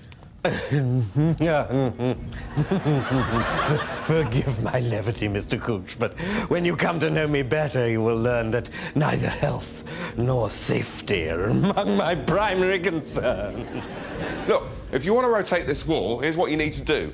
Fireplace decommissioned, yellow and black edging around all moving sections, clear, well-lit signage saying, warning, this wall may revolve. I begin to find you tiresome, Mr. Cooch. Don't get personal, mate. It's not me with a bonkers interior designer. Look, if not a revolving wall, then how about a nice, simple trapdoor? Trapdoor? Yeah, it sounds possible. Excellent. Well, I want them under each of these seats with chutes leading down to a tank full of ravenous piranhas. Fair enough. I'm going to have that done by Tuesday. Action. But it was here, under these skies, that the Luftwaffe was defeated.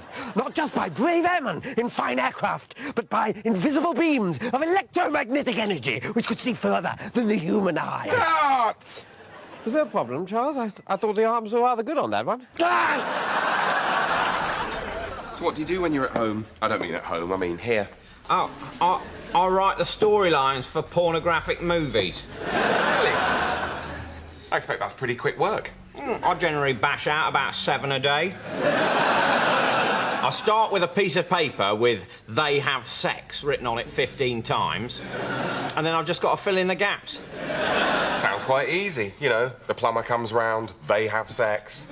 Right, good, but then what? Does the plumber go away? Does he do his plumbing? Does the plumbing not get done, so they have to get another plumber round and then they have sex? Yeah? Bit samey, all plumber sex. Well, you could have the electrician or the man from Sky. No, Sky don't like it. They think it cheapens their brand, if you can imagine such a thing. I can't. No. Also, there are legal issues. If the Sky man has sex with her, then the Virgin Media man, the BT Broadband man, and the Freeview man all have to do her as well, or it's undue prominence. Blimey. And I expect one of them has to be disabled. That's a separate genre, Colin. I don't like to get involved in that whole ampu porn world. don't blame you. But no, if you've got the plumber and the 4 TV guys there, then that's 5 of your sexes ticked off. Hello? Yeah, I got the finger. To be honest with you, Barry, I don't know why you're expecting me to be quite so shat up. The kid's not a pianist. Well, yeah, I'm sorry, but the message the parents are giving me is that if you mean business, you'll send a whole hand and only then will they call the bank. Well, I'm glad they're not my folks too, Barry, but, you know, look at it from their point of view. They do have 3 other sons. Yeah, we'll have a think. My worry is that if 4 of the sexes are with people from digital TV, the dialogue might get a bit repetitive. Oh, there's loads, you know. Oh, that's what I call a broadband cable. What does that mean? Well, it kind of refers to... What, penis breadth? Don't call me penis breath. No, breadth. Breadth of penises. Yeah. It's pretty oblique. You've got to remember, Colin, that we're watching 2 people actually knobbing. So a double entendre that doesn't quite work is just going to get lost. OK, well, what if she sits on the TV, whacking off, and makes some comment about having a set-top box? Gold. Well, the thing about writing an American courtroom drama is that even though we don't necessarily know that much about courtrooms or America... Or drama. No, we do know about drama, that's what I'm saying. We felt it being such a rarefied field, we didn't need to mess around with that much so-called research before knocking out 10 episodes. Yeah. I mean, how many people do you know who've actually been to America or met a lawyer? Or both. Or either. Or either. Doesn't happen. Damn it, Speedo, you're the best defense attorney this side of Palm Springs in Florida. So why are you now going to become a prosecutor? Isn't it like poacher turned gatekeeper already? Listen, Janice, I'm sick of sticking up for rapists brilliantly so they don't go to prison. It's time to use my powers for good, not evil. Yeah, a lot of people wondered why you stuck up for rapists in the first place. I guess I just like rapists. Speedo? Relax, Janice. That's just my wicked sense of humor. I'm brilliant partly because I'm fucked up. You can say that again. Madam Mayor. So, you're my new chief lawyer in charge of making criminals go to prison instead of sticking up for them so they don't. That's me. Tell me, did you still wear Speedos in bed? Madam Mayor, I know I work for you now, but I needn't remind you it was a very long time ago that we were shagging. And I needn't remind you that you work for me now. Don't remind me. I needn't. Don't. Mr. Speedo? Janice. I'm not Janice. Mr. Speedo, it's time for you to meet your new team. Madam Mayor. Janice. Mr. Speedo, we're your new... I know who you are. Katie Kelly, tough, brilliant, but unpredictable. Graduated Yale first class cum laude. Brian Beaufort, tough, brilliant, and a chess grandmaster. Graduated Harvard, Yale, and Princeton, cum laude in first class. Mike Mantley, tough, brilliant, and a complete asshole. Graduated Stanford, Yale, Harvard, Fuxtons, cum loudly, cum by R. Yeah, I've read the files. Now what do you want to do, suck my dick or look at some villains? Because let me tell you people, I've got a complicated relationship with my daughter and a perennial attitude problem due to the fact my Speedos are too tight for me. So let me tell you, you need to decide what's it gonna be, my way or the freeway? Why did I hire Speedo? He's tough. Did you rape this woman? No. Did you rape this woman? No. Did you rape this woman? No. Did you rape this woman? Yes, whatever you say! No further questions. He loves justice. What is it, Leslie? I was just thinking about how much I goddamn love justice. Have you ever thought about getting some Speedos that fit you better? Maybe when I'm dead. And he always does the right thing in the end. Did you steal his wallet? No. Did you steal his wallet? Hold on. Speedo. Daddy? Honey? You missed my 16th birthday. Damn it. I'm sorry, honey. I've been real busy at work. I guess I just missed Mom. That's right. Listen, I'm gonna make it up to you. How about I come to your 17th birthday? Really? I'll try. Thanks, Daddy. I love you. I love you too. Sorry, kid. Did you sell his wallet?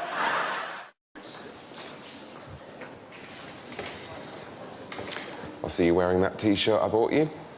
Yeah. Well, you did drop quite a few hints about it, actually, so I pretty much felt I had to. You're very welcome. You don't think it makes me look fat, do you? No, no, no, no, no. I don't actually think that's possible. Oh, thank you very much. That's not what I meant. Oh. What I meant was the only way it's possible for a T-shirt to contribute to making someone look fat is if they ate it. Did you deliberately buy this T-shirt to make me look fat? No, of course not. I bought it to deliberately make you look gay. You look fat whatever you wear. Why do you want me to look gay? None of your business! Sorry. Hang on. All right, if you must know, I got into a bit of a row the other night with this bloke who was gay, and I said some things that could be construed as homophobic. What sort of things? Nothing, really. Nothing. Just a bit of backs to the wall chaps, watch out, he wants to bum you. I mean, it was completely ironic. Bloody hell. Look, it was being incredibly rude about Tony Blair. And Tony can't defend himself, you know. He hasn't got an army anymore. So I'm just covering my arse, so to speak, by making you look gay so that, you know, I can say, look, there's no way I'm homophobic. I spend my whole time working with that bender. I mean, I wouldn't phrase it like that. And where does that leave? Look, it's no skin off your nose. You haven't got a girlfriend. In what way do those two statements go together? Well, you might as well be gay. I mean, one of us ought to be gay. I used to have a go. Remember my earring? Yeah. Well, so now it's your turn. But if everyone thinks I'm gay, I'll never ever get a girlfriend, will I? Look, I don't mean to be rude, but that is kind of the case already.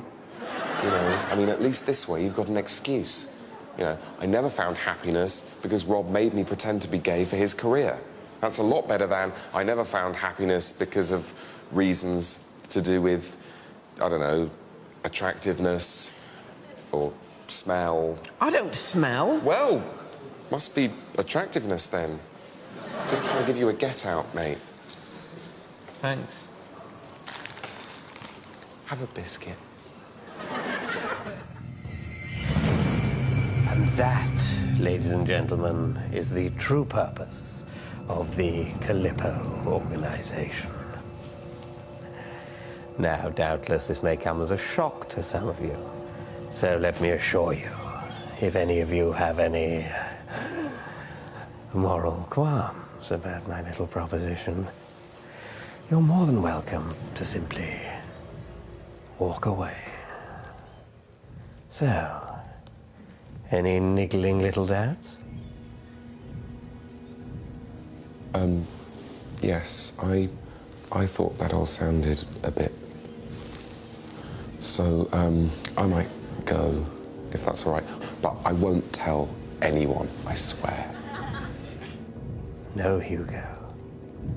I know you won't. Well, no, I won't. I'm quite sure you won't.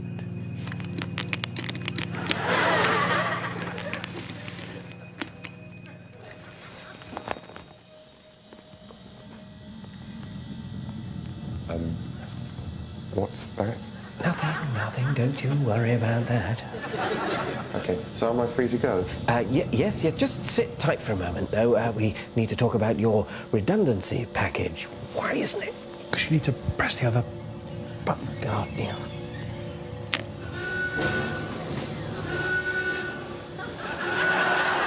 Sorry, what's going on? Nothing. Now we can forward date your pension to... Attention.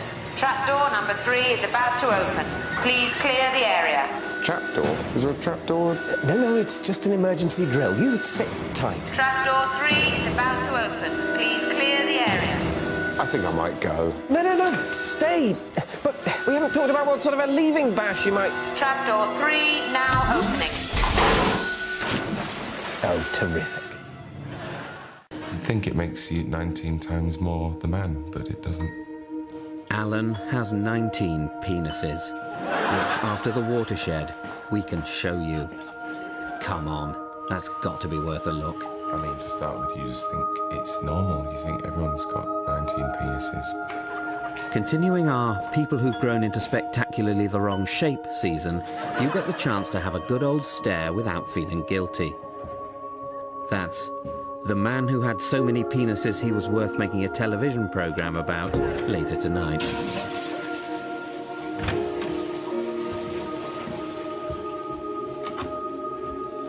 Roll up, roll up.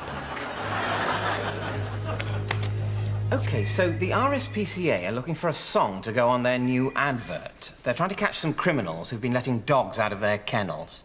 So basically, someone's let the dogs out, but they don't know who's let them out. Can we think of an appropriate song?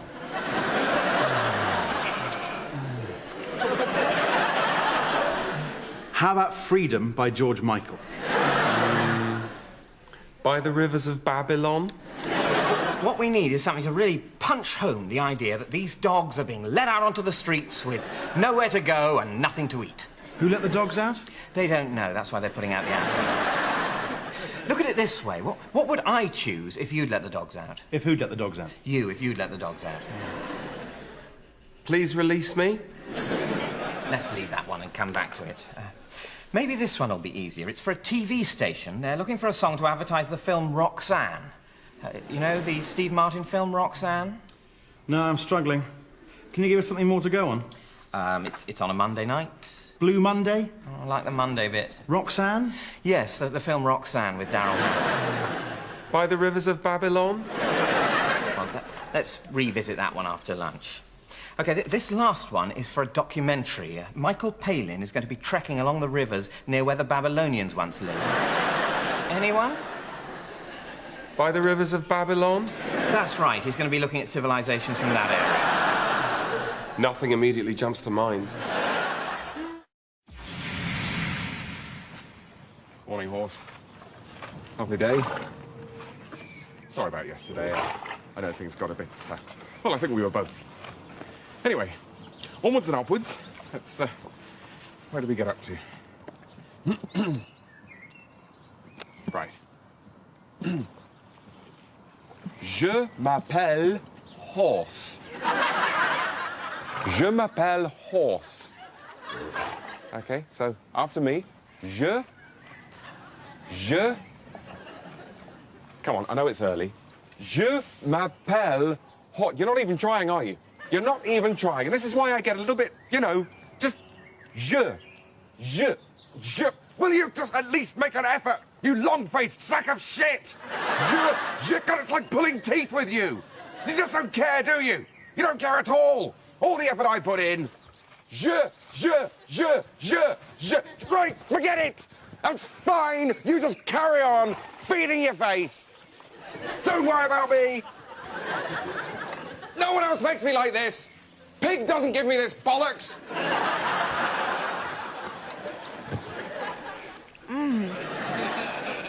And the great advantage is that not only does it taste of chocolate, it also works in exactly the same way as real soil. Now, I have to admit to being a little bit nervous about this next item because the guy we're going to be talking to is, let me tell you, absolutely bonkers. I thought he was on at the end. What? The guy who was sectioned. Oh, yeah, he is. I'm talking about the comedian. Oh, right. I was getting confused because later on we have got a real schizo on.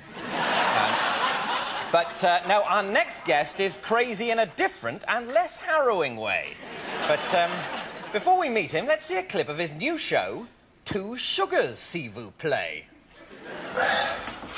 Well, it's been a really tough day, and I'm beginning to wonder if that whole drunken bet was a good idea after all. I mean, making a cup of tea for everyone in Belgium. What was I thinking? Monsieur... no, monsieur. Monsieur, a tasse de tea? Oh, I haven't even looked up the French word for tea. I'm so crazy. Why do I get myself into these heartwarming scrapes? Making a cup of tea for everyone in Belgium. Crazy idea. I know. Where did that all spring from? Well, this is all actually Ricky Gervais's fault. Damn you, Gervais.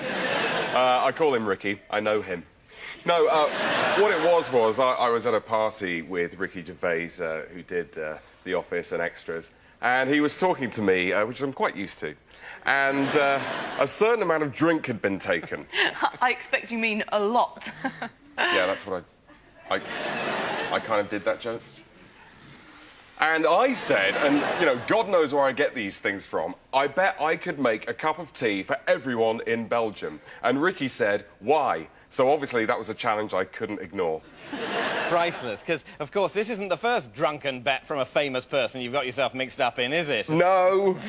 Just looking at all your books and DVDs, there's crossing Africa in a carrier bag, building a cathedral out of ham, licking Hillary Clinton's face. I mean, my problem is I just keep having these crazy-sounding but endearingly adolescent ideas, and then I'm forced to write shows and books and make TV programmes about them. I mean, sometimes I wish that I could just have the crazy bet without it furthering my career in any way, but of course, no one will let me. Not least your flatmates, I should imagine, because they all have a tendency to get involved in drunken bets and then publish books about them as well, don't they? Afraid so, yeah. It did get a bit crowded back in the flat when Steve was setting up the merchant bank in the Bath and Pete was using camels instead of the tube for a year, and I invited everyone with the same birthday to come and live with me. Oh, dear. And then we had to find somewhere to put all the money. So when do they use the kilns? I just told you, they don't use kilns. There are no kilns. What, so you're telling me that you don't have to heat up milk to turn it into cheese? That's exactly what I'm saying. You don't get cheese just by cooking milk. But that's how it was discovered. Someone left some milk on a hot stone and it turned into cheese. That isn't true. That's how they used to store it when they had too much milk. They didn't have fridges, David. I accept that, Rob. Yeah, so how did they turn the cheese back into milk? They needed the kilns. You can't turn cheese back into milk. Apply heat to cheese and what you get is melted cheese, not milk. You don't know what the hell you're talking about, do you? I know how cheese is made. Oh, really? Yes. Well, you take milk and then you leave it to not ferment exactly, but then you scrape up, you separate the curds and whey. This isn't a nursery rhyme, David. And then you leave it until... You put it in the kiln until it forms a hard skin so that it doesn't fall to bits. Cheese doesn't form its own skin. They put the skin on. They put the skin on? Yes! Did you hear what you just said? They put the skin on. Oh, what? So you think Edam has a particularly red skin because of the temperature they bake the milk at? I'm not claiming to be a fucking scientist, David. I just know they don't put the... How do they put the skin on? I don't know how they put the fucking skin on. What are we talking about then? I didn't start it. You've got a problem, mate. You've got a problem. You've got a problem. You've got a problem. You've got a problem. Lot of anger. You've got a problem. Lot of anger. You've got a problem. Truly, this is an historic day. Their gracious majesty's confidence in humble Columbus is vindicated. There is a western route to the Indies, and therefore I hereby name these islands the West Indies. East Indies. What? East Indies, surely. What are you talking about? We sailed west to find them, didn't we? They're to the west of us. Therefore, they're the West Indies. Yeah, but I thought the whole point was that we were proving that the world is a globe. So if these truly are the Indies, which incidentally is something else I'd quite like to talk to you about at some point, but assuming they are the Indies, then they must be the East Indies, the most easterly point of the Indies. Do you see? Do you see this? It's your hat. What kind of hat? Captain's hat. What does that make me? Captain. Yes, it does. And what does that make these? The West Indies. Bingo. Lovely to see you. Thanks for coming. Lovely to see you. Hi, congratulations, well done. Oh, thanks, Martin. Well, I won't gabble on because, you know, this is your big day and you've got all these other nice people to see, but I just wanted to say I'm really sorry about your dad, Helen. Oh, well, yeah, thanks. I was so shocked when I heard the news. I didn't even know he was ill. I mean, bloody hell. Well, anyway, never mind that now. I mean, mind that now, but, you know, this is your big day and I got you a card. Do you want to put it with... Oh, it's not a wedding card. It's a I'm sorry your dad's dead card. Which I am. I'm just having to get a bit of a move on with all these lovely people. And Mike, here's congratulations on your engagement card. Well, better late than never. Exactly. And I'm sorry she dumped you. But she didn't. So I think we're up to date now. Oh, and this is for if you have a child. Oh. And this is for if it dies. Well, I'll pop off now because this is your big day and you've got all these other people to see. You don't need me going on and on and on and on and on and on and on. I've got cancer, but listen, that's nothing to do with it. This is your bit. I just don't see you very often, so I thought I'd strike while the iron's... What is it? Is it serious? Are you all right? I'm completely... Don't worry about... I mean, look at all these people. I'm holding everything up. Oh, God. Is there anything we can do? No. Seriously, I'm as happy as Larry, really. So look, if I don't see you again, I mean, ever again, then have a bloody good one. Lovely service. Great service. Good morning, housewives and layabouts of the British Empire. This is television talking in your head. Welcome to this, the first experimental broadcast of television during the day, or as we call it, 11's television. But first, the king. You're watching television. Stay tuned. At this time tomorrow, another chance to catch footage of Hitler's corpse, where pictures of the charred remains of Corporal Hitler are accompanied by a selection of Vera Lynn's B-sides. But now, our new daily conversation program hosted by Mrs. Patricia Wilberforce, the Mrs. Patricia Wilberforce program.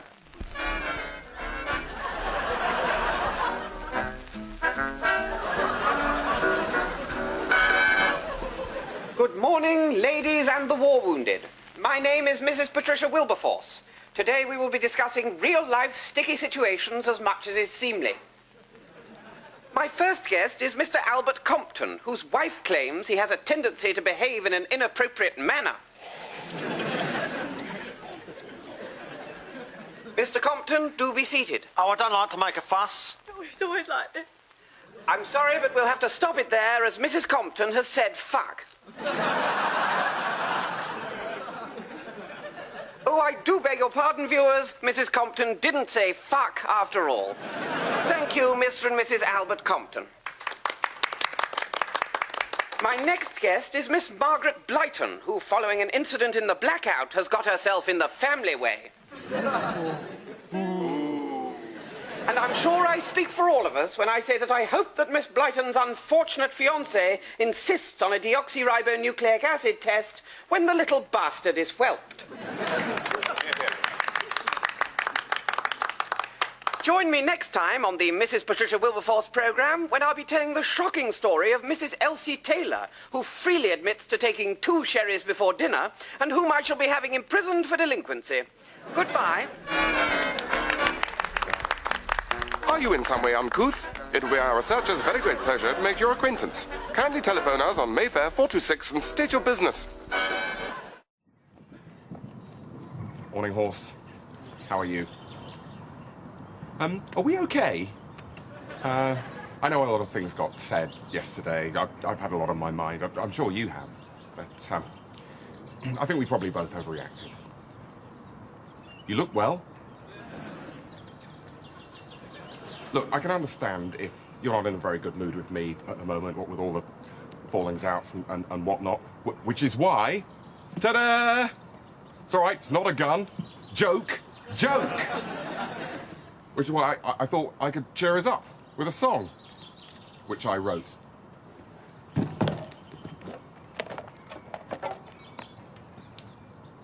Feel free to join in at any point. You are not alone. I am here with you. Join in.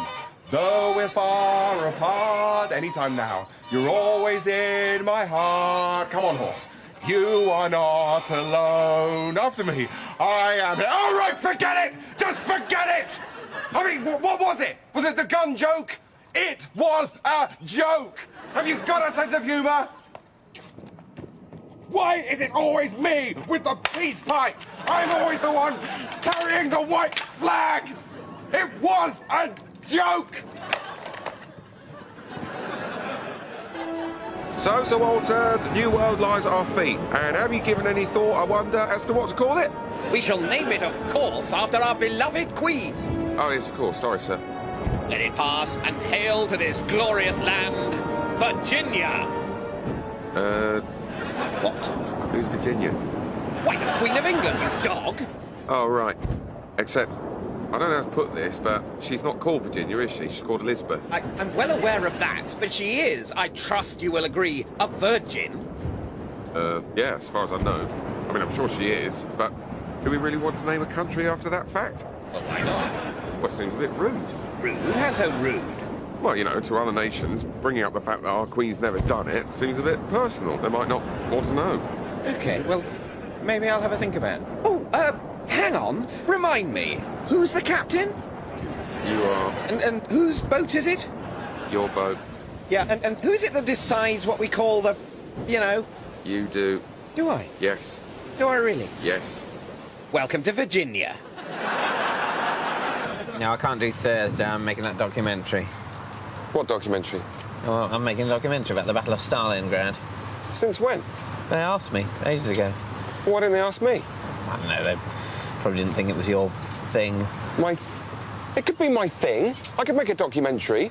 All you have to do is learn your lines and vaguely look like you know what you're talking about. Yeah, I know. It's good, isn't it?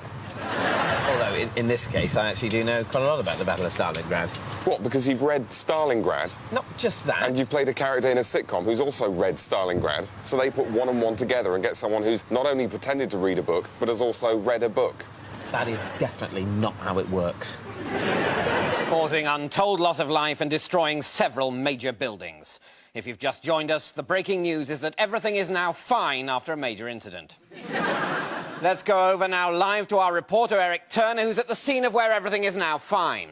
Thank you, Tim. Yes, the news we're getting from the security services is that everything is fine here and back to normal. That's the latest. As you can see behind me, everything is now fine. Ignore the smoke, that's just from the recent explosion, because, as I say, everything is fine now. Can you tell us if there have been any fatalities? Nobody's dying at the moment. Everything's fine. There have been some recent deaths due to the major incident, but that's over now and everything's fine. So the death toll is no longer rising? That's right. Everyone's either dead already or still alive, just like normal. Hang on, I'm just hearing that someone else has died, but everything's fine now. Thank you, Eric. In other news, everything's fine in Shropshire after major flooding. The Mayor of Shrewsbury has described the situation as totally OK, apart from the water everywhere, which will probably go after a bit.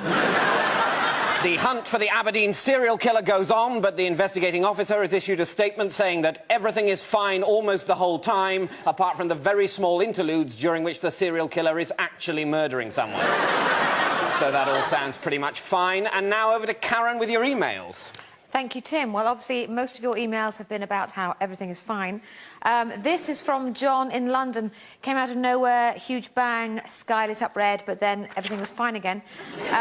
Julie in Coventry described how everything was fine once my clothes stopped being on fire. And Arthur from the Wirral sums up the situation by saying, those of us that are left alive are all fine. Thank you, Tim.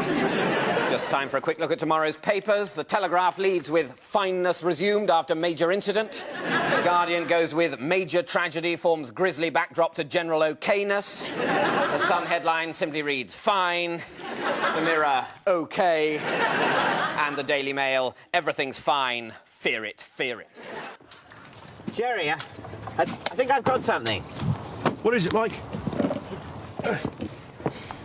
It's very similar to a jewellery box I found in Nîmes in '86. It's the sort of thing a Roman governor's wife might have owned. My God. It's a videotape. This is incredible.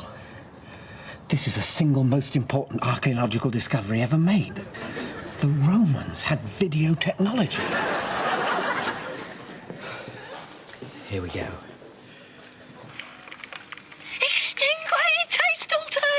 Latin, as spoken by an actual ancient Roman. Don't know this What's she saying? I think she's saying, turn that thing off, I haven't got my face on, and the man filming is saying, give us a kiss, darling. Astonishing. Now, he's very senior, and I think he must be a senator.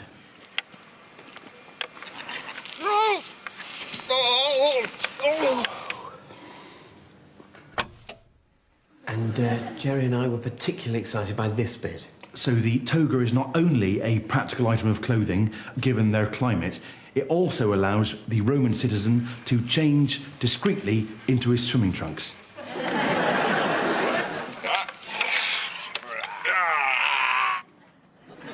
And there we are, all 106 minutes of it. I have my problems with this. For instance, here, my research suggests that a centurion of this period would not have worn a scabbard of that length. Well, actually, a scabbard of exactly that length, dating from exactly this period, was found in Western Turkey. Well, congratulations, it's completely cleared up my reservations.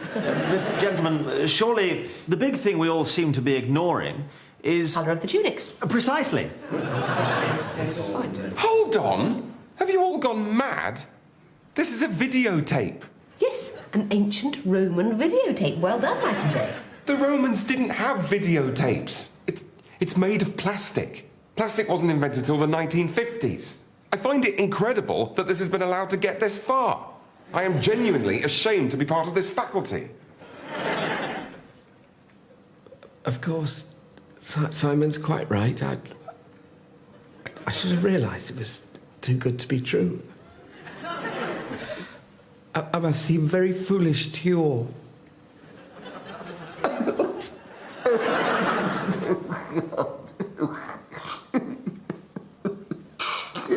Well, I hope you're pleased with yourself, Simon. This man has put his whole life into building up this department, and you sit there and destroy everything he's worked for without a moment's thought.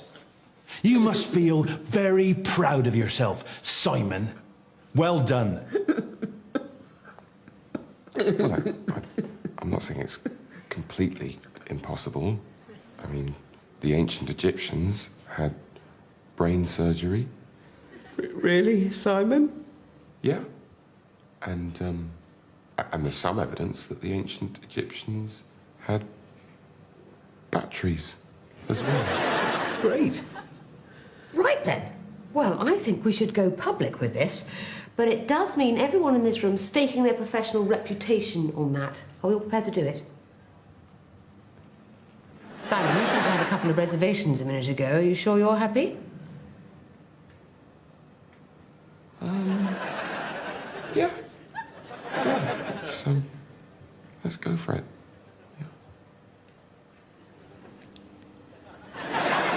And he was saying to me, what is this mysterious place, Syrah, or whatever? And I was like, yes, it is good. But then he started asking me all these questions about cars and power stations and mobile phones, and it was awful because I didn't have the faintest idea how any of them worked. Which meant that his journey through time had been wasted. Which meant he was a bloody nerd, Ray. You know, the only guy to travel through time from the 17th century or the Victorian era or whatever, and the guy turns out to be a massive spod. And what, then you woke up? What? Did you wake up at that realisation? It wasn't a dream, Ray. This all happened. I wondered why you were seeming so underwhelmed. I thought it might be sang-froid. I'll give you a tick. You're not doing too well on disingenuous, Colin. No, I'm not.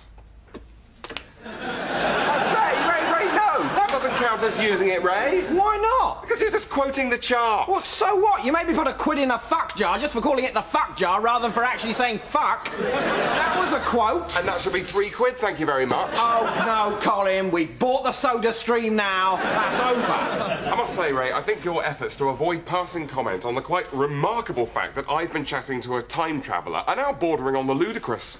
I suppose it's that I don't believe you. Right. It's like those guys with the end is nigh sandwich boards on. They must be constantly amazed by how calm everyone's reaction to the news seems to be. It must give them a new respect for the world that they think's about to end. These, they must be thinking, as everyone just ignores them, are good people to have around you in a crisis. Until they see people's reactions to one solitary princess dying in a car crash, and then they suddenly realise that actually no one's been believing them. Yes, indeed. The mass suicides of the Endis-Neisters in the wake of Diana's death is about the only unsung element left of that tragedy. Cappuccino? Mine. You sent him out for coffees? So the latte must be yours. You sent a time traveller out for coffee? At last, finally, I get a rise out of you. The steam pressure of the contraption which created this was quite enthralling, so I apologise for the delay. Told you he was a nerd. I mean, where did they get the idea that you're the clever one? You're nowhere near as clever as you think. Well, neither are you. Ah, Ah, yes, but at least I know I'm not. What? You know you're not as clever as you think? Yes, unlike you. So how clever do you think you are? Very clever. And how clever do you know you are really? Well, less clever than that. You've laid some kind of trap. So, to recap, what's good about you as opposed to me is that you know you're several degrees less clever than you think you are, and that's somehow morally healthy, whereas my opinion of my own intelligence, as flawed an evaluation as anyone's is likely to be, is deemed unreliable because of its albeit subjective consistency. You do see why you never get laid, don't you? What news, number one? Captain, the Lord has delivered us to a truly wondrous land. Lush subtropical plains stretching as far as the eye can see. It's 90 degrees in the shade, even though it's November. There are herds of 7-foot-tall, two-legged creatures bouncing across the landscape at tremendous speeds. Yes. Do you know where it reminds me of? Wales. Wales? Really, sir? Oh, yes. Don't you think? What, the vast terra incognita with fauna and flora hitherto undreamt of by sights puts you in mind of nothing so much as Rill? No, of course not. Not North Wales. That's ridiculous. It's nothing like North Wales. No, South Wales, of course. The resemblance is uncanny. Right. Does this mean you're going to name it what I think you're going to name it? Well, I don't know. Remind me, who's the captain? You are. And who's got the captain's hat, the captain's table, the captain's cabin, and the captain's log? You have all of them, sir. Well, I tell you what, number one, you're an ambitious man. Why don't you decide what we call it? I think we should call it New South Wales. Good name. Hi, guys. How are you? Oh, not bad, Anita. Good to see you. Terry, this is Gary and Michelle. I was telling you about them. Hello, nice to meet you. Hi. Gary works from home as well, don't you, Gary? Oh, you've given up the 9 to 5 as well then, Terry? Well, I've only been doing it a few months, but... Takes a bit of getting used to. Well, look, I'll leave you boys to it. Michelle, come on. Some people I want you to meet. So, have you, you know... What? You know... got past the wanking stage yet? I beg your pardon? Don't pretend. You've got that look in your eye. I don't know what you... Does it get any easier? You've just got to learn to control it. I mean, I wake up with the best of intentions, you know. I mean, streamline my business plan, market research, but... Within half an hour of the wife leaving the house, you're on the old internet. I mean, the first month, I did it so often I couldn't sit down.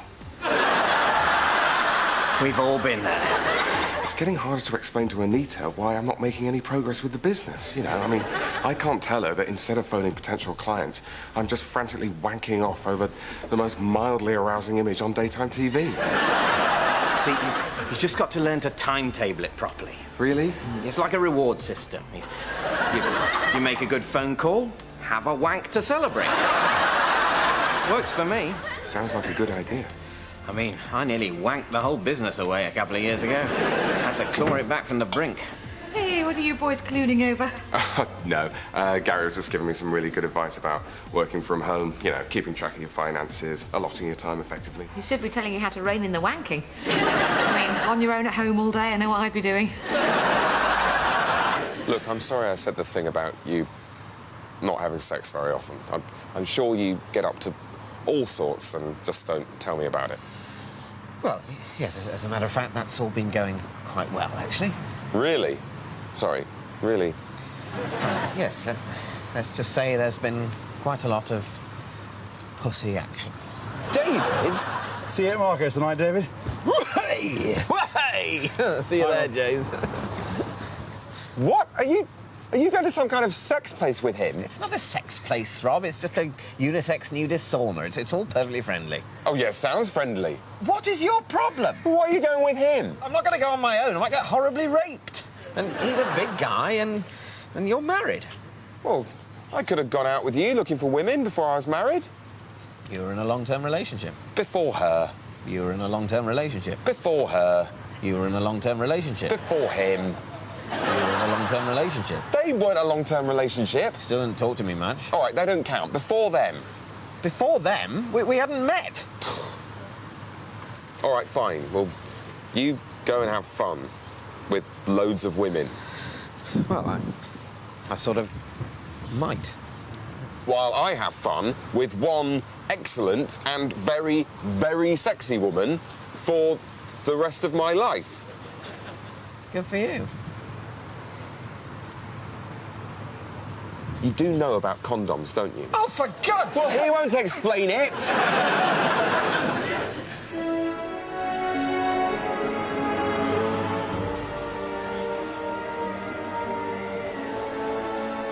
Greenland? Whatever. Yeah. You'll never guess what I've done. What have you done? I've only gone and cut a hole in the back of Gordon's biohazard suit.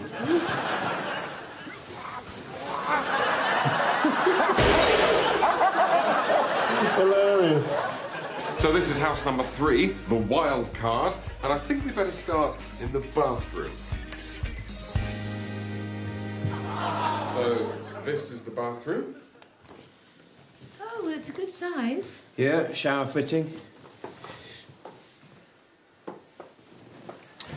Sorry, do you want to try that again? Oh, is there a problem? I just think it's worth doing the bathroom bit again. You forgot to say about the bath. Say what about the bath? Oh, it'll be obvious.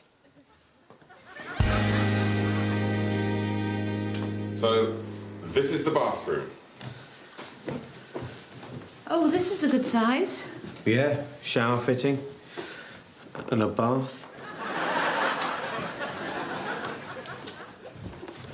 Was that better? I mentioned the bath. Sorry, what kind of people are you? Um, The bath is not white. No, it's sort of green, isn't it? It's avocado, you The rule is that no one can live with or stand for a second any bath that isn't white. And if you look like you can on television, everyone will just think you're scum. You're supposed to say, I couldn't live with that bathroom suite, that would have to go, and then we all agree, along with the whole of Britain. What about all the people who fitted coloured bathroom suites? Nobody knows. Death camps, mass sterilisation, living in the sewers, eating prawn cocktails. Who cares? They're not around anymore. So I advise you to march in step with the rest of the white bathroom-loving nation. Remember it like racism. White is right. So this is the bathroom.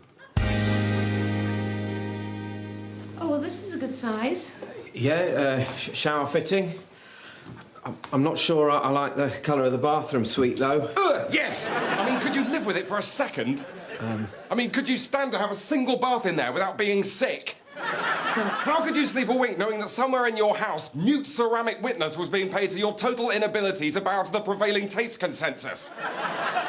How could you let your children bathe their pink, vulnerable bodies in a colour that famously clashes with pink? Everyone knows that children's bodies look better in a white bath, and before you say that sounds weird, I mean alive or dead. So I ask you again, could you live with that bath? Yes. Yes, I could. And I don't care who knows it. It's fine.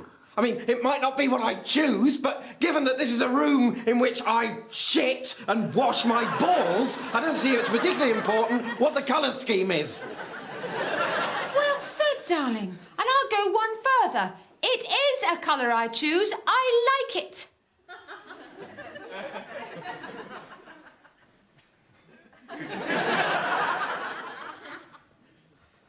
I'm sorry. I'm so sorry, my darling. It's kind of this way. I'm so sorry. That was for the best. Now, come on. Let's go and look at the guest bedroom. It's got flock wallpaper. You'll know what to say. I couldn't live with it. Could you live with it? I couldn't live with it.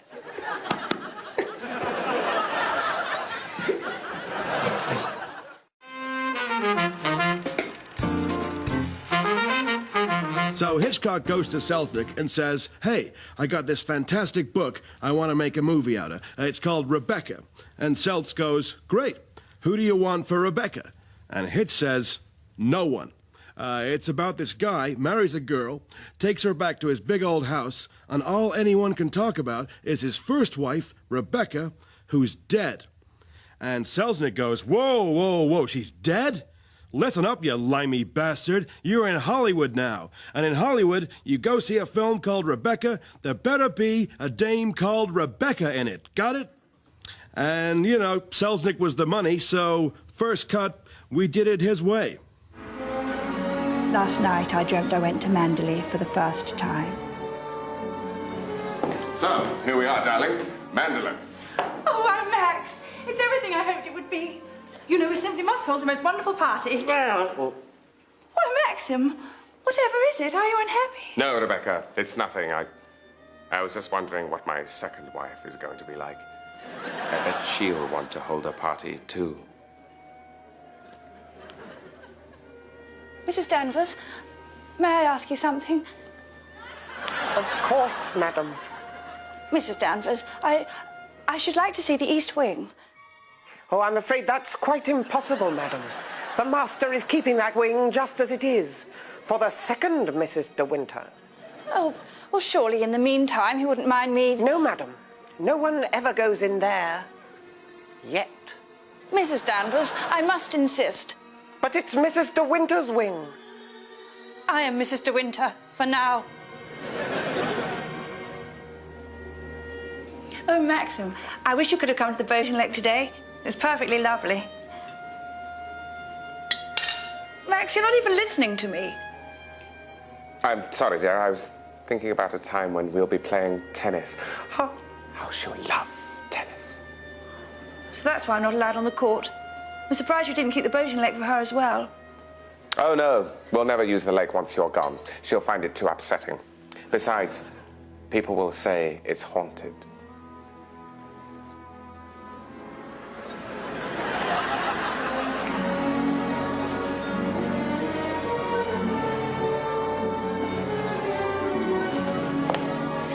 Max!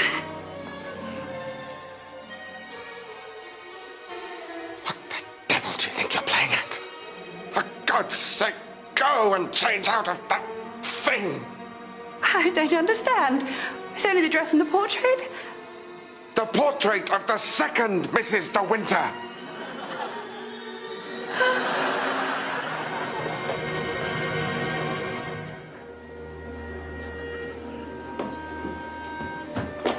You knew! You knew that this is the dress you wanted the second Mrs. De Winter to wear! Of course I knew.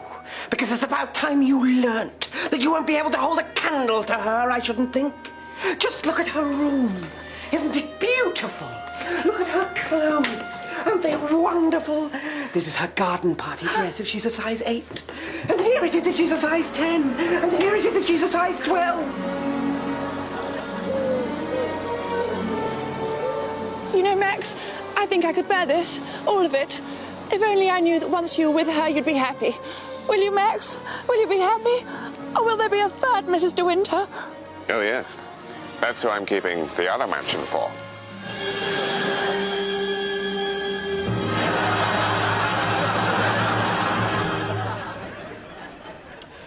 You know Kerry in the open plan upstairs? What, sad Kerry or Danish Kerry? See, that's interesting. I know what you mean, but I always think of Danish Kerry as gorgeous Kerry, and the one you think of as sad Kerry as rebound Kerry. We probably shouldn't get into what that says about you. Fair enough. But you've worked with rebound Kerry, haven't you? You've got her number. What, you want me to give you her number so that you can ring her up and go on a date and then see if she'll let you have sex with her? Please. It's like sharing an office with Caravaggio. You mean Casanova? Oh, Casanova, is it? You really do fancy your chances. Right, I'm just toothing it from my cell. Oh, Colin, I do wish you wouldn't use language like that. Anyone could walk in. Toothing now. Are you getting it? Will you please just read it out to me? Oh, don't be ridiculous, Ray. This is much quicker. Are you getting it? No, I'm not getting it. I'm waiting for you to read out the number using the ancient but surprisingly efficient communication technology of talking. Oh. Maybe it's a bit far away. That's sometimes the problem.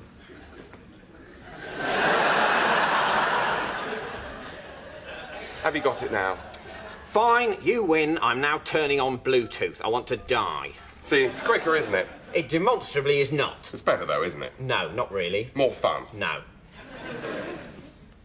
Have you got it? No.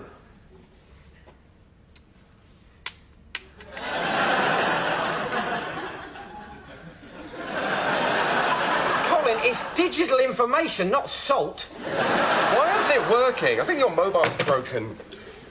It's all right, I'll email it. Please! It's cheaper than texting. Will you just read out the frigging number? All right. Crikey. Sorry for trying to save you time in the long run.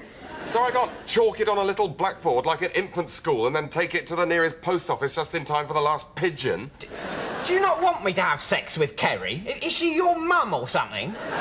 Ray, I have absolutely no interest in your penis or who or where you want to put it near or in. I will now read out the number. Thank you. So it's Kerry. Have you put that in? No, I prefer to put the number in first and then save the name second. Is this going to be the new problem? No, no problem at all. It's just that in predictive text, Kerry comes out Jerry, and I wouldn't want you to involve yourself in some kind of humorous misunderstanding. Your keenness to avoid humorous misunderstandings is one of your more appealing qualities, Colin. Now, will you please just give me Kerry's telephone number, and in a way that is not completely perverse? Add 44 or 020 7946 0869. Do you mean 0207 946 0869? Well, yes, if you want to be boring about it. How much for the wardrobe? That one, mate, 250. It's quite a lot, isn't it? Not really. French oak, 1890s, gateway to Narnia. Lovely marquetry work on the doors, 250.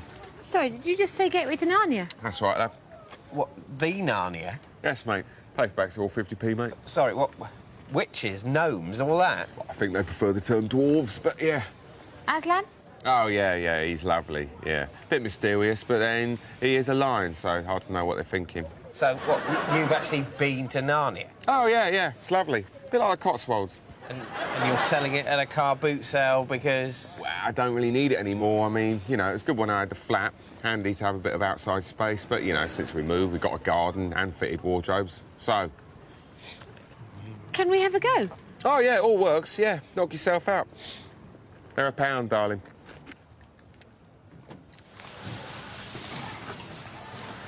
Yeah. Do you know what I've done this time? No. I couldn't help myself. I've only gone and taken the soup out of Gordon's thermos and replaced it with the Ebola virus. You guys! Got him. Come, my love! The stab went... Oh. Oh, God. Oh, right, yeah, I remember. What do you reckon? We were in Narnia for years and years. And we became king and queen, and we were good and just, and we loved all the time, apart from when we had to do a battle, but then we always won, and I had a little mouse who was my servant who could speak. Did you? That's nice. Well, I'll tell you what, 250, but I'll throw in free delivery. Yes. Yes. What? Well, I don't know. It's a bit... It's a bit what? It's a bit nice. It's a bit Christian. What? Let's go and have another look at that leather sofa. Fine, I think. Environmental catastrophe of vast proportions. We asked the Minister for Shipping to comment on that story, but she just yawned. But who needs her when we've got you? What do you think about this issue? Do you have any thoughts? What are those thoughts? Will you tell us them? Any thoughts at all will do. If you have them, we want to hear them. Are you personally affected by this issue? Then email us. Or if you're not affected by this issue, can you imagine what it would be like if you were? Or if you already are affected by it, but don't want to talk about it, can you imagine what it would be like not to be affected by it? Why don't email and tell us? Yes, why not? What possible reason could there be for you not to email us? Certainly ignorance shouldn't be a bar. You may not know anything about the issue, but I bet you reckon something. So why not tell us what you reckon? Let us enjoy the full majesty of your uninformed ad hoc reckon by going to bbc.co.uk/me-and-my-important-thoughts, all one word, clicking on What I Reckon, and then simply beating on the keyboard with your fists or head. Here's some of the feedback we've had so far. Andrew from Eastbourne reckons it's a sad indictment of the way we live. Matthew from Ilkley reckons it isn't. Patricia from Southampton wonders what Wordsworth would say and thinks she knows. And James from Amersham would like the fire brigade quickly, for God's sake, he's trapped, he's trapped. Thanks for those, and keep those emails coming. It is, for some reason, apparently vital that you do. So there are various roles which we're hoping to fill. I know you've been working jolly hard trying to come up with some suitable candidates. If we start with the accountancy position, because I think that's probably the most straightforward, what are your thoughts? Well, I have had a bit of an idea on this one. I think you'll be surprised, but hopefully as excited as I am. What do you reckon to Lindsay Davenport? Presumably not the tennis player. The former world #1, yes. Right. What are her qualifications? Well, she's won 3 Grand Slams, an Olympic gold medal. She's been world #1 for... In tennis? Yes, this is all in tennis. She's known by fans and fellow professionals alike as thoughtful and well-balanced, and she's the tallest woman ever to win a Grand Slam singles title. So, it's all good. Right, I just wonder, I mean, take me with you here, Greg. In what way any of these things qualify her for an accountancy job? Are you really suggesting that working out your payroll is harder than winning Wimbledon? No, I'm saying it requires different skills. Dedication, determination, peak physical fitness, excellent ground strokes. I'm not sure we'd need those last two. Well, they couldn't do any harm. I mean, look at Sue Barker. What does that even mean? Well, she never really had the ground strokes. You're not convinced, I can tell. It was just an idea. Let's move on. Right, head of marketing. Ah, right, well, I think I'm actually going to surprise you again. You're not going to suggest another tennis player, are you? No. No, I was actually going to suggest the same tennis player, Lindsay Davenport. OK, I'm just not sure what she has to offer the world of business. Well, you say that, but she's actually recently been considered for a major accountancy post. Greg, I haven't got much time. Let's move on again. Now, the really important post which we must fill is Chief Operating Officer. Now, I'd like to hear what your suggestions for that are, but I'm going to ask you not to say Lindsay Davenport. OK, well, business is about thinking outside the box and not always working to the brief you've been given. So I think I might be about to surprise you again when I say that I am going to say Lindsay Davenport. Now, I'll be honest with you, Tim. If you do go for Lindsay as Chief Operating Officer, there is one major drawback. Which is? It leaves you with a massive gap in accountancy and marketing. Greg, have you actually interviewed any serious candidates for any of the jobs I briefed you about? Well, to be honest with you, Tim, I was so impressed by the meeting I had with Lindsay Davenport that I pretty much called off the search. I mean, she is terrific. She's so tall. Have you actually got anyone else on your books at all? Oh, yes, of course. There's, Alan, Davenport. Quite a coincidence.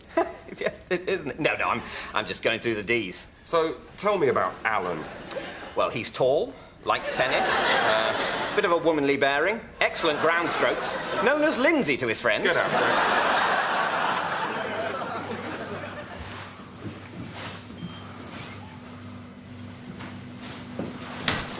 What'd you do that for?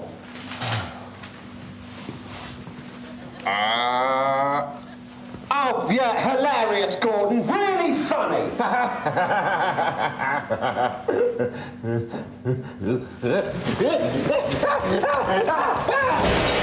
What'd you do? Sprayed his pants with bubonic plague and put a cobra in his helmet. I was just signing a letter when it struck me. I've never really thought much about my name before, but suddenly it was so obvious. What was? Surely you see it. David Mitchell. Mitchell? Mitchell, yes. Mitchell or Mythchild? Mythchild? Yeah, Mythchild. David, the child of myth. Sort of like the Messiah. You think you're the Messiah? Well, you have to admit the evidence is pretty compelling. Have you gone mental again? The Mythchild forgives you. Tell me, James, what do they call you? James. And what is your surname? He who they call James. You know what my surname is? Barkman. Man who barks. Bark of tree and bark of dog. Trusty yet wooden. You travel with the Mythchild with your gentle leaves and love of crisps. Woman, who be you? Oh, fuck off.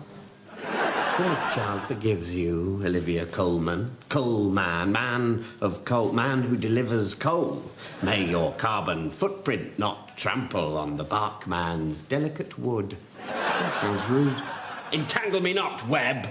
The Myth-Child fears the gluey fronds of the spider. Well, you get the general idea. What do you reckon? What, as a way of being sort of all the time? Yeah, the Myth-Child. Any good? I think I prefer you sort of normal. Normal? Stay normal? Good plan. Yeah. That's what I thought, probably. I really liked it. Business news now, and the Bank of England have announced interest rates are set to I'm rise. sorry, Paul, I'm going to have to interrupt you there. We're just getting reports of some astonishing breaking news. It appears that an invasion of the Earth by an unknown but vastly powerful extraterrestrial aggressor is underway.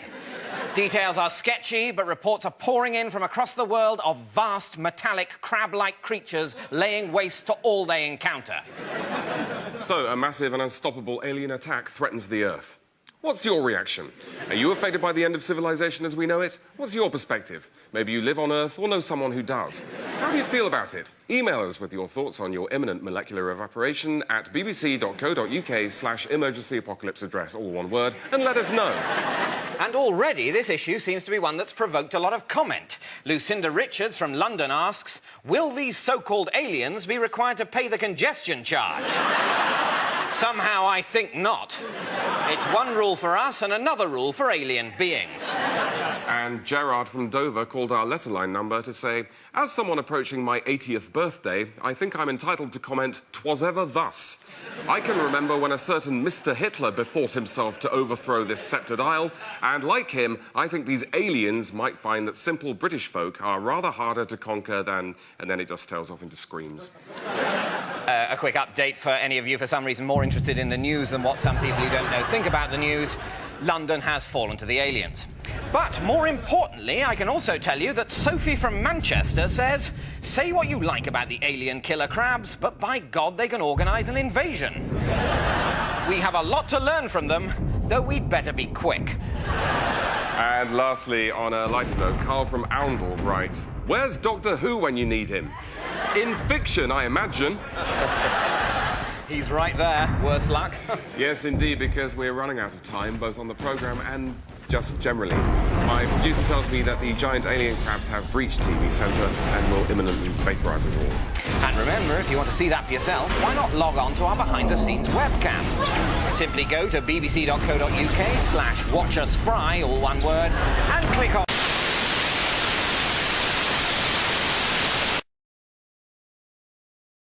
Which leads us to the unfortunate conclusion that this latest murder was also the work of the so-called identity killer.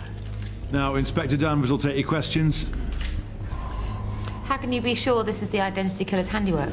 Well, because as with his previous victims, he's left at the scene of the crime details of his identity. So the killer has a calling card? I suppose you could say that, yes. What is it? Well, on this occasion, it was a calling card. On previous occasions, he's been known to leave his birth certificate, the address of his MySpace page, and on one occasion, a series of unconnected numbers next to the three-letter word mob. So, we're looking into the possibility that there may be connections with organised crime.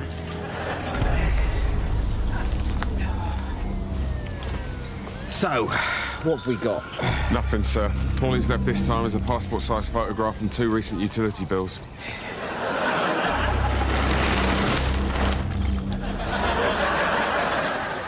Oh, my God, sir, look at that. I know. What a waste. Come and have a look at this, Sarge. Well, it's still running, sir. Should we have a look at the tape?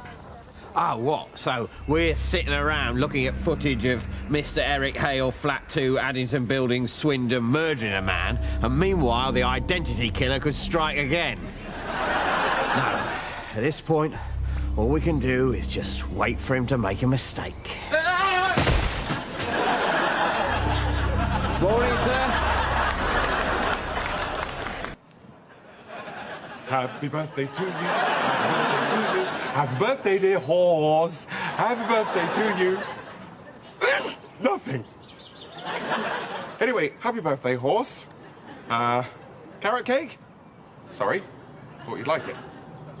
Well, at least blow out the candles. No? Right, of course not. Too much like hard work. Right, I'll do it. You see? They're trick candles. You can't blow them out. Would have been more fun if you had a go, but still. Never mind. Speech! Speech! Speech! Speech! Speech! Speech! Speech! Speech! Speech! Speech! Speech! Forget it! Forget it! We are finished! We're through! This is it, horse! No more pissing around! I'm trying to make some kind of gesture, and you just stand there! Well, that's it! It was my birthday last week. Thanks for remembering.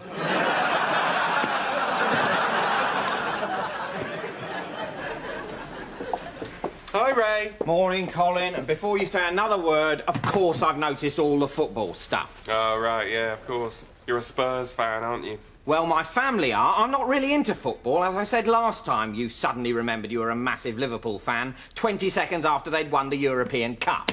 Spurs, eh? Well, I'm going to let you off after what we did to you last week. I'm sorry? I said I'll forget that you're a Spurs fan after what we did to you. What you did to me? You didn't do anything to me. We're a man down, you fluke a penalty, but we wallop you with 2 in extra time. That 92nd minute, mate, oh, you had it coming. Perhaps you've mistaken me for a professional goalkeeper or something, but I wasn't actually on the pitch, you know. We're going to trolley you in the league. We? You weren't on the pitch either. As far as I know, you were in the back bar of the Red Lion watching a game on the television with your mother. God, she can drink these days. But I'm telling you, Ray, the way we're playing, we're going to be unstoppable this season. For God's sake, shut up! 12 points ahead with a game in hand. You don't stand a chance. We've got it in us to go all the way. Can I ask you a question, Colin? Do you remember when we were chasing the Germans and we were punched through the windscreen, but then we fell under that lorry but climbed back onto it and beat the driver up? What? When we were chasing the Nazis. They'd stolen the Ark of the Covenant and we were trying to get it back. You've lost me.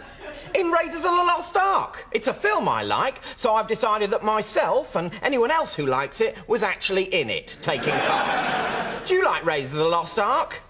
Not particularly. Oh, you're not one of us. Right, well, at the end, we're tied to a stake stuck in the ground, and then you lot open up the Ark of the Covenant, and the wrath of God melts your face. No, you can't do that. Yes, I can. I really like that film, so I'm in it. That's not the same. It's exactly the same. I've as much claim to be personally involved in Raiders of the Lost Ark as you've got to be in whatever it was your football team did last week. You don't understand football. Well, I'll admit, I don't quite follow how you, a man who lives over 200 miles away from the home ground of your chosen team, can claim some deep attachment to a bunch of overpaid, hired hands from all 4 corners of the globe who temporarily wear the same coloured shirt as you're currently wearing. But then maybe I'm a bit slow. It must be brain damage from all that boxing I did in Raging Bull.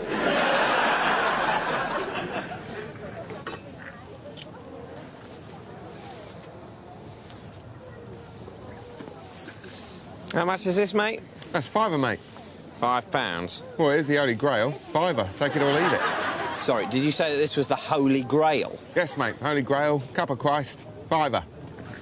All right, sweetheart. My Little Pony, 50p. This is the Holy Grail?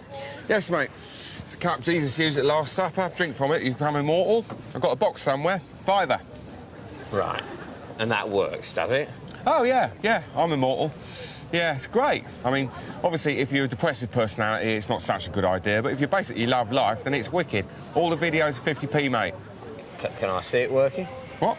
Well, it's just I bought a stereo over there last week and that didn't work, so... Oh, honestly. There's no trust anymore, is there?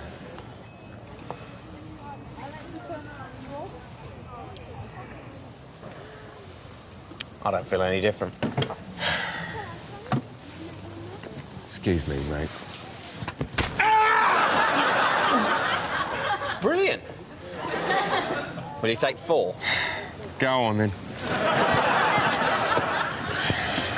Hang on, though. I'm immortal anyway now. I don't need it. Nah, mate, that'll wear off. Immortality that wears off? We've all got immortality that wears off. That's just mortality. Actually, that's a good point. I think I'll keep it. That bayonet's 20 quid, unless you want me to pull it out. So let's go through it one last time. All we've got is a name, an address, an occupation, a phone number, a modus operandi, motive, opportunity, a confession, and him in the room. Aye. So, I ask you all, where the hell do we go from here? We could try arresting him, boss.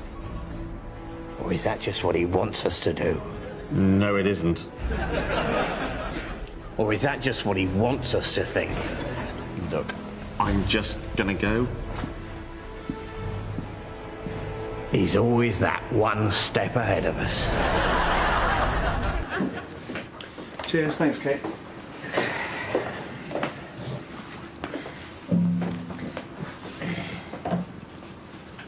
It's a bit wacky, isn't it? No, it's all right, it's meant to be. It's for the man with a wig sketch. When I take it off, I've got this one on underneath. Oh, right. Oh, I haven't got to wear a bald cap as well, am I? Afraid so. Kate, can I have a quick word? Are you going to let her do it, then? I don't know what you mean. You do know what I mean. You're going to let her put a wig, over a bald cap over your wig. Shh! Shut up! You're going to be about 8 foot tall. Rob! Thank God the character isn't a judge. Rob! Just tell her, David. Tell her about your wig. She'll understand. Rob, there was a very clearly defined window of opportunity for telling her about my wig. And it was the first day of shooting on the first series. As you know, I did not take that opportunity, and now, after 2 series of letting her put wigs over my wig, that horse has considerably bolted. You don't think she knows? She's a professional makeup artist, David. She just spent 8 weeks working with your hair. She's gonna know. Yes, I think she probably does know. I think the whole crew probably knows, and I think they probably laugh about me constantly behind my back. Which means that the only achievable goal that I have left is to keep that laughter behind my back and stop it from spilling over into in front of my face, which is what your telling her plan would achieve. So just drop it, all right? All right. So I spoke. Rob, give that back now! Come and get it, come and get it! I just thought I'd pop it on myself. Easier than you'd think, isn't it?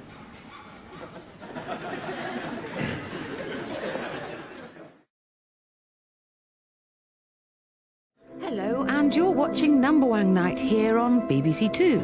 Coming up in an hour, Wangs for the Memory, where we'll be discussing how Number Wang has been used to combat dementia. But first, a history of Number Wang.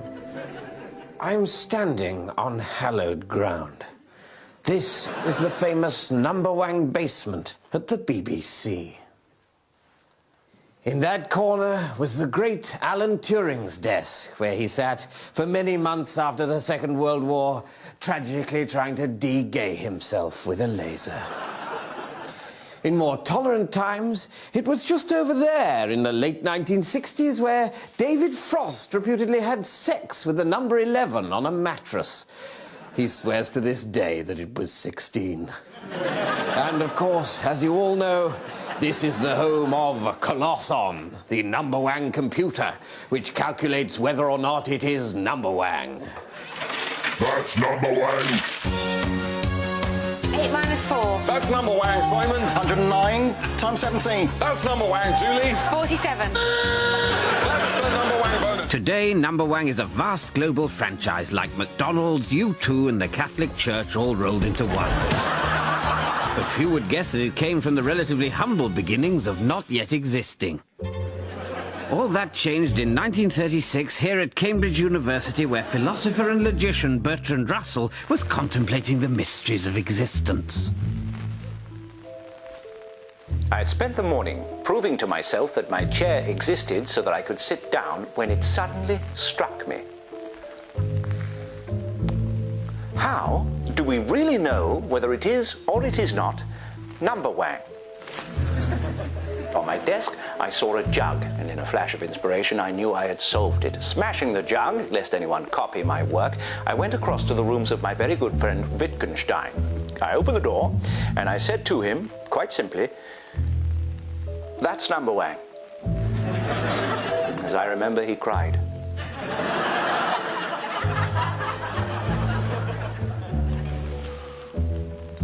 After the publication of Russell's 1,400-page treatise, It Is Number Wang, it was quickly optioned by the BBC and turned into a game show. Good evening, and welcome to a new piece of the endlessness which we're calling Number Wang. However, due to the incredible complexity of the mathematics involved, it proved impractical. Miss Julie? 7. We'll just have to check that with the boffins. Was that Number Wang? It'll take a few hours, I'm afraid. Well, in the meantime, some music.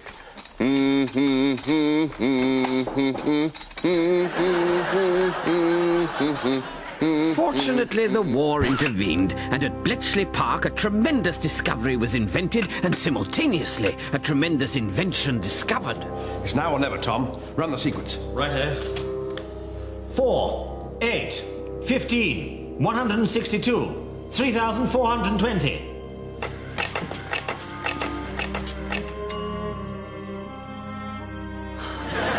That's Number Wang! Good God.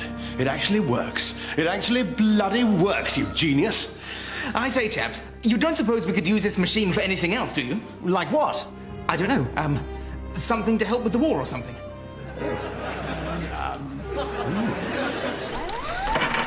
And so Colosson was born.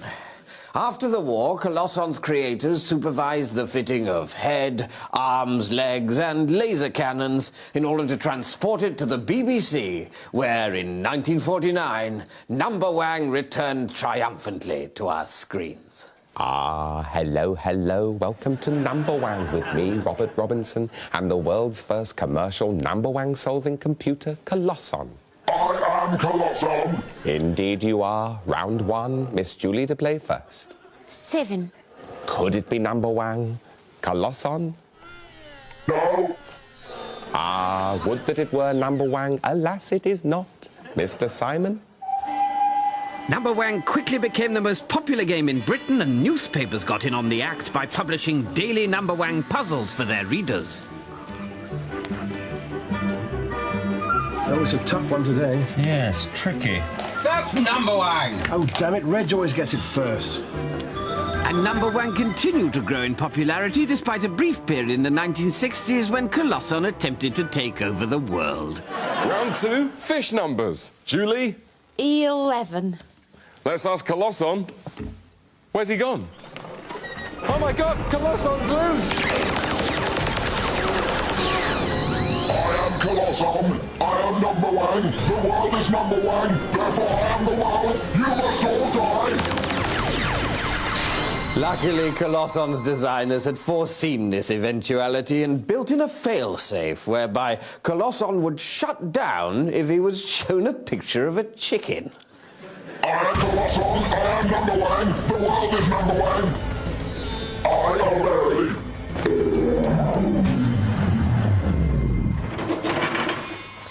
And so, with Colosson back under control, Number Wang established itself as the best program ever made and spawned numerous versions across the globe in countries like Australia, such as New Zealand.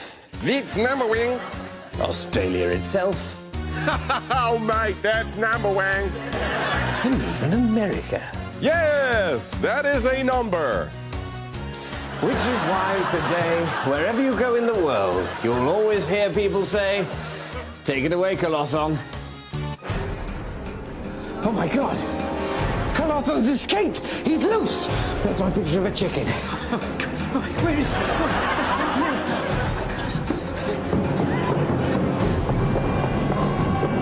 You are not Number Wang. You must die. Television is not Number Wang. Television must die. And the two shades of lipstick were identical, which means that only you, Mademoiselle Brown, could have placed the cigarette case underneath the body.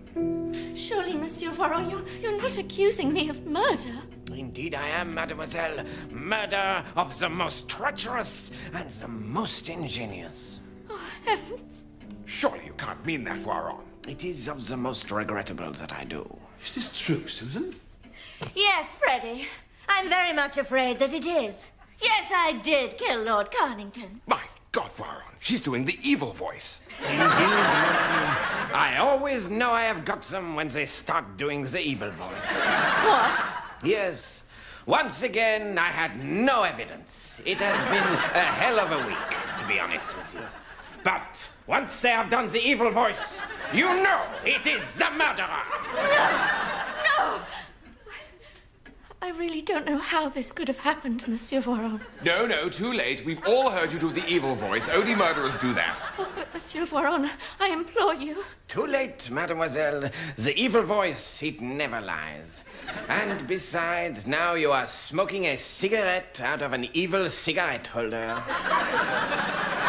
Damn you, Voiron. She's doing it again. Yes, and she has become sexier.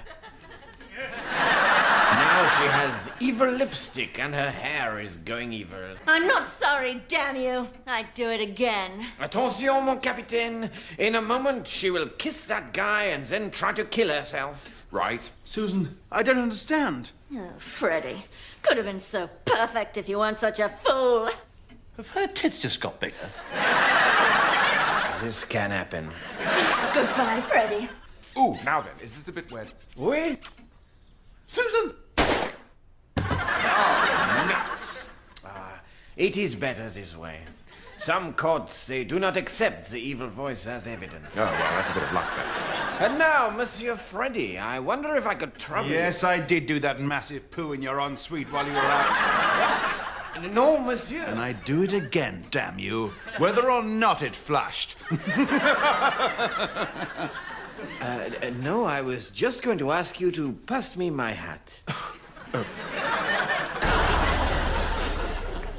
The sales task is over, and both teams have made massive profits with their sensible ideas.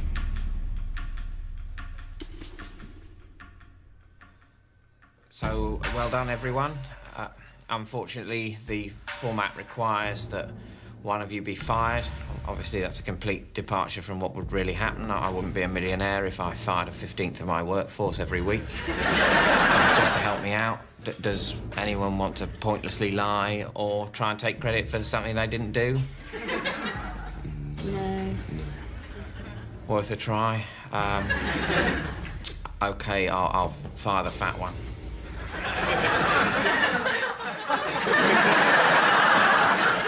Sorry. As you can see, it's just not working. It's a shame. I thought it'd be interesting to watch talented business people competing for a prestigious job. I wonder, maybe that's the problem. Go on.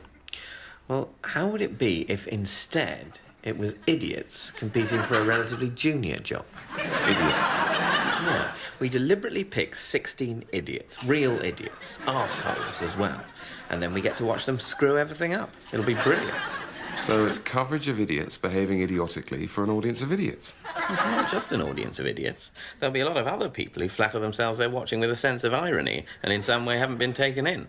And remind me, how do these ironic non-idiots show up in the ratings? They show up the same, my friend. They show up just the same. You're watching the British Emergency Broadcasting System. The estimated date is March or November 2013. It's 19 hours. So now, as usual, it's time for the quiz broadcast. Hello, good evening, and remain indoors. This is the quiz broadcast, coming to you every Friday, the same day as your food parcels. So chow down on a protein fudge, take whatever injections are recommended in your sector, and prepare to enjoy the show.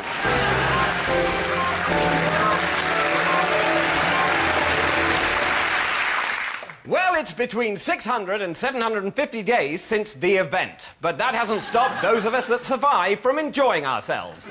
So let's remain indoors and say hello to our contestants. Hi there. Hello. Hey. That's the spirit, unknown male 282. So let's get on with the game. First round, things. Fingers on buzzers.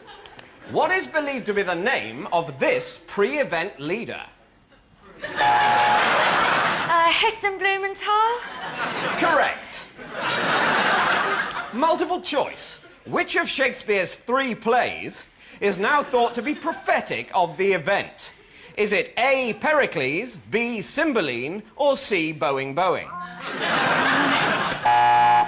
Is it a trick question? It is.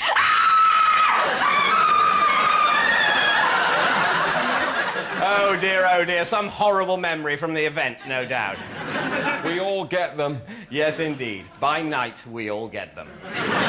Please, everyone, remain indoors. So while Sheena's being electrocured, let's see what Peter's won. That's right. It's fuel. Oh, Lionel, glad you could make it. Can I get you a drink? Yeah, something soft. I'm driving. Parking's an absolute nightmare around here, isn't it? Had to reverse into the tiniest of spaces. Still, I managed it. I mean, parking's not exactly brain surgery, is it? And I should know. Why is that? Are you a doctor? Careful. Not a doctor. I'm a brain surgeon. Big difference. Big difference. Yeah, I actually know a joke about this. What's the difference between a doctor and a brain surgeon? One's not exactly brain surgery. The other is brain surgery. So, what do you guys do? I'm an accountant. Oh, that's good. Yeah, I could do with an accountant. Filling in those tax forms can get really confusing, can't it? Still, it's not exactly brain surgery, is it? I mean, brain surgery, believe me, is very complex. Are you an accountant too? No, I work for a charity. Oh, that's a very selfless job, isn't it? I really admire you. I don't think I could ever do what you do. I say that because it's emotionally draining, not because it's hard. I mean, it's not exactly brain surgery, is it? Which, as a brain surgeon, is what I do. Lionel, here's your drink. Lionel's a brain surgeon, you know. Yeah, he mentioned it. Oh, Jeff, they keep you late at the Space Centre. As always. This food rounder. Have you met Lionel? No, hello, Lionel. So, Jeff, how do you earn a crust? I'm a scientist. I work mainly with rockets. It's pretty tough work. What do you do? Well, I don't mean to boast, but I'm a brain surgeon. Brain surgery? Not exactly rocket science, is it?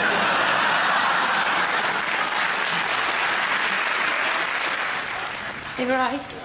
Oh, great, thanks. What are those? It's the new Mitchell & Webb action figure prototypes. Nobody told me we were doing those. Oh, they're brilliant. The toy manufacturers have taken the essence of our personalities and reduced them down to a 1/8 scale doll. Talking David Mitchell doll. Special features. David has a 28,000 word vocabulary in 3 different settings. Trenchant wit, articulate outrage, or quickfire panel show mode. Thank you for that spectacularly banal contribution to proceedings. What are my special features? It says you come with a spare T-shirt. A spare T-shirt? Bloody hell, is that it? I think you've got a talking thing, too. Bloody hell, is that it? See, Rob, they're absolutely meticulous in their research. Oh, look. I'm anatomically correct. I'm not. Just got plastic underpants. Wow, they really are thorough, aren't they?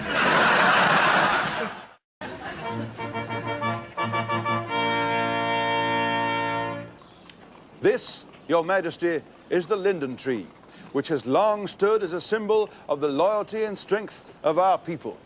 It is our hope that as a token of friendship between our 2 countries, Your Majesty will accept the gift of 20,000 such linden trees to be planted throughout your kingdom's many public parks and spaces, as gentle sentinels, proffering in the heat of the summer sun, both shade to your busy citizens and the linden's sweet, distinctive scent. Ambassador, we thank you. And it is a most distinctive scent. Prime Minister, may we have a word? Excuse us, Ambassador. Your Majesty? Can you smell cum? What? Can you smell cum? There's an incredibly strong smell of cum. Your Majesty. I was wondering if it might be the tree. It's not you, is it? No, it is not me, Your Majesty. But I don't really... I mean, I can't say I really smell... Oh, you must be able to. It's potent. Stop! Your Majesty, stop this now. I beg your pardon? I apologize, Your Majesty, but the whole tenor of this conversation is completely out of keeping with contemporary mores. What do you mean? It's not Victorian. It's a perfectly valid observation. Look at the funny wheels on that penny farthing is a perfectly valid observation for Victorian, Your Majesty. Don't linden trees smell like cum? Conversely, it's the sky falling in on our heads. Prime Minister. Do you know how hot I am? Under this hat, with this beard, this big Victorian beard, Your Majesty, I am boiling.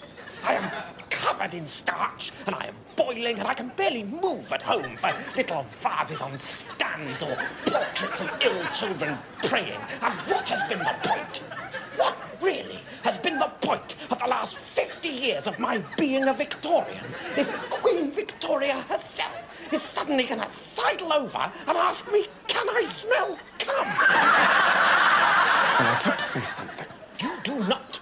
You do not. You are Queen Victoria. This society was your idea. I am boiling, and you will say nothing. Not to me, and not to the ambassador. You say that. No. Prime Minister, either one of us says something now, or from this day forward, every single park, every single summer is going to smell of cum. Just going to have to smell of cum, then. Fine. Well, it's not really about espionage. It's about the people and how they interact. Yeah, you can't really research the spy drama because it's all secret. I mean, that's the one thing that's, you know, not secret. Was yours a strawberry cheesecake? Yeah. So you didn't know research at all? Well... Does watching Octopussy count? Last week on Undercover Secret Spies. Here's the secret document. Shh. But we're in Spy HQ. Yes, but we could still be being spied on. Even in here? That is so complicated. That message you intercepted, I can't read it. It's gobbledygook. My God, they must be using code. Code? Shh. I'll get the code book. Meanwhile, a good one is for you to assume that each letter is one letter up in the alphabet. What, A is B, B is C, and so forth. That blows my mind. Shh. Shh. Sorry.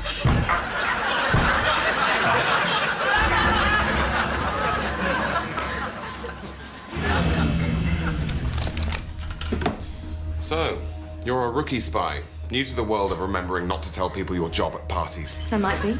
You're good. I see you brought newspaper and scissors. Check. Well, start cutting eye holes.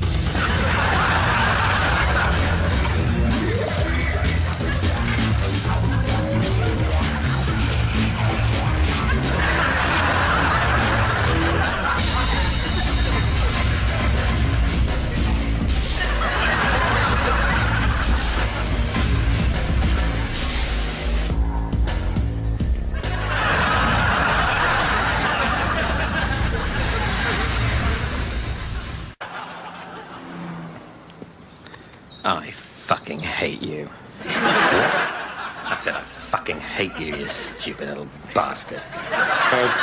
Walking along next to a proper police officer in your crappy little community support costume like that means something, but it doesn't. Look, you can just flip him well... Oh, yeah, flipping. You do well to choose your words carefully. Swearing at a real police officer is not a very good idea, is it, Sonny? Oi, now then, excuse me, listen. You shouldn't really be, What the hell do you think you're doing? Well, he was riding his bike on the pavement. Sorry. You stay out of this. Who told you you could grab his arm? Well, I just thought... What do you think that is? Police brutality? I don't think I was being particularly... That's not police brutality, that's just community support brutality. That's just normal brutality. Do you want to see some police brutality? police brutality, something you would know nothing about in your official capacity as just some guy. So okay. On your way.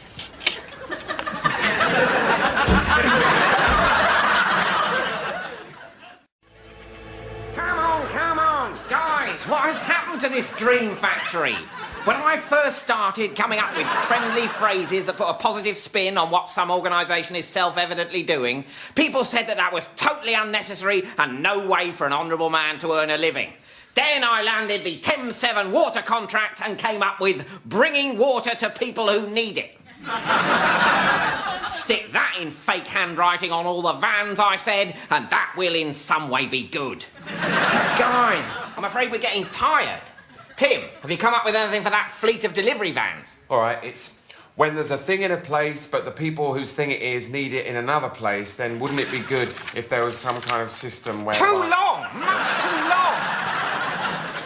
Brian, what about the one for the Dulux paint vans? Making paint for obvious reasons. No, you can't say it's obvious. That's death. It's all obvious. Julie, Department of Health? Working with you to stop you dying. Brackets sometimes. Department of Education? Hopefully ensuring you can read this. Oh, in fact, I've come up with one that would work for all government departments.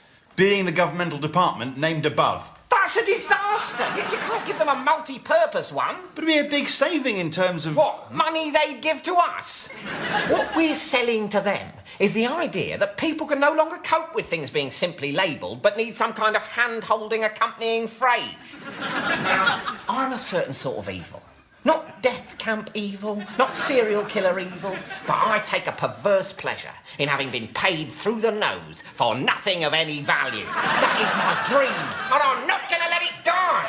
We're all completely behind you on that one. Oh, yeah. I mean, I actually used to be a serial killer, but then I realised that this sort of evil reaches so many more people. Oh, that was what I realised the last time I left a kitten on the dual carriageway. That's a moment. Maybe our problem is that we're the victims of our own success. That would be gratifying, but at the same time, a pisser. What I meant was, the pointless accompanying phrase with which we advertise our own services might be letting us down. Remind me what it is. We're currently using two. On the business cards, we've got writing what people are doing on things. And on the notepaper, we've got writing what people are doing on the thing that they're doing it in, beside, or with. You see what I mean? It's bland and it doesn't reflect our malevolent purpose. You're right. So what were you thinking? How about sweetening your bullshit and spraying it into the faces of your potential critics? I love it. It reflects the conflict at the heart of everything. Government departments hate the people, companies hate their stupid customers, and I hate everyone in this room. Yay! Well, ladies and gentlemen, as we all know, the city was in considerable peril from Professor Nucleon's exploding water until we were all saved by our superhero friend, or, as he likes to be known, Captain Todger. You're fucking welcome. Right, OK, so there we are. That concludes the press conference. Can't we ask Captain Todger some questions? No, I'm afraid Captain Todger is far too busy. Yeah, gladly. What can I do you for, my darling? I'd just like to ask the captain what was going through his mind when he stopped the meteorite hitting the cathedral. You mean, apart from nobbing? Yeah, I mean apart from knobbing. More nobbing! No, but to be fair, nobbing is going through my mind all of the time. Especially when I'm talking to you, sweetheart, and admiring your not inconsiderable set of boobies, which are classic. Oh, for God's sake. What? I'm just complimenting the lady. I'm not sexist. I went on that course, like you said, which was tough going, because the bloke running it was clearly a puff. Shut up. Sorry, puffed it. But to answer your question, my love, what are you doing later? Boom! The most beautiful woman in the world, my wife.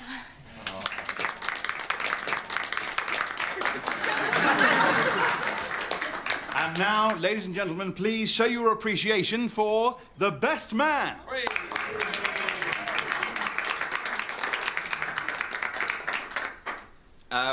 The most beautiful woman in the world?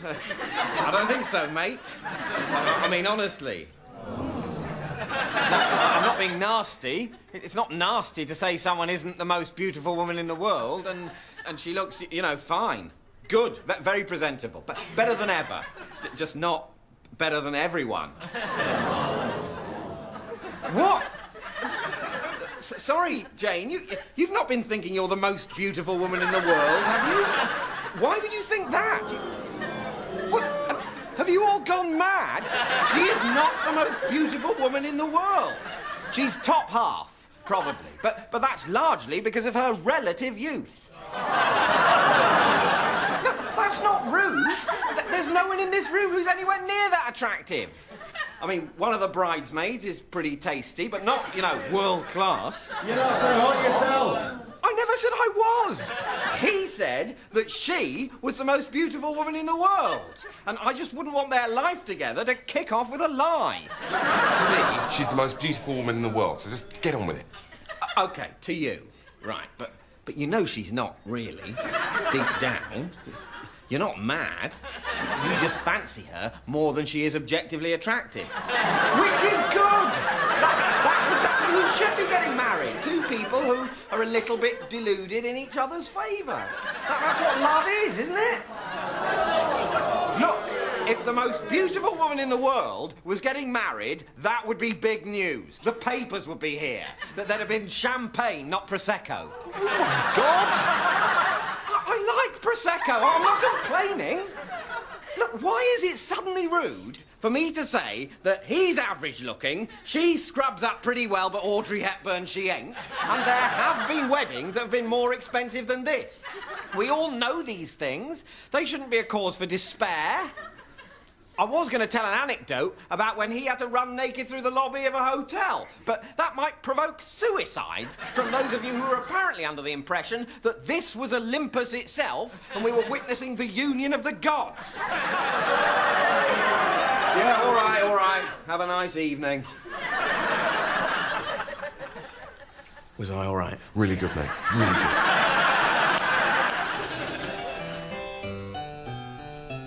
Miss Bennet, what do you call this quaint country dance? We call it the conga, Miss Bingley. I suppose you have not heard of it. Do you hear that, Mr. Darcy? Miss Bennet chides us for our ignorance of local customs. Certainly did not mean to chide. But I confess myself surprised by Mr. Darcy's behaviour. Miss Bennet, you astound me. What could there be in the behaviour of poor Mr. Darcy that provokes such hasty slander? Forgive my impertinence. I merely wish to observe that Mr. Darcy refuses to partake of the conga. Yet gentlemen are scarce, and there are plainly several young ladies left wholly out of the conga. But what in heavens has this to do with Mr. Darcy? It's meant to go boy, girl, boy, girl. Mr. Darcy? It's meant to go boy, girl, boy, girl.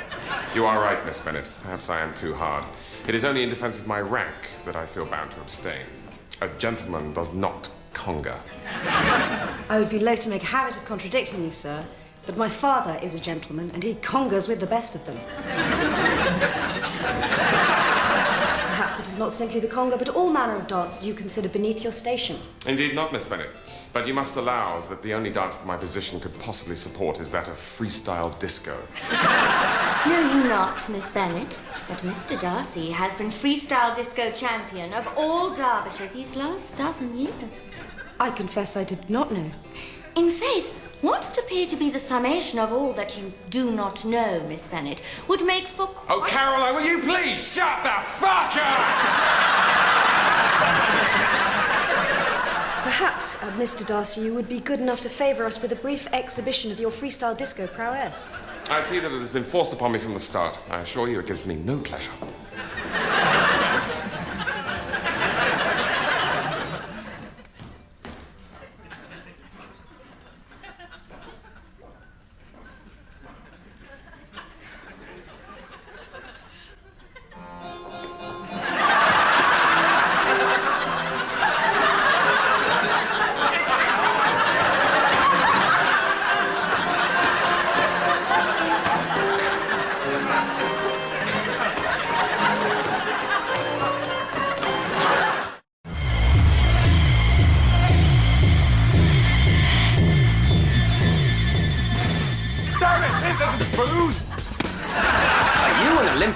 Who craves a proper drink at the end of a race, you know, like in the good old days, then you need Glucosade Port. The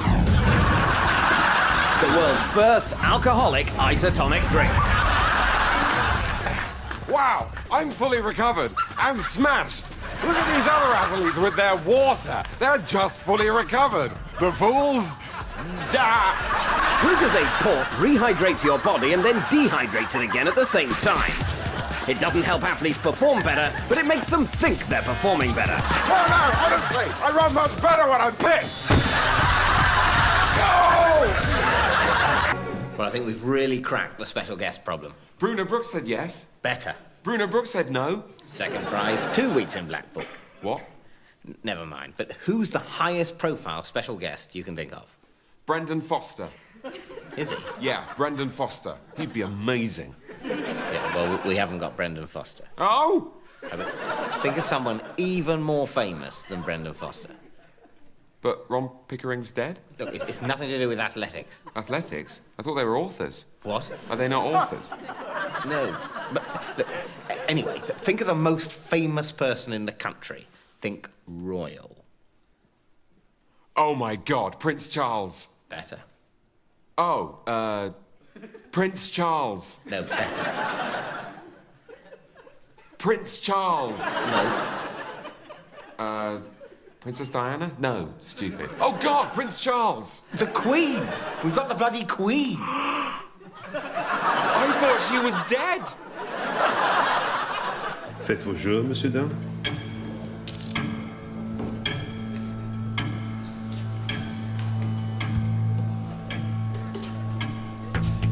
I'm going in.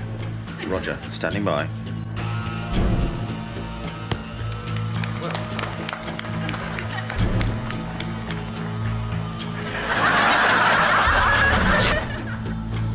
Monsieur is very generous.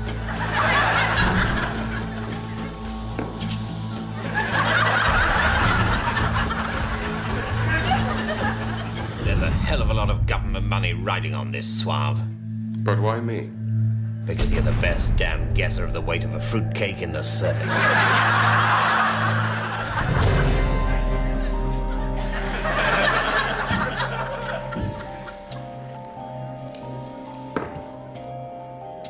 £2, 6 ounces. Je suis désolé, monsieur, mais non.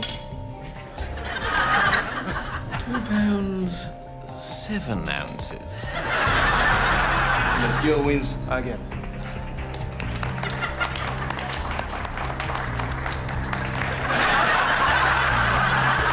Nouveau gâteau, s'il vous plaît.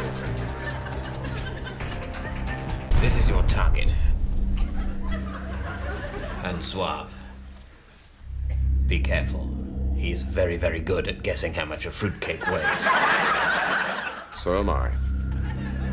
I know, but he is as well. We'll see about that. No, he really is. That's what they say about me. Yes, I know. You both... It's going to be close. That's the point. I'm nervous now. Ah, a new opponent. Yes. I'm quite prepared to take you on. Or should I say, cake you on? Guys, you've got to do better than that. Oh, sorry. Jimmy Carr was never like this. £3 and 7 ounces.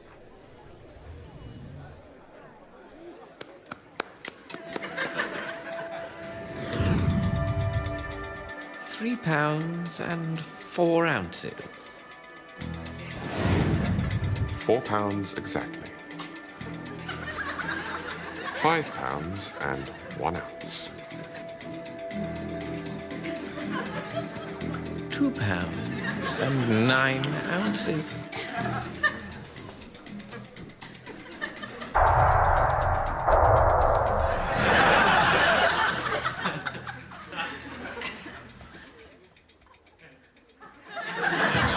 That's quite a small cake.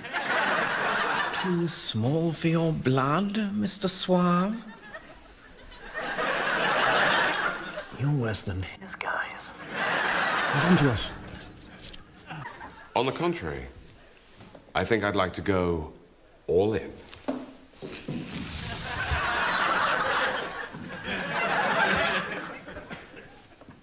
$3 ounces. 4 ounces.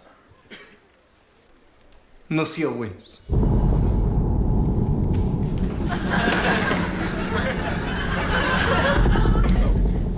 Please, monsieur.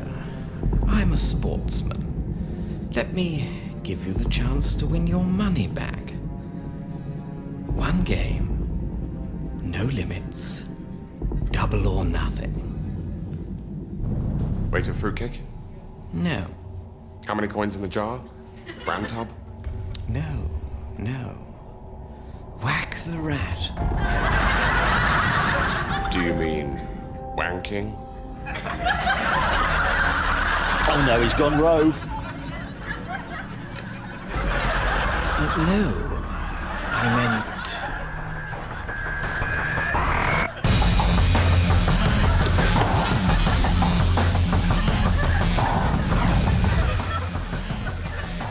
You've been lucky tonight.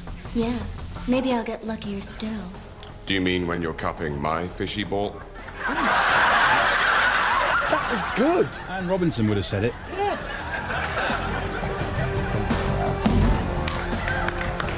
And good luck. I won't need luck. You're going to a casino. Oh, God, yes, that's right. Yeah, blimey. Fingers crossed. Will you kiss my rat whacker for luck? I thought you'd never ask.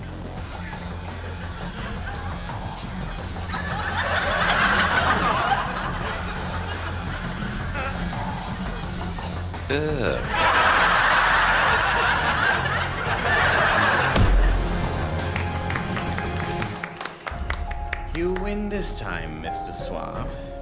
Now I must retire for the night. Yes, I must say, I'm whacked. Lazy double-crossing! You made us look like dicks in there! I suppose you're doing this for kicks! That's exactly the kind of shit we're talking about! That Take one. And action. So, the Queen. Why did she agree to do this? Pissed off they never asked her on extras. Right. When they said the piano tuner was blind, I didn't realise they meant the queen. She's standing in the wrong place again, sorry. It's all right. You just have to come She's not very good, is she? Oh, thank God you said it. I thought I was the only one. No, she's shit, isn't she? Yeah. I thought she had TV experience. Yeah, well, she's on at Christmas before Shrek. I don't think we can use any of this. I mean, not even on the DVD. We've got to use it. It's the Queen. We've got the Queen. Yeah, but she's terrible. I mean, there was that quite funny thing that Prince Philip did, but then the Queen kind of ruined it by just staring down the lens. We could pixel her out. I think that's treason. No, screw you if that's your attitude. I cannot work with her. She is terrible. What did you see her in that made you think she was good? The Queen. I saw her in The Queen. That was Helen Mirren.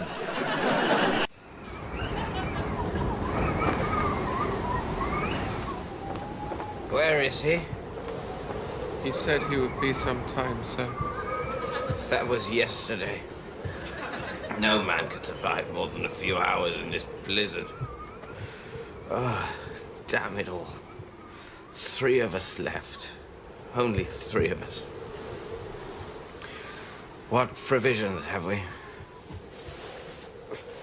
1 last strand of pemmican, sir. Damn it all to hell. I refuse to eat this confounded muck. Then we have but 1 remaining option, sir.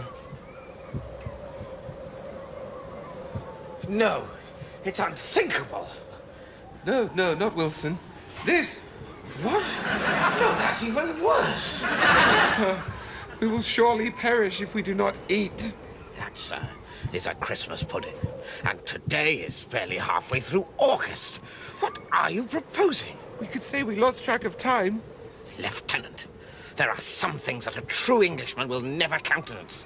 That is a Christmas pudding, and we are saving it for Christmas. Is that understood? Well then, what about the Harvest Festival hamper? That's only a few weeks away. Control yourself, man. Look at this prize marrow, sir. Imagine the sweet taste of its flesh once cooked. Perhaps with these butter beans, we could rustle up a hearty stew. We are Englishmen, not animals. How about the corned beef? Or the cling peaches in syrup? If we treat these hampers with contempt, then we are no better than Norwegians. Sir, we are starving to death. And we are doing so with due deference to the English celebration of calendar. Shackleton let his men eat all the pancake batter weeks before Shrove Tuesday. I don't intend to brook any jealous intervention from you, Wilson. Wilson? Is that foil in your beard? No, it's snow. And there's chocolate on your glove. You finished the entire Advent calendar. Good Lord. It wasn't my idea. Oates gave me a little chocolate Father Christmas, and then we rather got carried away with the spirit of the thing. How dare you! Bowers had some too. And some of the brandy butter. This is true, Bowers. Let's see. Well then, is there anything either of you would care to add to your confessions? Well, you tell him. No, you tell him it was your idea. What is it? Tell me this instant. Speak up, man. I said we ate the carrot. What? Not a carrot? No! No, no! But that was to be the nose for my snowman. Thank you, Sue. Well, for today's weather view, I'm up on the roof of Broadcasting House, and it's really quite something in the sunshine. Quite a view. Well, as you can see, it's a glorious morning here in London and set to stay that way with highs of 24 degrees. So make sure you wear plenty of sun cream out there. And you'll be glad to hear that in the southeast, this weather will be with us for the rest of the week. Which is good news for Wimbledon, but bad news for hay fever sufferers, as the pollen count... You do something! Why didn't you stop him? The pollen count will get pretty high. And that's the weather for now. Back to you in the studio, Sue. Launching the explosive harmlessly into space And recovering £3 billion worth of ill-gotten bullion, which Captain Dodger has announced he'll be donating to charity. I know. Yeah, I could have blown it all on Stella, but even my liver couldn't take that. Can I ask... I mean, it could, obviously. I've got a mega liver, as you were. Can I ask Captain Todger which charities are to benefit? Donkeys. Yeah, I've given it some thought, and I'd like it all to go to sick donkeys, please. £3 billion? That's right. Because I was thinking, Amnesty International, troublemakers, forget it. Alzheimer's, no, they're in a world of their own, they won't notice. Cancer, no, £3 billion for cancer is like pissing in the wind. Deaf, no, angry people, they wouldn't like it. The blind, I don't really care. Dolphins, no, they look smug. Eton College, Uppingham School, no.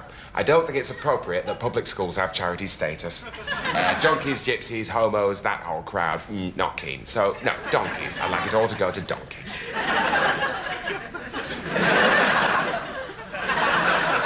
What? What have you all got against donkeys? They're lovely. You want, mate? Anything at all will make your last 3 months... No, sorry, the next 3 months, the best 3 months of your life. Thanks. Thanks, mate. That means a lot. So, what do you want to do? Disneyland? Disneyland. I'm 36. Good point.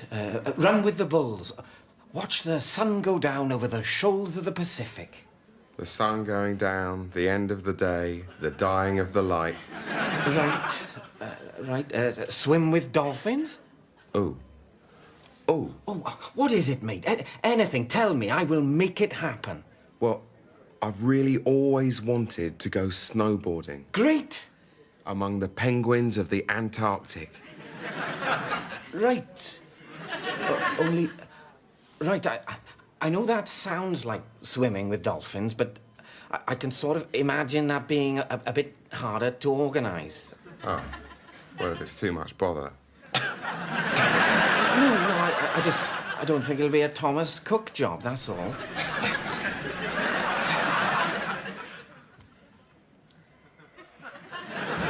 Well, I've got to say, mate, I don't think anything on earth can compare with these ice fields, these mountains, these incredible penguins. Yeah. They're all a bit samey. It's not really as good as I thought it would be. I've done 7 fun runs. I've hardly seen my wife. I spent 3.5 days in a bath of beans. Oh, did you? Probably preferred it if I just died. Yeah, that would have saved you the effort. That's a horrible thing to say. Can't believe you said that.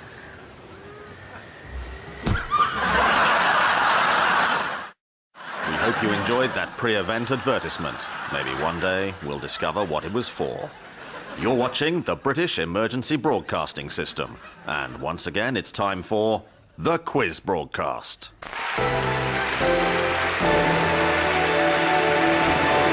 Welcome to the show and welcome back to our contestants, Peter and Sheila. And, Peter, I've been meaning to ask, you're blind like most people. Were you blinded by the event? No, I was blinded post-event by raiders. Well, that certainly is a funny story. And, of course, Sheila, you're dressed like that for religious reasons. That's right. After all, we don't want the event happening again, do we? We certainly don't. God, imagine the event happening again. No, do not imagine the event happening again. It will cause distress. The event is in the past. So, now the conveyor belt round. Sheila, ready? Think so. And, of course, we no longer know how to work the conveyor belt, so let's take a look at the prizes. Food objects, fuel, tablets, holy tablets, frightening animal, someone's head. We don't know, but they're everywhere. A stone, a stone, a stone, a stone. We don't know, but they're everywhere. Frightening animal. Sheila, what can you remember? Oh, I can remember sunshine, colours, smiling faces, and then darkness, fear. No, not the event. The objects. Oh, right. Well, A raid! A raid! Whoops. Well, Sheila, you certainly won't leave empty-handed because we're going to let you take away someone's head and a stone as talisman for your sector. We'll certainly worship them. I'm sure you will. Well, I'm afraid that's all we've got power for this week. Don't forget to send your stories to us here, wherever we've been for the past 2.5 years. Well, with any luck, some of us will be here next week for another quiz broadcast. So until then, goodbye and remain indoors.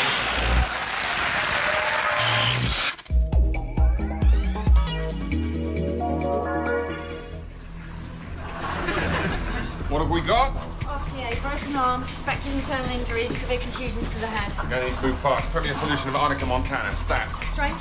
1 part in a million. Are you sure? It looks serious. You're right. We need to strengthen the dose. 1 part in 10 million. On it, Doctor. Here you've got a tricky one. Nothing we can't handle. Get me some wolfsbane, also known as monk's hood, in here. And a whole tray of flower remedies. Whoa, his chakras are fading. You're gonna need some crystals. Nurse, fetch me some purple tinted quartz. Damn it, you're right. Make that aquamarine quartz. Good call. Okay, he's stabilizing. Now, does anybody know what sort of car hit him? The Blue Ford Mondeo, apparently. Right, get me a bit of Blue Ford Mondeo, put it in water, shake it, dilute it, shake it again, dilute it again, do some more shaking, dilute it some more, and then put 3 drops on his tongue. If that doesn't cure him, I don't know what will. I think you should have a look at this, Simon. What is it? I don't think this poor chap's got long to live. Why not? His lifeline, very short. But his horoscope's not too clever either. Sagittarius. Brace yourself for a surprise. Things are about to change for you. Certainly are, unless... Wait. What? We could try drawing a bit more lifeline on with biro. It'll never work. You got a better idea? Let's see what happens.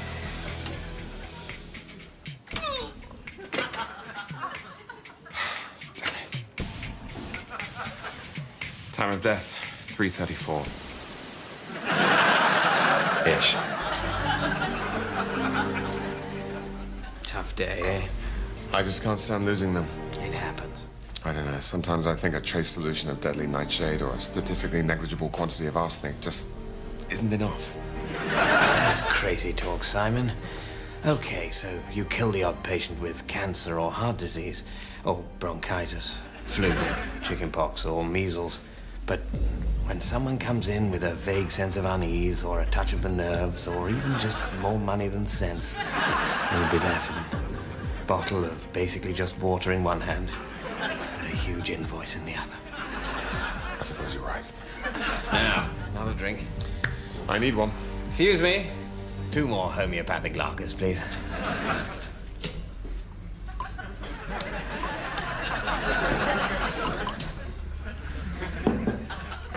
Whoa, that's strong stuff. Everyone, this is Ben and Lizzie, who just moved into number 14. Hello there. Oh my God. Sorry, is everything all right? There's been a misunderstanding. We're not swingers.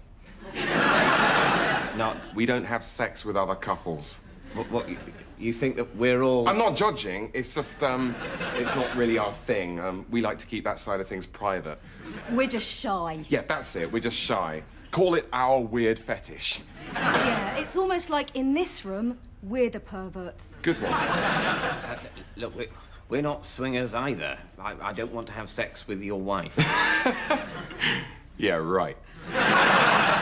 Honestly. With the best will in the world, John, yes, you do. I've seen your wife. She's sitting there with a slack jaw, staring at my groin like she's in some kind of erotic coma. That's all well and good, and I'm sure Barbara's a very nice lady, but that doesn't mean I want to rim her. Now, if you'll excuse us, Lizzie and I are acutely conscious that you've been mentally undressing us the whole time we've been standing here. You're all thinking about Lizzie's splendid, untroubled, almost French-looking breasts and my cute, peachy arse. And if that thought helps this imminent orgy go with a bit more kapow, then that's just our gift to you. Yeah, we'll leave the wine as well. Yeah, we'll leave the wine as well, because frankly, no offense, but you're gonna need it. Good luck. Well, I found this whole thing quite arousing. Yeah, that makes 2 of us, sweetheart. Notice 2 of us, not 8 of us. Bye then. Cheerio. I want an orgy now. Barbara! Anyway, I'll tell you what. I was wrong about the penguins. I know what I want to do now. Brilliant, mate. Just name it. I don't want to put you to too much trouble. Come on, anything, mate. I will make it happen. Well, we could get a crew of mercenaries together, take over the skyscraper HQ of a multinational corporation, wrong-foot the authorities by posing as terrorists with a political agenda, whilst actually clearing out the building's underground vault of bonds and bullion. Okay. That's Die Hard, isn't it? Yeah. I want to do Die Hard. Right. That might be a bit tricky.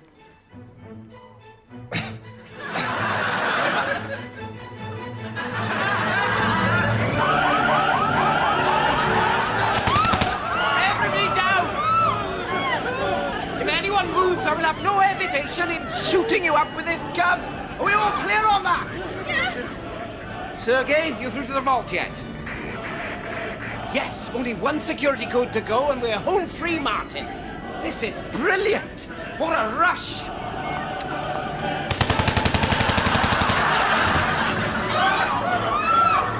I said stay down. Now let that be a lesson to all of you. You've got to keep an eye on them, Martin. What is it? What's the matter? This isn't... It's not as good as I thought it would be. What? But it's what you wanted. Yeah. Do you know how hard this was to set up? False passports, learning to be a computer hacker so I could break into the mainframe, and ex-Russian military don't come cheap. I've done 5 marathons dressed as a horse. Oh, I'm sorry. Has my dying inconvenienced you? No, now, come on, that's not fair. I didn't say that, but it has taken up a lot of my time, and Cheryl's been really understanding, but even so... I mean, I'm the one who's going to be dead in 2 months. It's important I say what I feel. Of course, of course. Why don't we do the yippee-ki-yay thing again? Yippee-ki-yay, mother... She all right?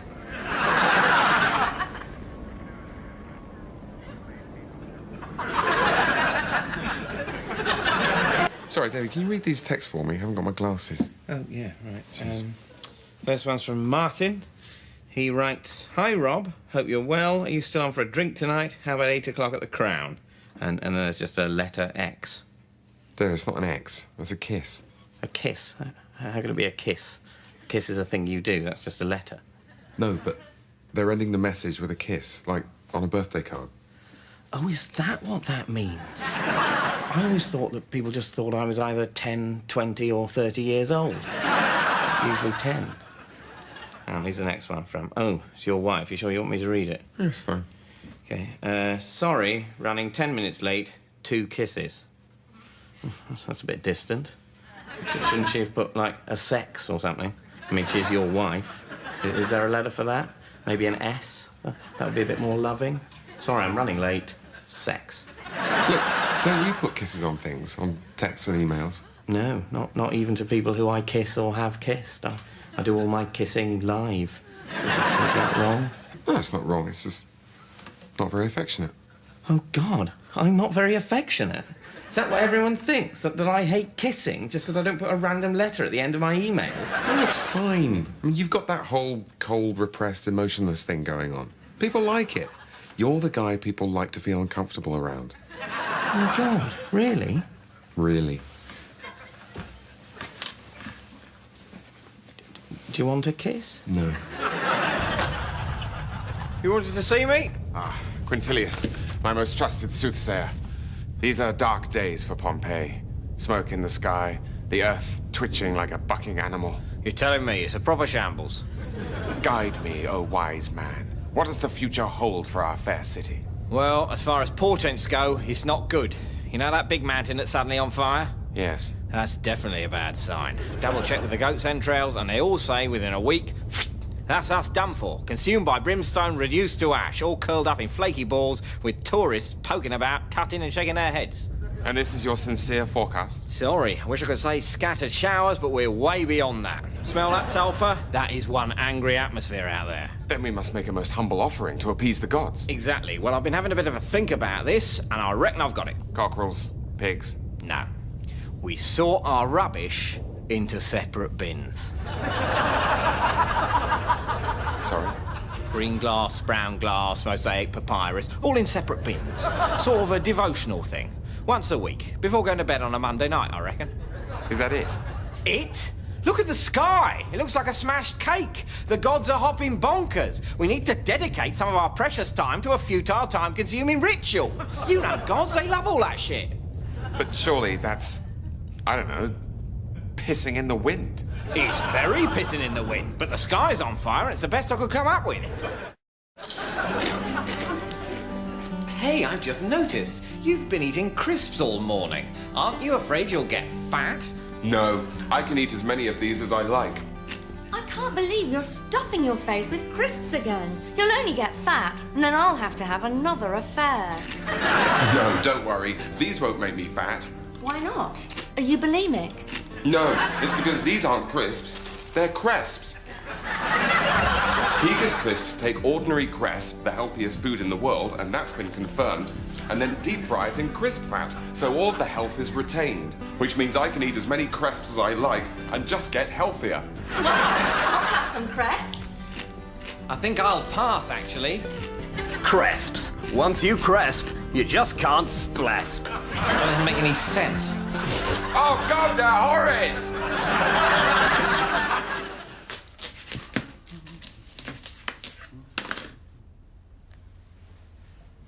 Helen, get in here.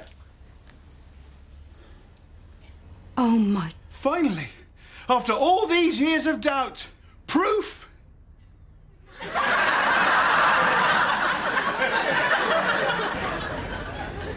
atheists from around the world are converging here and queuing for hours just for a glimpse of the miraculous fruit section. Let's see if we can talk to one of them. Can you tell us what you've seen? Oh, what can I say? My faith's been completely destroyed. Oh, right, so you were a believer. Oh, yeah. I've got this tomato. You can just see the initials, JC. Oh, it looks like there's a B there as well. It says JCB. Yeah. Oh, that doesn't matter now, does it? This melon blows my tomato out of the water. I mean, it's a full sentence. There's punctuation and everything. No, that's good enough for me. Like the fruit says, there is no God. So what will you do now? Call a prostitute, I suppose. And joining us now is Reverend Stephen Murray. So, Reverend, what's the church's take on this? Is God done for? No, obviously there is a God and he's fine. This is just typical silly atheists getting carried away. They look at a random pattern in a piece of fruit and think they found some message in it. So, it's meaningless. Absolutely. There are a million atheists who've cut open pieces of fruit today and found no such message, just the tasty flesh and seeds that God put there for them to enjoy. This particular atheist happens to have found a piece of fruit that happens to resemble writing, and he's projected his own meaning onto it.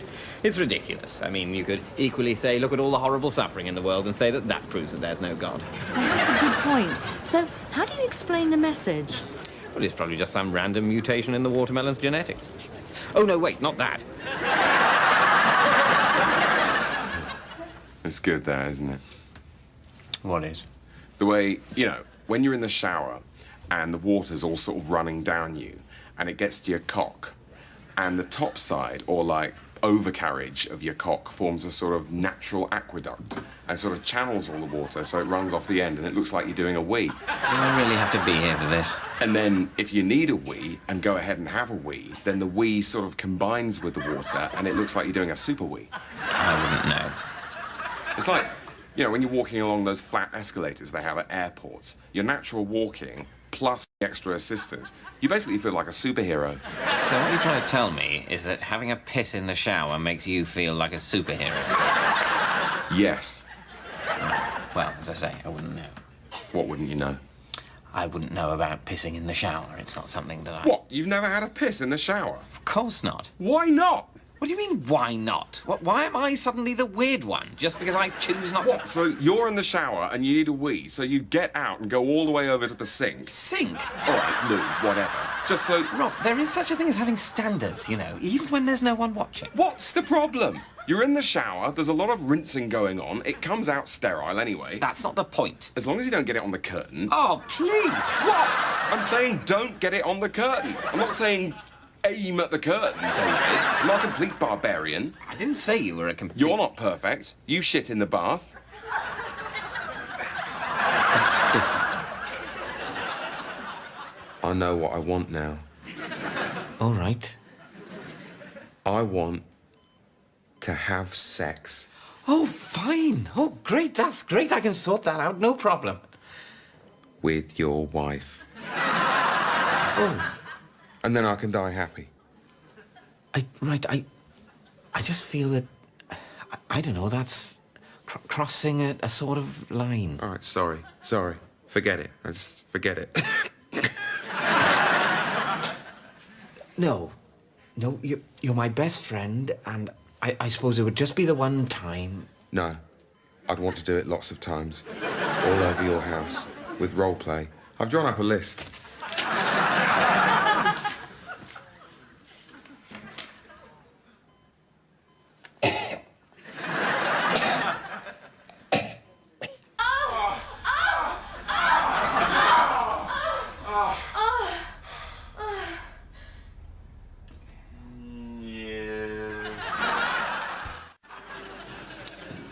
Breakfast in bed again. You are a treasure, my dear butler. You do so spoil me.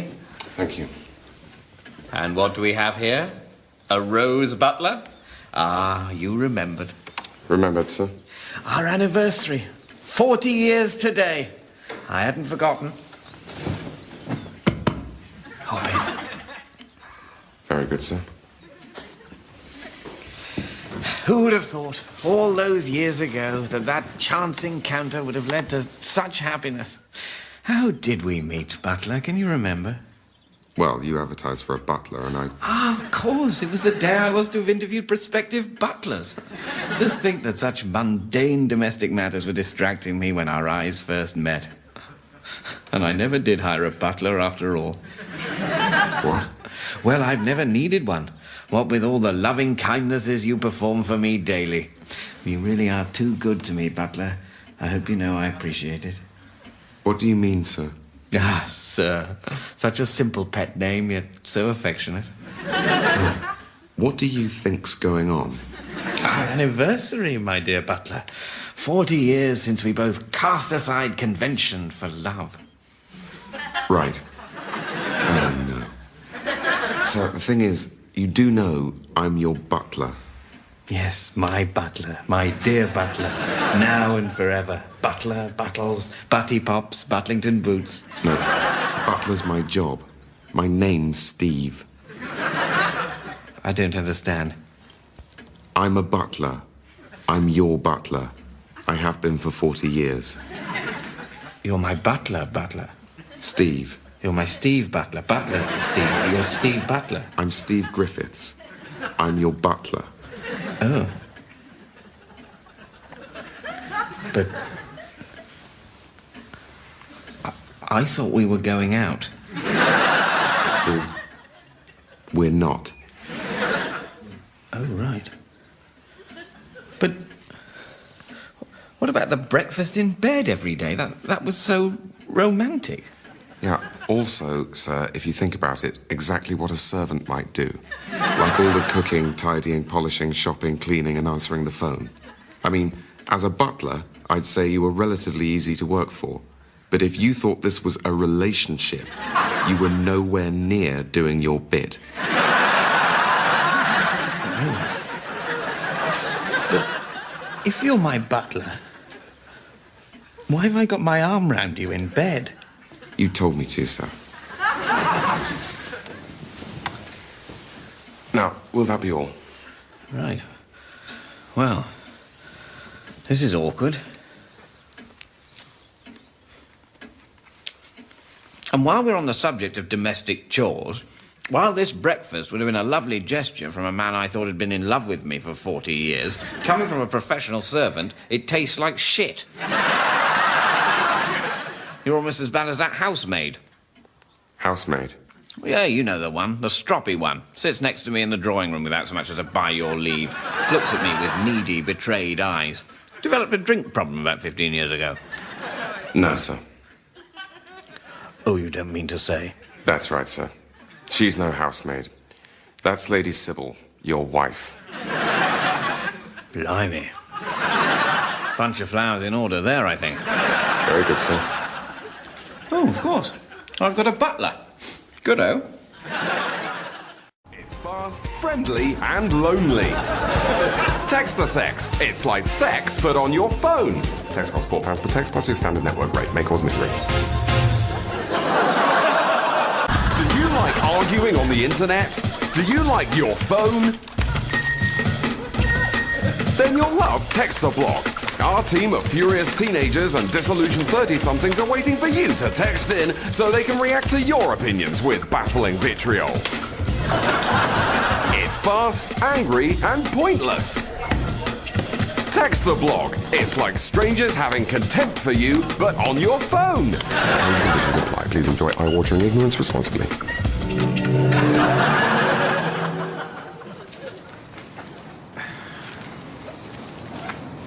You all right, mate? Oh, yeah, it's nothing. You sure? Yes, just... my back's really sore. Just right at the top. It's making everything difficult. Do you want me to give you a massage? What? Oh, no. No, thanks. Suit yourself? It's just, you know, people say they'll give you a massage and then there's this really awkward few minutes while they do it and it's a bit painful and they're touching you in a weird way, so... Well, I've been studying massage for the last 6 weeks. Have you? Yeah, fuck the oboe, that's not a life skill. Massages, that's where it's at. Oh. Right, well... Oh, go on then, give it a go. Great.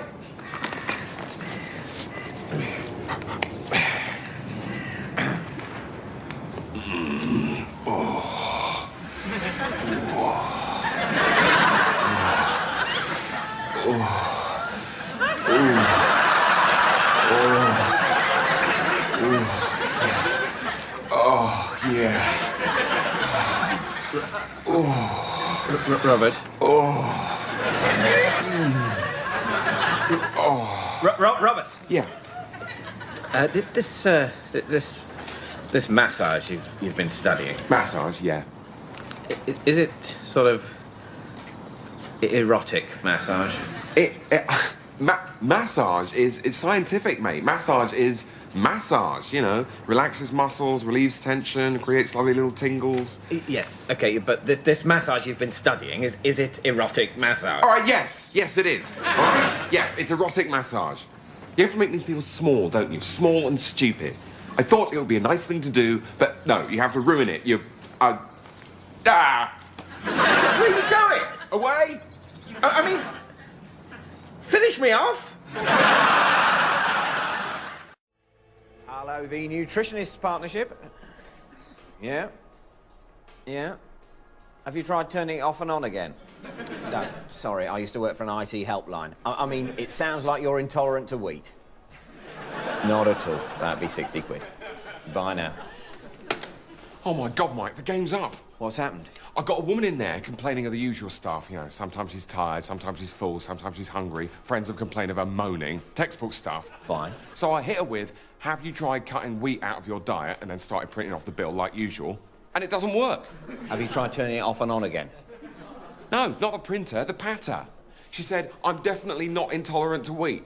Which leaves me pretty much stumped. I mean, usually they just pay up. And all those feelings of sluggishness get masked by the more strong feeling of, you know, really wishing they could have some toast. OK, don't panic. If you're not buying wheat, try dairy. Have you tried telling her that we all smell of off milk to the Japanese? She said she didn't care. Blimey. So what I was wondering was, shall I still try and flog her the gluten-free vegan ready meal, or will she spot that it's just boxes of rice? No, don't even try. We need to bring out the big guns. I'm going to go online now and buy you another doctorate, and I want you to go in there and demand to have a look at her shit. Blimey. Then charge her top dollar for the most ridiculous personal diet plan that no human could ever stick to and live. That way, either she dies, or she can't complain because she didn't stick to her plan. OK. And make sure you tell her that there's loads of fat in crisps. It's irrelevant, but it is at least true. Now, off you go. I've got to go on the One Show in a minute to talk about superfoods, and I haven't made one up yet. I dare you to say it's white veal. You're on. So, moving on. Things are still looking a bit ragged around the Scottish border. So I thought what we needed to do is create some new earldom, put all the major castles under that, and get someone to really organise and streamline the whole operation. So, who's up for that, then? Sire, as your foremost northern lord, I feel perhaps I may be best placed Ooh. to... Really? I thought this might be one for Lucentio. What, again? Problem? Well, no, I just think that Lucentio's got quite a lot on his plate at the moment. Has he? Well, yes, he's Lord Chancellor, Archbishop of Canterbury, Lord High Admiral, Lord Privy Seal. Stop it. Keeper of the royal money, taster of the royal cake, king's most favourite fellow, chief wardrobe advisor, and plague czar. Come on, guys, I mean, he is our top guy. I mean, no offence, fellas, but, you know, I always say, my other barons bring me problems, Lucentio brings me solutions. Was that Northumberland? Nothing. With respect, Your Majesty, what solutions? I mean, what's he actually done? I don't know where to start. I mean, what hasn't he done? All right, what hasn't he done? He hasn't won a war with France. Now, that wasn't Lucentio's fault, was it? The French were on bloody good form that day. Bloody good form, and you got to hand it to them. What? Normandy. We had to hand it to them. Well, yes, all right. But, I mean, come on, guys. I mean, you all like Lucentio, yeah? I mean, you all like Lucentio as much as I do, right? I don't think we all like him quite as much as you do. Well, he speaks very highly of you, Warwick. I've really come to see Warwick as a friend. He was saying that to me just the other day, weren't you? Yeah, thanks. Thanks, Lucentio. Christ. See? That's better. Good. Right, so Lucentio is Earl of the Northern Marches. Right, what's next? Oh, yes. OK, so it's Lucentio's half-birthday next week. So who's got a daughter who's a virgin?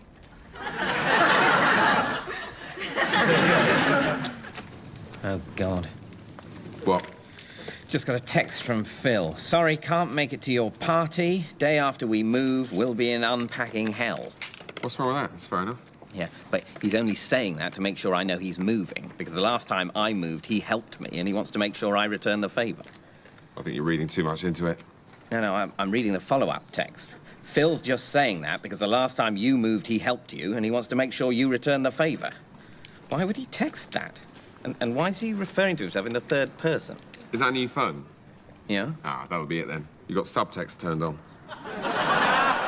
Yeah, it's a whole new thing. With every text, you get a free subtext. Look, hold on.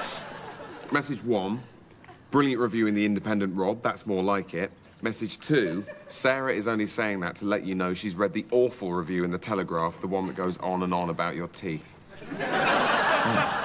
What now? Well, I was just texting Phil back, something jokey and non-committal, but it's come out as, my failure to help you move will hasten the decline of an already dying friendship. We won't meet again until a chance encounter in a branch of Halfords in 2013, which will end in my buying a cycle helmet I have no need of just to avoid going for a drink with you. You've got predictive text on. So, HMS Lucentio it is. Good name. Right, so I think that just about wraps it up for today. Could I have a quick word, Your Majesty? Yes, of course. See you in a minute, Luch. It's about Lucentio. Oh, good. Isn't he great? Yeah, but, well, what we were all wondering is whether you might like to have sex with him. What? Have sex with a man? What are you talking about? Well, it's a bit left field, I know, but hear me out. Okay. What we were wondering is what it is you like about him. Well, he's just so brilliant. I mean, you know, he's full of ideas. He's just so good at stuff. He's committed. He's a team player. He's just a great guy to have around. Right. And you're sure it's not just that you'd quite like to, you know, really give him one? No, I don't think so. Well, I just wanted to say that if it was that, then we'd all be fine about it. I mean, technically, we think it means you'd go to hell, but, you know, that's long-term, and we'd totally support you. Right. Because just think about this. Are you absolutely 100% that instead of giving him every important job in the kingdom, many of which he has, to put it nicely, completely screwed up, you wouldn't rather just have a bit of a massive sweaty tumble with him, while the rest of us, you know, sort out the admin? Oh, I see. And it would mean that Lucentio was a lot less busy, was away a lot less. He's always away. I miss him when he's away. I can't really sleep. So what I'm saying is... He smells good, I will say that. Right, so... God, he smells good. Yes, so... What's stopping you? Well, do you think he'd be interested? Well, he barely touched Northumberland's Virgin. That's true. I think you're definitely in there, Your Majesty. Do you think? Yeah, but remember, just to have sex with him and not to give him loads of important jobs. OK, well, wish me luck. I mean, we're both cellists with the National Orchestra of Sweden, which is great for us. But it does involve spending quite a lot of time in Sweden. So that's quite a lot of travelling with our cellos, which are quite heavy. Which are heavy. You know, putting the cellos in the car and taking the cellos to the airport, going through check-in with our cellos. So the choice is move to Sweden, which...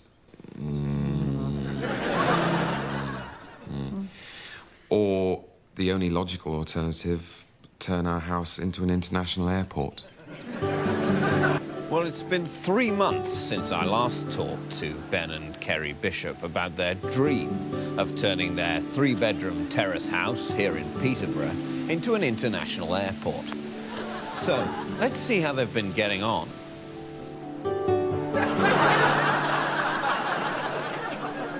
So, we're here in your garden. You know what question I'm going to ask, don't you? Where's the airport? Where's the airport? Yeah. Well, it's turning out to be quite a lot harder work than we thought, isn't it? Yeah, I mean, sounds boring, but it really just comes down to a question of space. I mean, Ben started work on the first runway, which was going to go sort of here.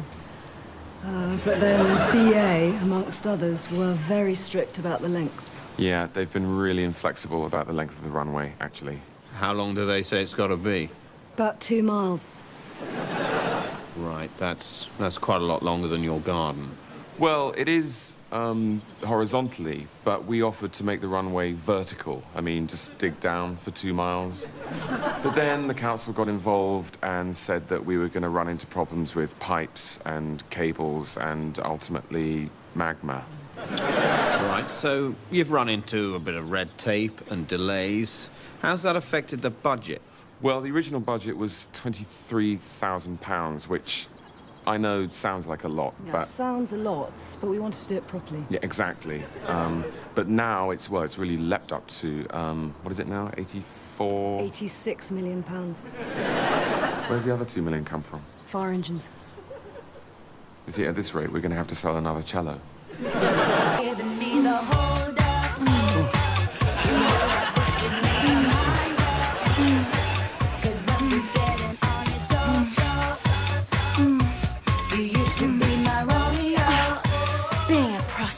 Brilliant. I mean, it is our most serious work to date. Thanks. But then that's because the story we were telling was so important to us. Yeah, I mean, when you see a prostitute on the television, it's all drugs, knives, beatings, babies and AIDS. And it is all those things, but we wanted to show the positive side, you know, how sexy it all is. I mean, a lot of these women are feminists, that they feel empowered by, hang on. By being able to earn a living. Yeah, the one I went with for research, she had A-levels, a flat, mobile phone. You know, she was doing it because she wanted to. She didn't want to, you know... Starve. Temp. She didn't want to temp. She loved it. She told me she really fancied me, actually. Do you think she meant it? Of course she meant it. Why would she say it if she didn't mean it? I can't believe you're a prostitute. We've got degrees together at university. Yeah, but who wants to be a doctor or a lawyer when you can be a prostitute like me? A proper one, I mean, not one of those grim ones. A nice, pretty, clean one, which, in reality, most of us are. What, you mean it's like having a shish kebab rather than a doner? You're less likely to get ill? Yeah, exactly. I mean, those grim street corner ones are just a media myth anyway. Most working girls... Working girls? Oh, it's just a feminist word for prostitute. I mean, most of us are having a brilliant time, having brilliant sex with really interesting men, like, writers or screenwriters or men from London who write for TV. Yeah, I mean, some people have said that it's all just male fantasy. Lesbians. Mainly lesbians. I mean, some normal people as well. But what these lesbians don't realise is that the whole show comes out of real conversations with real hookers. I mean, this is real-life drama. It's so real. It's basically just like a documentary that we've made up. Yeah, it's not just an adolescent fantasy of an ideal woman, like Weird Science.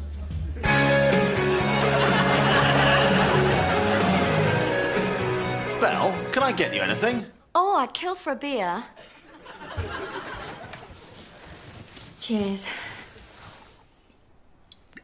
That last one was on the house, by the way.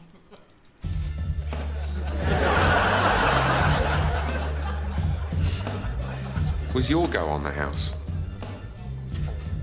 No.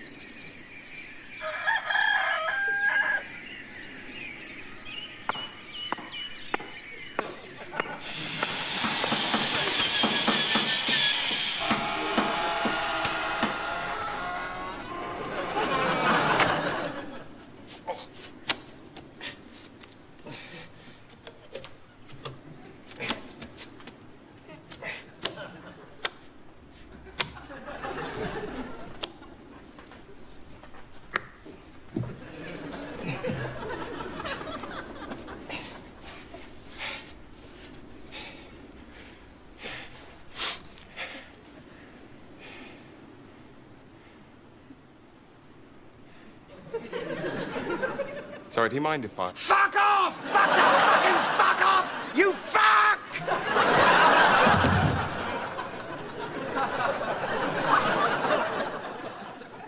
Okay, what's the number? So I'll just write it down. David, can I borrow your pen? No. No? No. What sort of person won't lend someone else their pen? The sort of person I could be friends with. I can't believe you're not going to lend it to me. You will soon. Just give me the pen. All right, Robert. I will lend you my pen if you sign this. What's this? Terms and conditions. You acknowledge that you are borrowing my pen and must return it to me as soon as you've finished using it to write down this number. You undertake not to chew the end of my pen at any time while it's in your possession, and you agree only to use the red and green biros and not the blue and black ones because those are my favourites. All right, fine. If that's what it takes to get you to lend me your pen, I'll sign it. Can I borrow a pen? No. In the name of Vectron, I bring you greeting, Chancellor. Vectron be with you, Ambassador, and may the power of Vectron bring prosperity to your house. Hear, hear, by Vectron. What news of our galactic endeavour? Vectron smiles upon us, Chancellor. By Vectron's eyes, I'm glad to hear it. Indeed, our endeavour proceeds as if Vectron himself was helping. As I'm sure he is by Vectron's golden wings. Praise Vectron!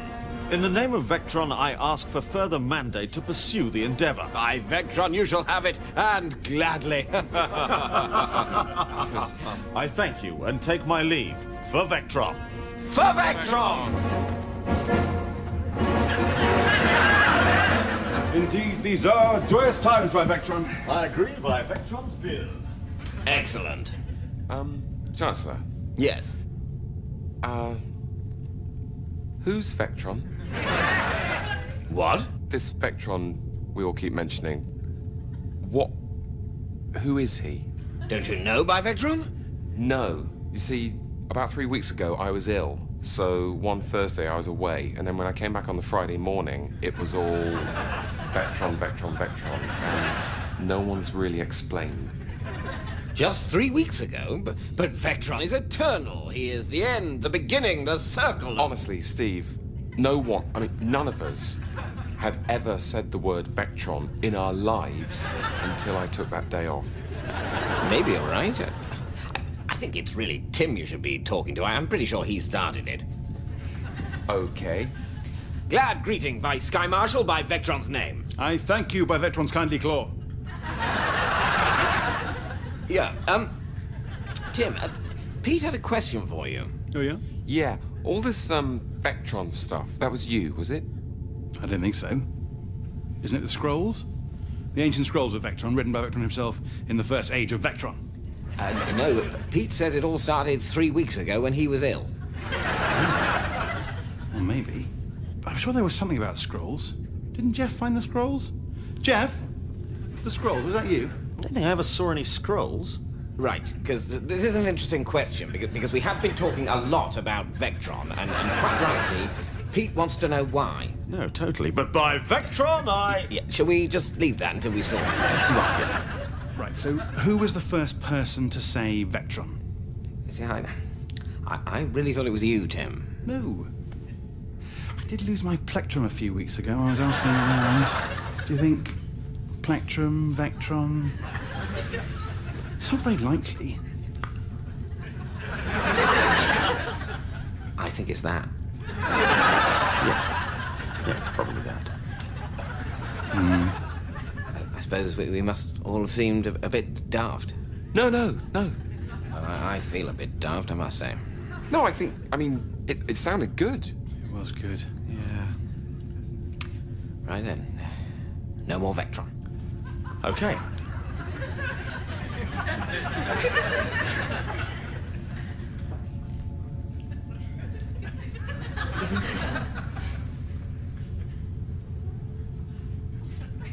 Life seems a bit empty now, without Vectron. Yeah, it does a bit. I miss Vectron. Me too.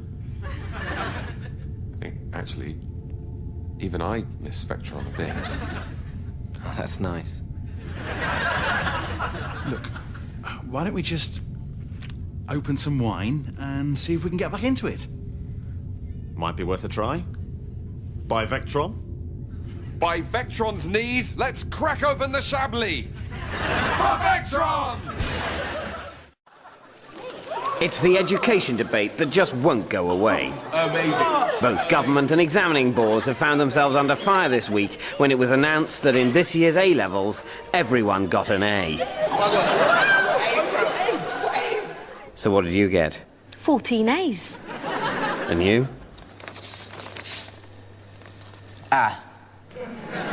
Well, it's been a wonderful year, and it's great to see the students letting their hair down and taking some well-earned recreational time. And what do you say to the claim that the exams have got easier? Which is up? Which is up?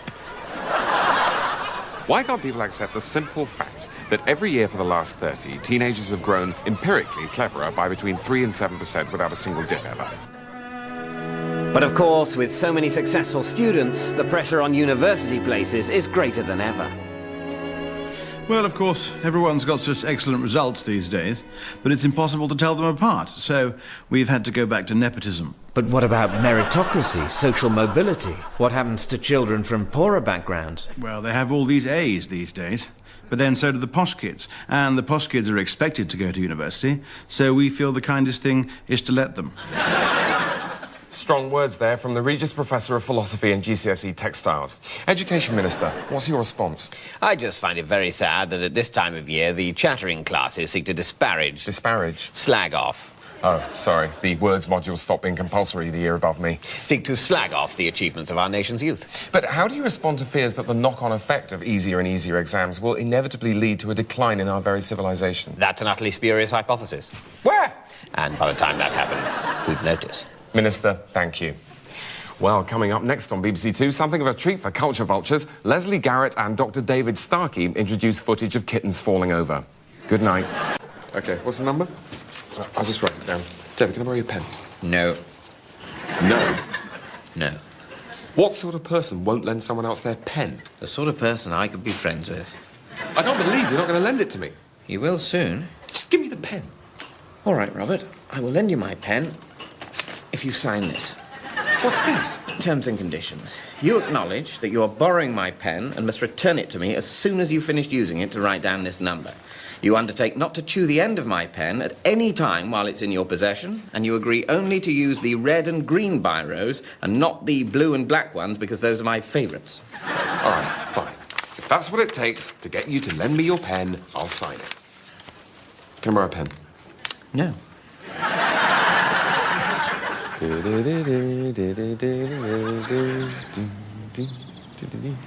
that the theme tune to the bill you're humming? Yeah, this is a bit like... How dare you?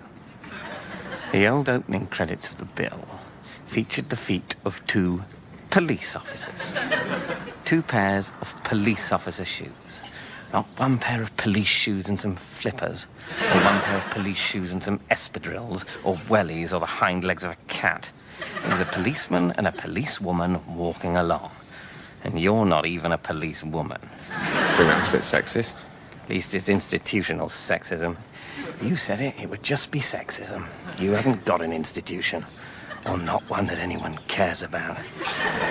Did you see Britain's most senior community support officer on the news last night? No.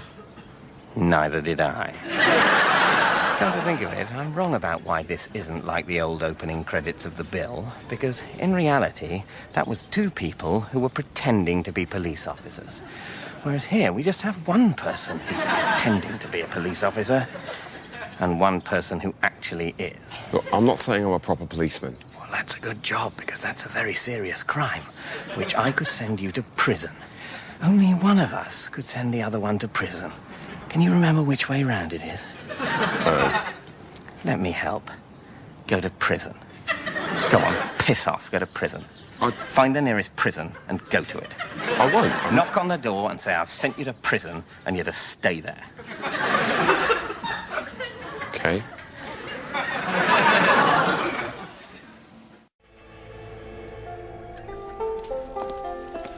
My lord. Ah, Barbieri. What news? Another invention? Yes, my lord. The greatest yet. I suspected as much. Very well, proceed.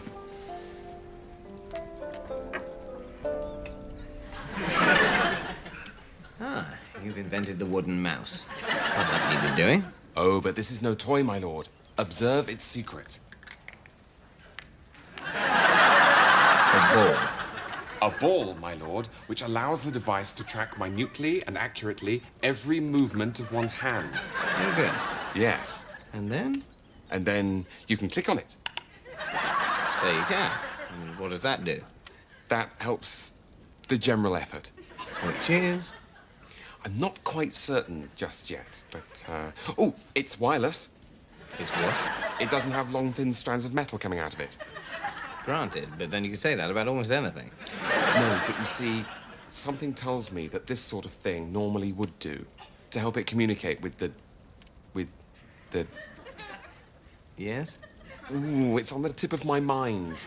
Some wondrous thing with which one could do almost anything. Some magical device. I can't quite see it, but I do see very clearly that it would need one of these. We need a toy mouse with a ball in it. Yes, and some antivirus software. What do almost any of those words mean? Anti means against. That was the one I knew. And the rest? I don't know.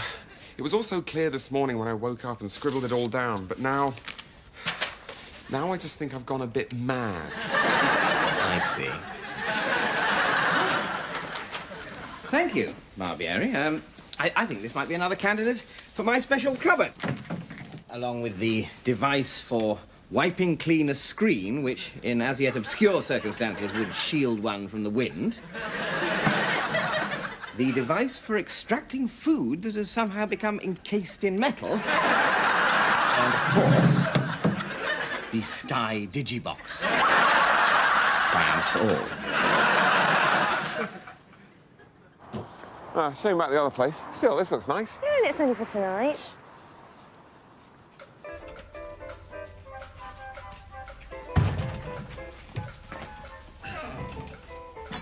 Hello, can you help me? Can I help you? We were hoping to get a room for the night. Of course. Single or double? A double. Excellent.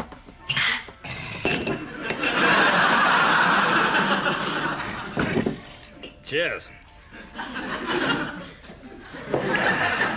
How many are there of you? 2. So there are. I'll put you in room 3. There may be a bit of sick on the floor, but it's okay, it's only mine. It came out when I was trying to change the duvet. If you'd like to follow me to your room, my wife will take your bags. Hello, I'm his wife. Could you take those bags up to room 3 or 4, whichever you can find. It's all right. I'm a man, really. We met in the army. You've missed one. Another one? Oh, don't mind if I do. Excellent. Here we go.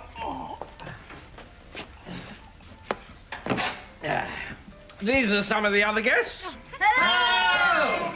Don't bother introducing yourselves. They won't remember your names. Between you and me, they're all pissed.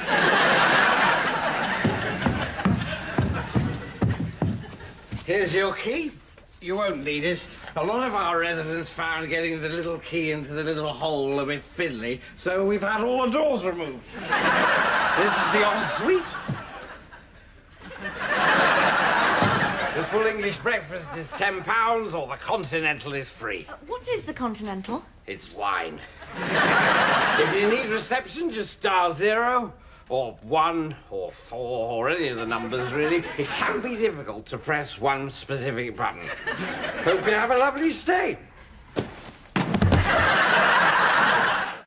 And on the 6th day, God created man and woman to have dominion over the animals. And on the 7th day, God rested. And on the 8th day, God rested. And on the 9th day, God rested. So he basically just rested. And then drowned everyone and invented the rainbow. And then rested. And that, Isaac, brings us pretty much up till now. Thanks, Dad. Wow, the Lord sounds smart. He is smart, especially those first 6 days where he made everything, but also generally. Now, run along and play in the grid. Great, bye.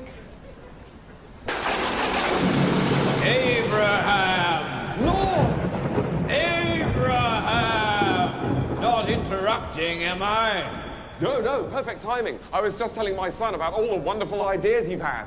Good, because, Abraham, actually, I've had another one. Another idea? An idea from the Lord? Oh, please tell. Yes, I will. And, okay, and do tell me if you think this is sort of, well, out of order, you know. What? Right. Well, my new idea is human sacrifice! What? You know, human sacrifice? I think you should kill someone. And I was thinking you should kill Ivan. Ivan? Ivan? Ivan, your son? Oh, Isaac! Isaac! I'm so sorry, it's Isaac, yes, Isaac. I think you should kill Isaac. So, what do you think? Brilliant! Really? Oh, yes, Lord, another winner.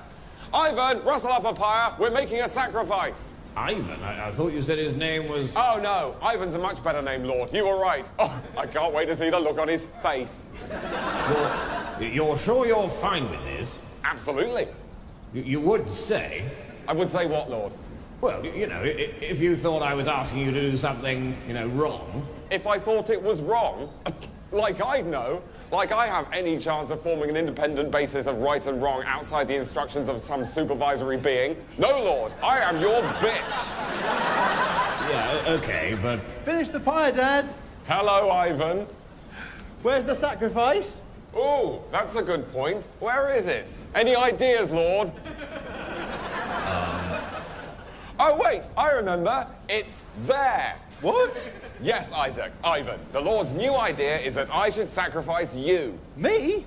Brilliant! Yes. On the 5th day, he invented the birds and the fish, and today he's invented me murdering my son. Another winner, Lord. You're certainly not tinkering with an already perfect creation like some giant see-through George Lucas. Hop on, Oh, Ivan. here's a nice stabby bit of flint, Dad. No, hang on. Well done, Ivan. Right, brace yourself, lad. No, wait. Look, wait. Yes, Lord? It was a test. Oh, a test. Oh, what another brilliant idea. He's so smart. Did we pass? Oh, you really passed, Abraham. Yes. Big tick. Great. Well, do let us know if you have any other brilliant ideas, Lord. Yes, Oh, actually, while you have that flint handy, I did have another, idea. Yes? Well, what if you were to... Say if this is weird, but what if you were to cut off your son's... Oh, what's it called? I can't think of the name. The skin around the... Oh, I'll get back to you. Okay. Can't wait. Hi, everyone. Well, we're about a third of the way into episode 6 of the series. Hope you've enjoyed what you've seen so far, but I'm afraid the money has now run out. Episode 6 used to be paid for by DVD sales, and unfortunately they've gone through the floor in the last year or so because of YouTube and torrenting, which are great for the viewer, obviously, because particularly with a sketch show, all the items can be up on YouTube pretty much as soon as they've been broadcast, so why would you buy a DVD? You'd have to be, you know, honest. So, as I say, great for the viewer and or casual criminal. Not such a boon for the programme makers. But Rob and I are, as ever, really excited by new media challenges. Onwards and upwards. You may have heard that the BBC is selling these studios, so we look forward to many years of making a load of crap with a camcorder. I mean, I'm excited by Dave. I'm not one of the naysayers. I mean, it's no BBC 3, but you can't have everything. You may be wondering where Robert is. Obviously, that's a budgetary thing. We can only afford one of us from now on. So, as I say, it is pretty much dross from here on in. There he goes. Where are you off to, Robert? I thought I might try and flog some of these Peep Show box sets down the pub. We used to get them free. Yes, we did. We used to get them free. Happier times. You've probably noticed that was a bit of a Morecambe and Wise reference. Those are the days. Those are the days. The lights are going out all over television. We shall not see them lit again in our lifetime.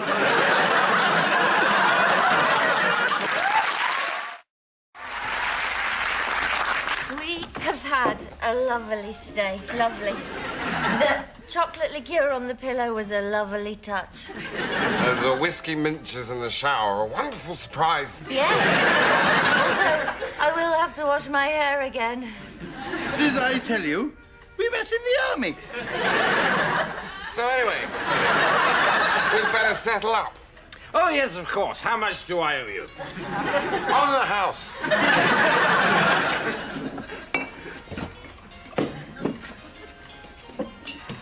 Did I tell you we met in the army?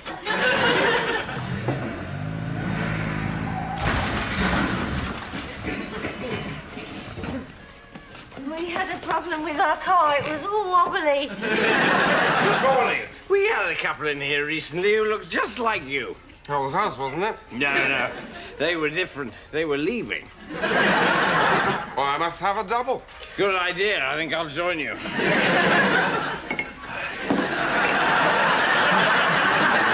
That's right. Don't sit forward. You're too full. Toast the crumpet of your soul on these images. Let out a puddingy burp and enjoy. This is the ultimate Sunday afternoon chill-out DVD. Over the next 14 hours, we'll be lulling you into sofa-y oblivion with, among other things, all the establishing shots from ITV's Kingdom. But without anything as jolting as the plot. Vicars walking across lawns. Some pretty objects from the Antiques Roadshow. But instead of the stress of hearing what things are worth, we've just dubbed it over with the phrase, enough money to last forever. So you should look to insure it for... Enough money to last forever.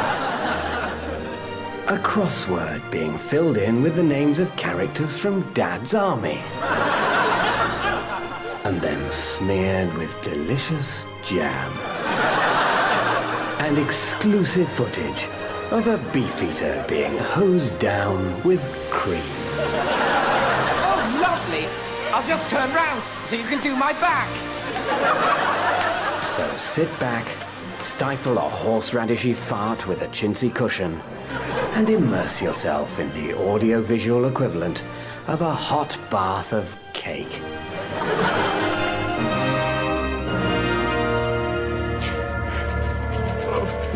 I don't know if I've got the energy to keep fighting the robots now. That's Sunday Sensation Chill Out. Brought to you by your robot masters. Nice cup of tea, puny humans. Come and sit down, Alison and Peter. This is a very exciting moment for me. I'm just blown away to be in the same room as the two people who came up with my most favourite show of all time, Number One. Now, let me introduce you to my team, disabled ethnic, teenage pufter, and woman.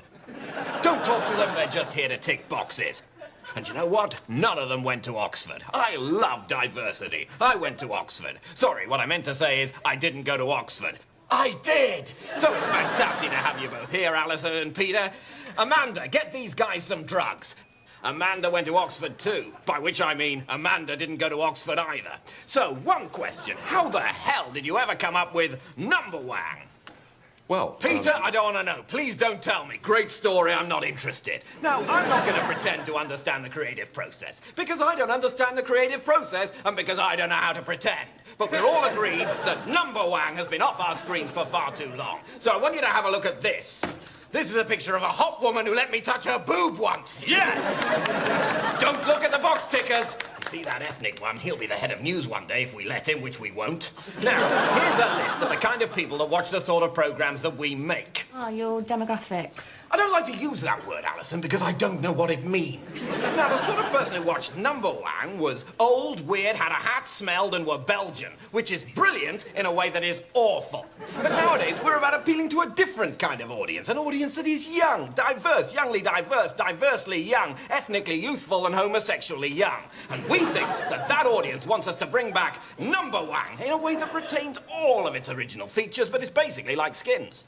Well, we've got this proposal. Peter, I don't want to read your proposal. I'm not going to read it. I can't read it. I don't know how to read. I used to know how to read, but when I took this job, they burnt out a large part of my brain with a hot wire. So answer me this question in 2 words. Can you make the program yes, yes, or no, no? No, we don't want to make it. That's fantastic! Here's some money. I want it by the beginning of next month. And remember, young, youthy, young, teenagers, young people, youthsome teenage youngness, and above all, Number One. Do it. Make it now. Make me the new Number One. Go and make the new Number One. Bring me the new Number One. Do it. Number One, Number One, Number One, Number One.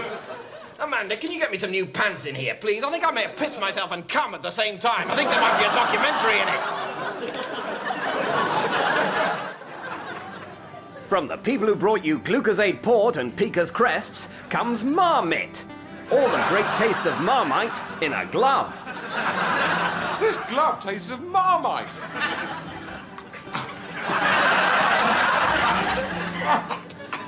Are you all right? No, I just tried to eat a glove. Marmite. It's the great Marmite-tasting glove that's not suitable for human consumption. I think he's dead.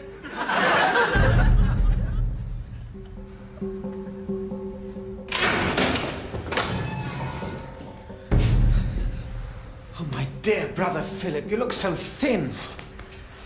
Thank you for coming, Arthur.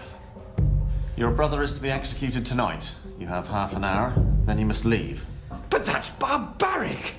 How am I supposed to say all I need to say to my dear, innocent brother in half an hour?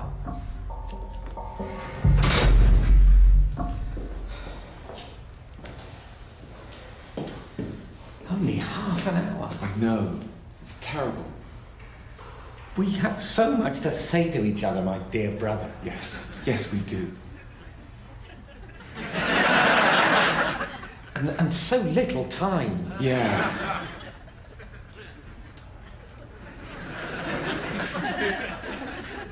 How is Mother? Fine. And Father? Still dead. And little Dorothy? Fine, yes. Everyone's fine. We're all good. Thanks. I mean, really upset that you're getting executed, but that goes without saying. Yeah, thanks.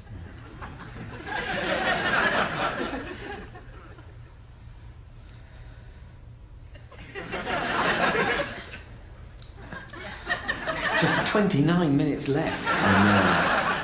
Oh. Yes.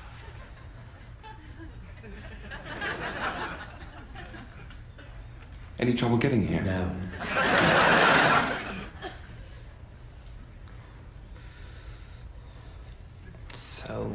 So much to say.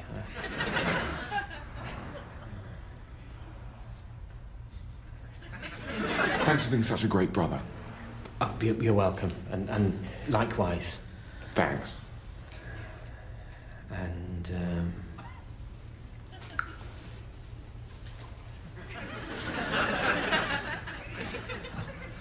just 28.5 minutes left.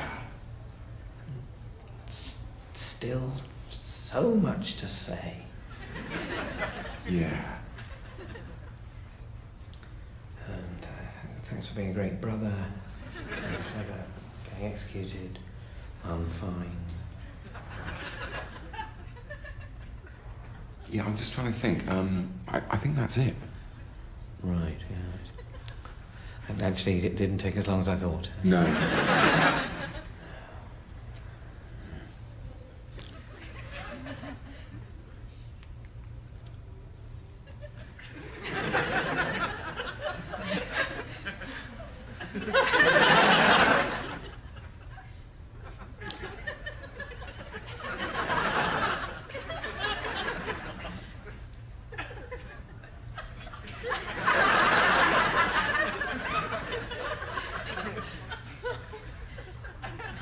Look, I don't mind if you need to be... shall I? Yeah, I'll be fine. Well, you know. Yeah. Well, Goodbye then, Philip, my dear brother. Goodbye.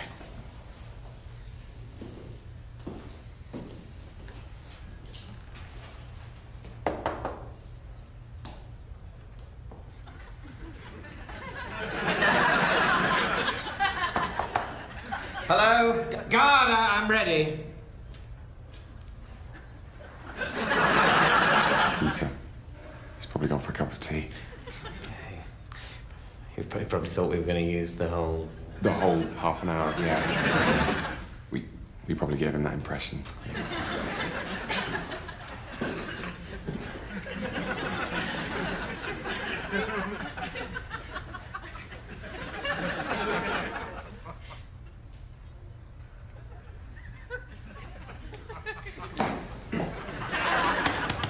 Let me out! I'm ready! Let me out! I'm finished! Let me out!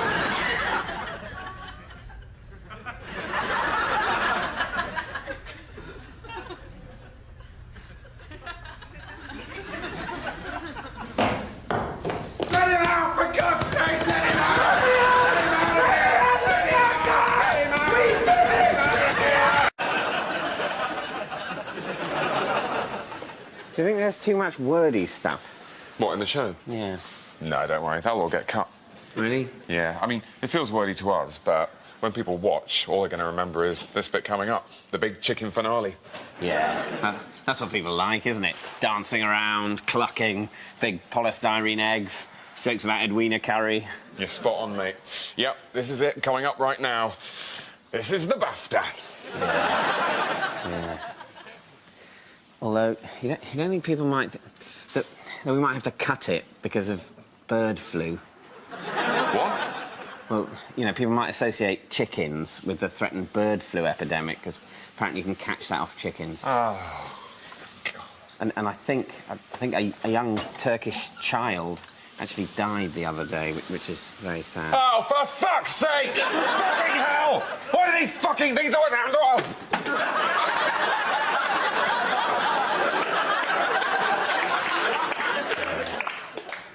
Fuck. Good morning. I'm a sex champion. What sort of trophies can you offer me? A what champion, sir? A sex champion. I'm magnificent in the sack, and I want some kind of shiny prize to prove that fact to my wife.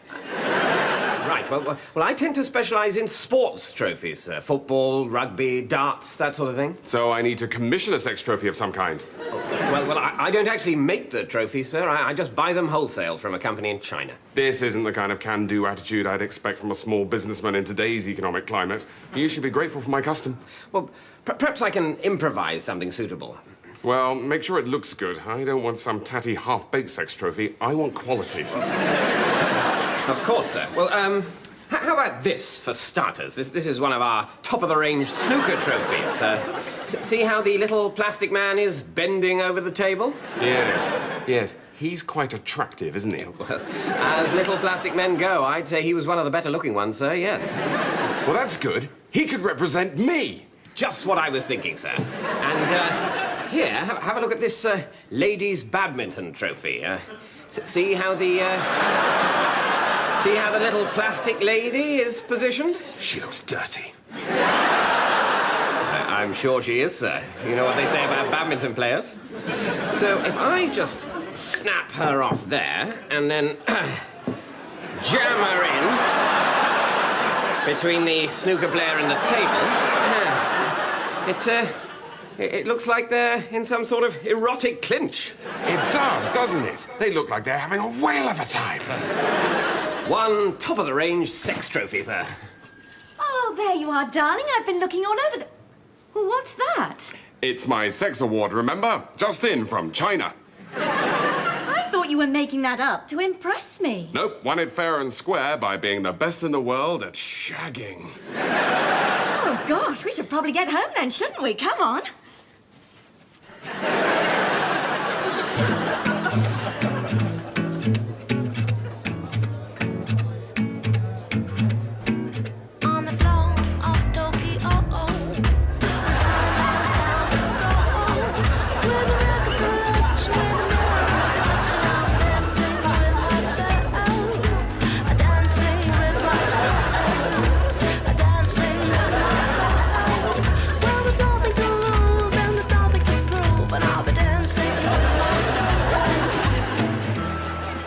Hail Caesar. Hail Nicholas. No, you don't hail me. Sorry, right. Remember? Sorry. Shall we try that again? Hail Caesar. Hello. That was perfect. Mighty Caesar, your council has devised 2 further ploys to ensure the success of your forthcoming parley with Cleopatra. You mean on top of the hail thing? Which was perfect. Yes, henceforth, you're to refer to yourself only in the 3rd person. Right. Okay, so... What? No. What? So instead of saying, I am listening, you say, Caesar is listening, or Caesar listens. Makes you seem more... Mental? Important. Right. So No, Caesar.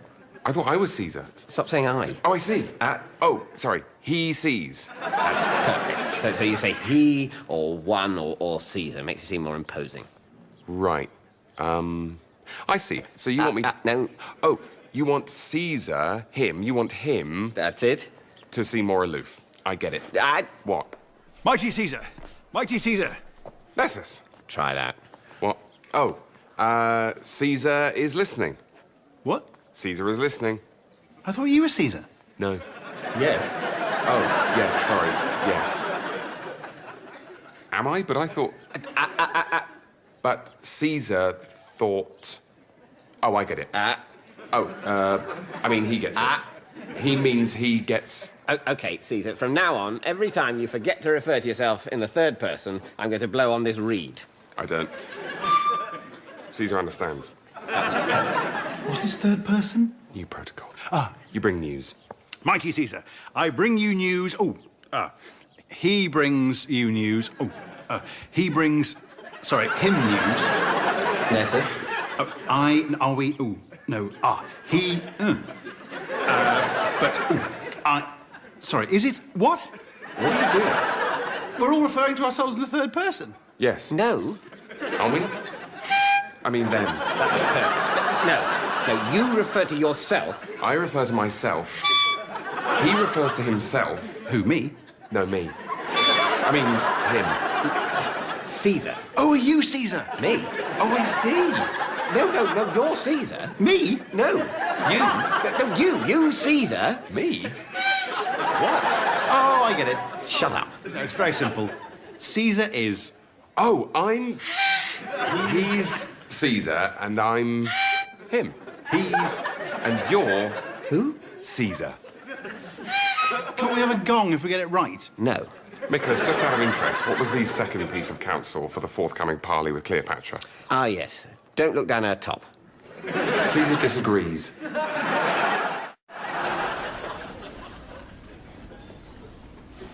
Peterson, come over here, quick. Peterson, psst, come over here. Shh. Phillips, I'm busy. This is important, really important. All right, but make it quick.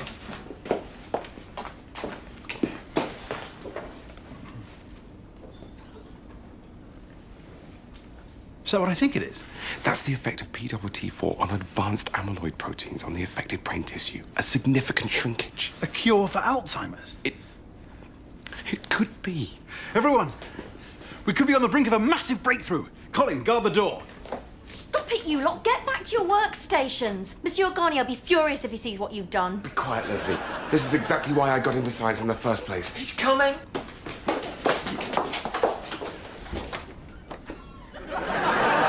Monsieur Garnier. Well, what the hell's going on here? Why are you scientists away from your places? This is the laboratoire, not a UNESCO conference. Sorry, Monsieur Garnier. And Phillips, what have we got here? I hope for your sake it's something new for the Garnier fructis range. It isn't, Monsieur Garnier. It's... What's that, Phillips? It isn't, Monsieur Garnier. It's a potential cure for Alzheimer's, and... Oh. I get it. I get it. It's right again! Now listen up, scientists! And listen good! This is my laboratoire, and what I say goes! I don't want you lot wasting your time with medicines and whatnot! We went through that with Peterson and his perpetual motion device! I ask you, Does perpetual motion add anything to the Garnier Sleek and Shine series? Well, No, cigar. now what do we want? New product in the Nutrice collection. Bang on, Leslie. And the invention of the word Nutrice, which sounds like nutrition but doesn't guarantee it, is one of the best things you've ever come up with. But, Monsieur Garnier, we're scientists. We need to change the world. You've got the best scientific equipment money can buy. You employ 3,000 research staff. We've created 521 patents. This is the finest laboratoire in the Western Hemisphere. Surely we can... You can change the world with Garnier Body Cocoon and Soft Curl Cream. And if you can't take that, you know where the exit door to the laboratoire is. Yes, Monsieur Garnier. So, Phillips, are you staying, or are you going? I'm staying, Monsieur Garnier.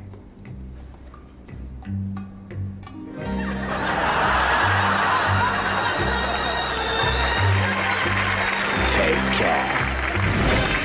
Bargains, bargains, bargains. All this week at Diddle-de-Dee. There's only 1 week left before the new Trade Descriptions Act comes into force, and that means it's bargains, bargains, bargains week at Diddle-de-Dee. Like these popcorn bacon octopus shapes in glitter, only 99p. This butter-coloured sandwich dressing, only 99p. And 12 litres of value water, now with no bits, only 99p. You can taste the savings at Diddle-de-Dee.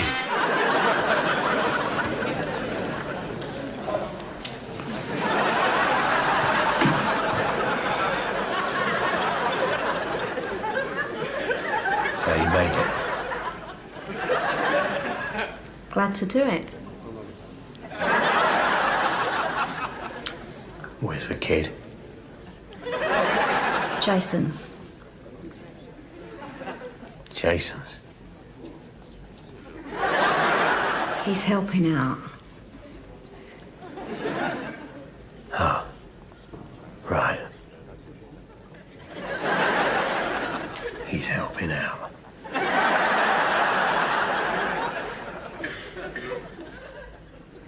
Susan asked after you. Who? Susan Levy. Oh, right. Susan.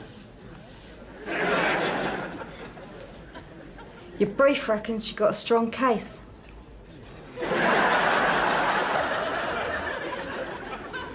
Does he?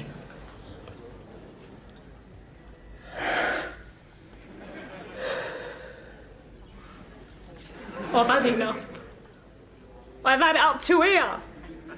I feel like you don't even see me anymore. For a moment you do, but then you don't.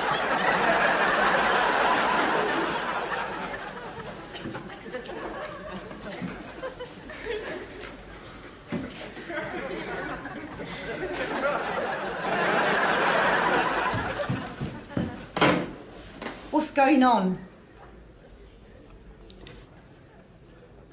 I want to tell you how I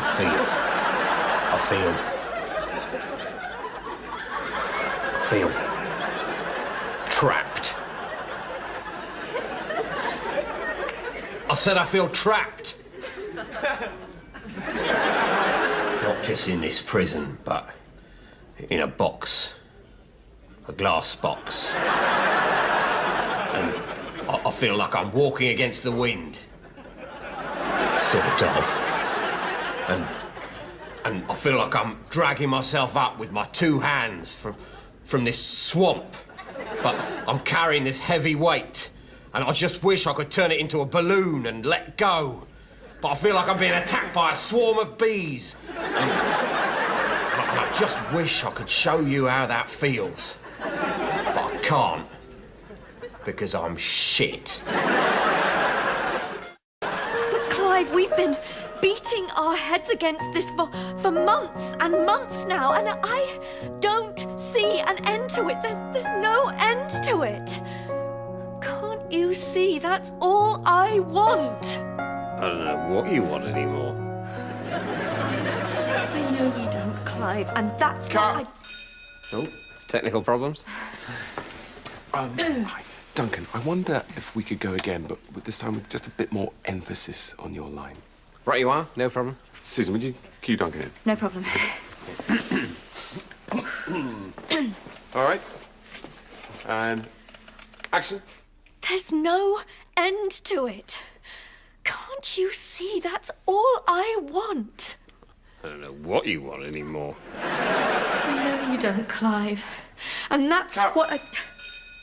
Oh, that was wonderful. It's really chilling. Thanks. It's great. I wonder if, just for me, we could rehearse that line a few times. What we're trying to get across is that for you, in this relationship, you've just reached this hopeless point, where I think we've all been there, where you've just run out of options. It's like, I don't know what you want anymore. I don't know what you want anymore. Good. Even more. It's like, I don't know what you want anymore. I don't know what you want anymore. Lovely, and it's definitely going in the right direction, but just really committed. I don't know what you want anymore. I don't know what you want anymore. Mike, maybe I can help. Duncan, I think what Mike's looking for is something a bit more... I don't know what you want anymore. Is that the kind of thing? Yeah, not quite. Not quite. If anything, it's more, I don't know what you want anymore! I don't know what you want anymore. I don't know what you want anymore. I don't know what you want anymore. I don't know what you want anymore! I don't know what you want anymore. I don't know what you want anymore. Right, it's tricky, isn't it? Should we? I think we're probably... Let's just cut the line. It's not working. Do not be alarmed by the smell. I'm doing my best. It's 17,000 new British hours since the event, and time for the quiz broadcast.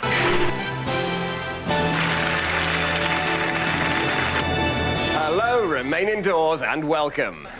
Try to forget what you saw happening over there last time.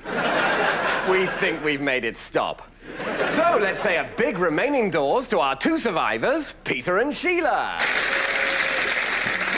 Peter, Sheila, you're the last remaining contestants, which leaves the game, and for all we know, civilization, at a very interesting point. Thinking of breeding at all? We tried. There was too much sick. Yes, since the event, sex is certainly a lot more vomity. Right, tonight's first round is charades. It's a one-on-one game with a chance to play for tonight's star prize, everything we've got left to eat. Doesn't that look good in the circumstances? So it really is all to play for. Peter, you're the weakest, so you go first. Join me.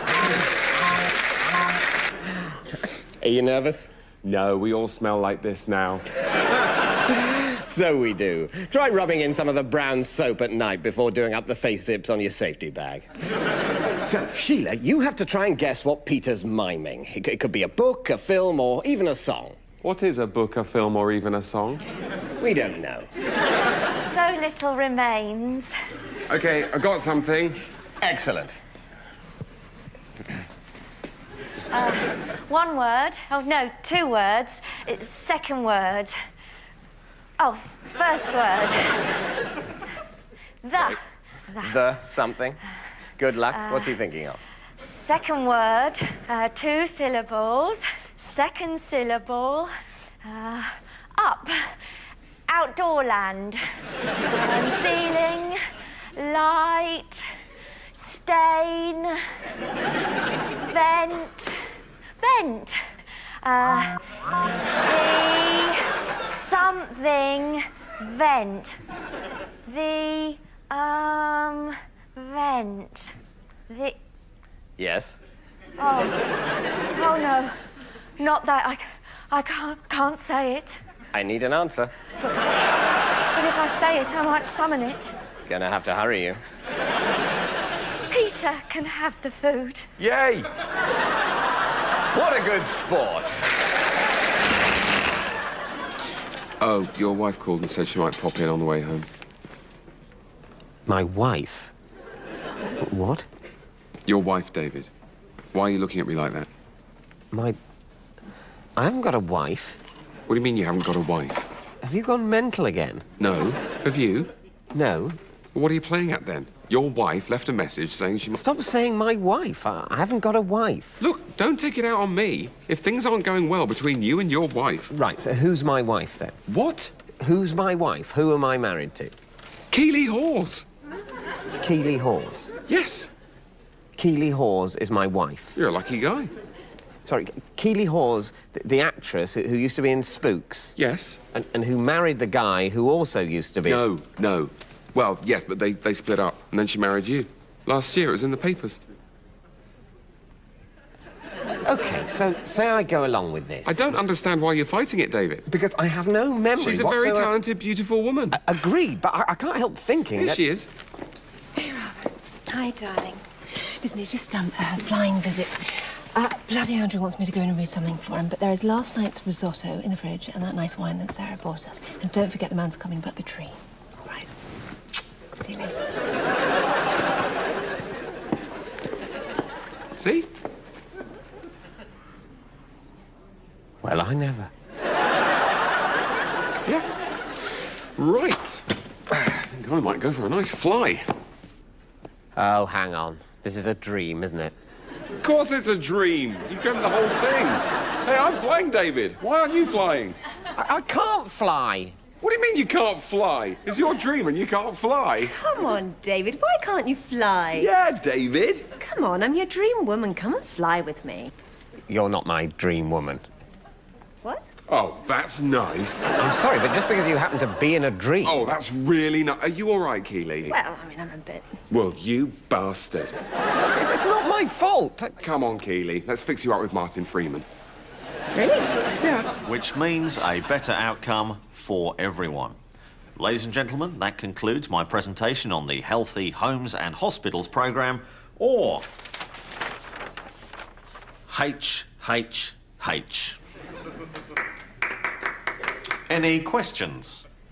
How'd you say your acronym again? It's HHH. Thought so.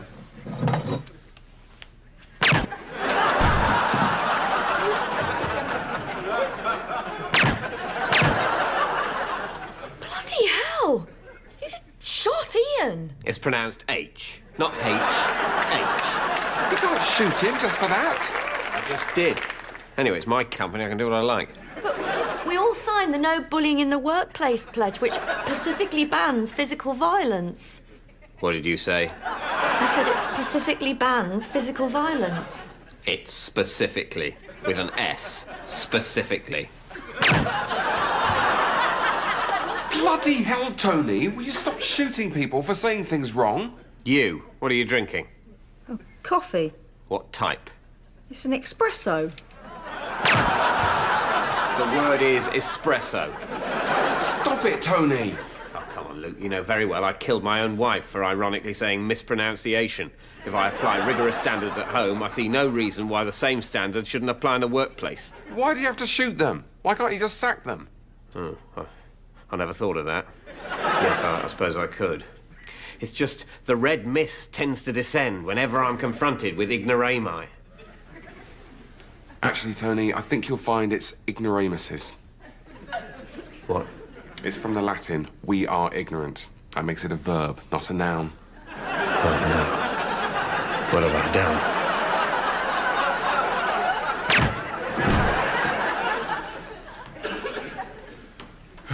Blimey. At least that'll stop him shooting whoever he likes. It's whomever. Welcome back to Late Night Dog Poker here on Dave. Yes, late night dog poker, rejected by the BBC, chosen by Dave. It's just something we're trying. And we've got an absolutely cracking night of late night dog poker in prospect. And I, for one, am very excited. What about you, Peter? Very excited, Ted.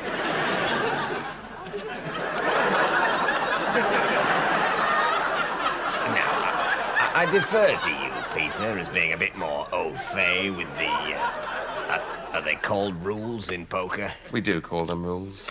With the rules. So, Peter's the resident card sharp. Yes. Even though his lifetime poker winnings are 300 grand less than mine. But you've never won any money playing poker, Ted. You walked into that one, Peter. But it's not Peter's money that the dogs will be playing with tonight. Whose money will they be playing with, then? That's not clear. That's one of the many things about this show that's not yet clear. I wish I was at the Crucible now. We both do, Peter. We both do. Have you been hoarding gold? Got hordes of unwanted gold just lying around? If you send it to Dosh for gold, you can turn that gold into cold hard dosh. I've sent in my hoarded gold from my first pillage, and I was amazed how much Dosh for gold sent me. Loads of actual Dosh! Ha-ha! Just pop your gold into this totally secure envelope. Post it to us at Dosh for gold, and we'll send you some Dosh. In this totally secure envelope.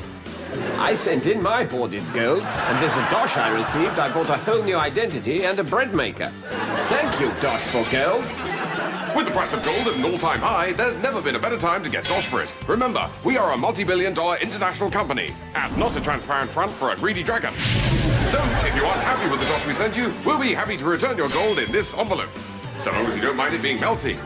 Call us now. Now is the best time to swap your gold, which does not burn in a dragon's fiery breath, for paper, which does. Do it now. Send us gold. Now. Send us more gold. Now. Well done on the comic relief thing. No. One does one's best. You can really dance. I'd never have thought you could dance. It's quite a revelation.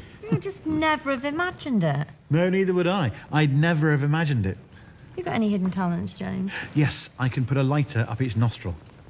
Here you go. Oh, you see, I never would have imagined you could do that. I never would have imagined that. Like you, David, got any hidden talents? Just cunnilingus. Oh, yeah.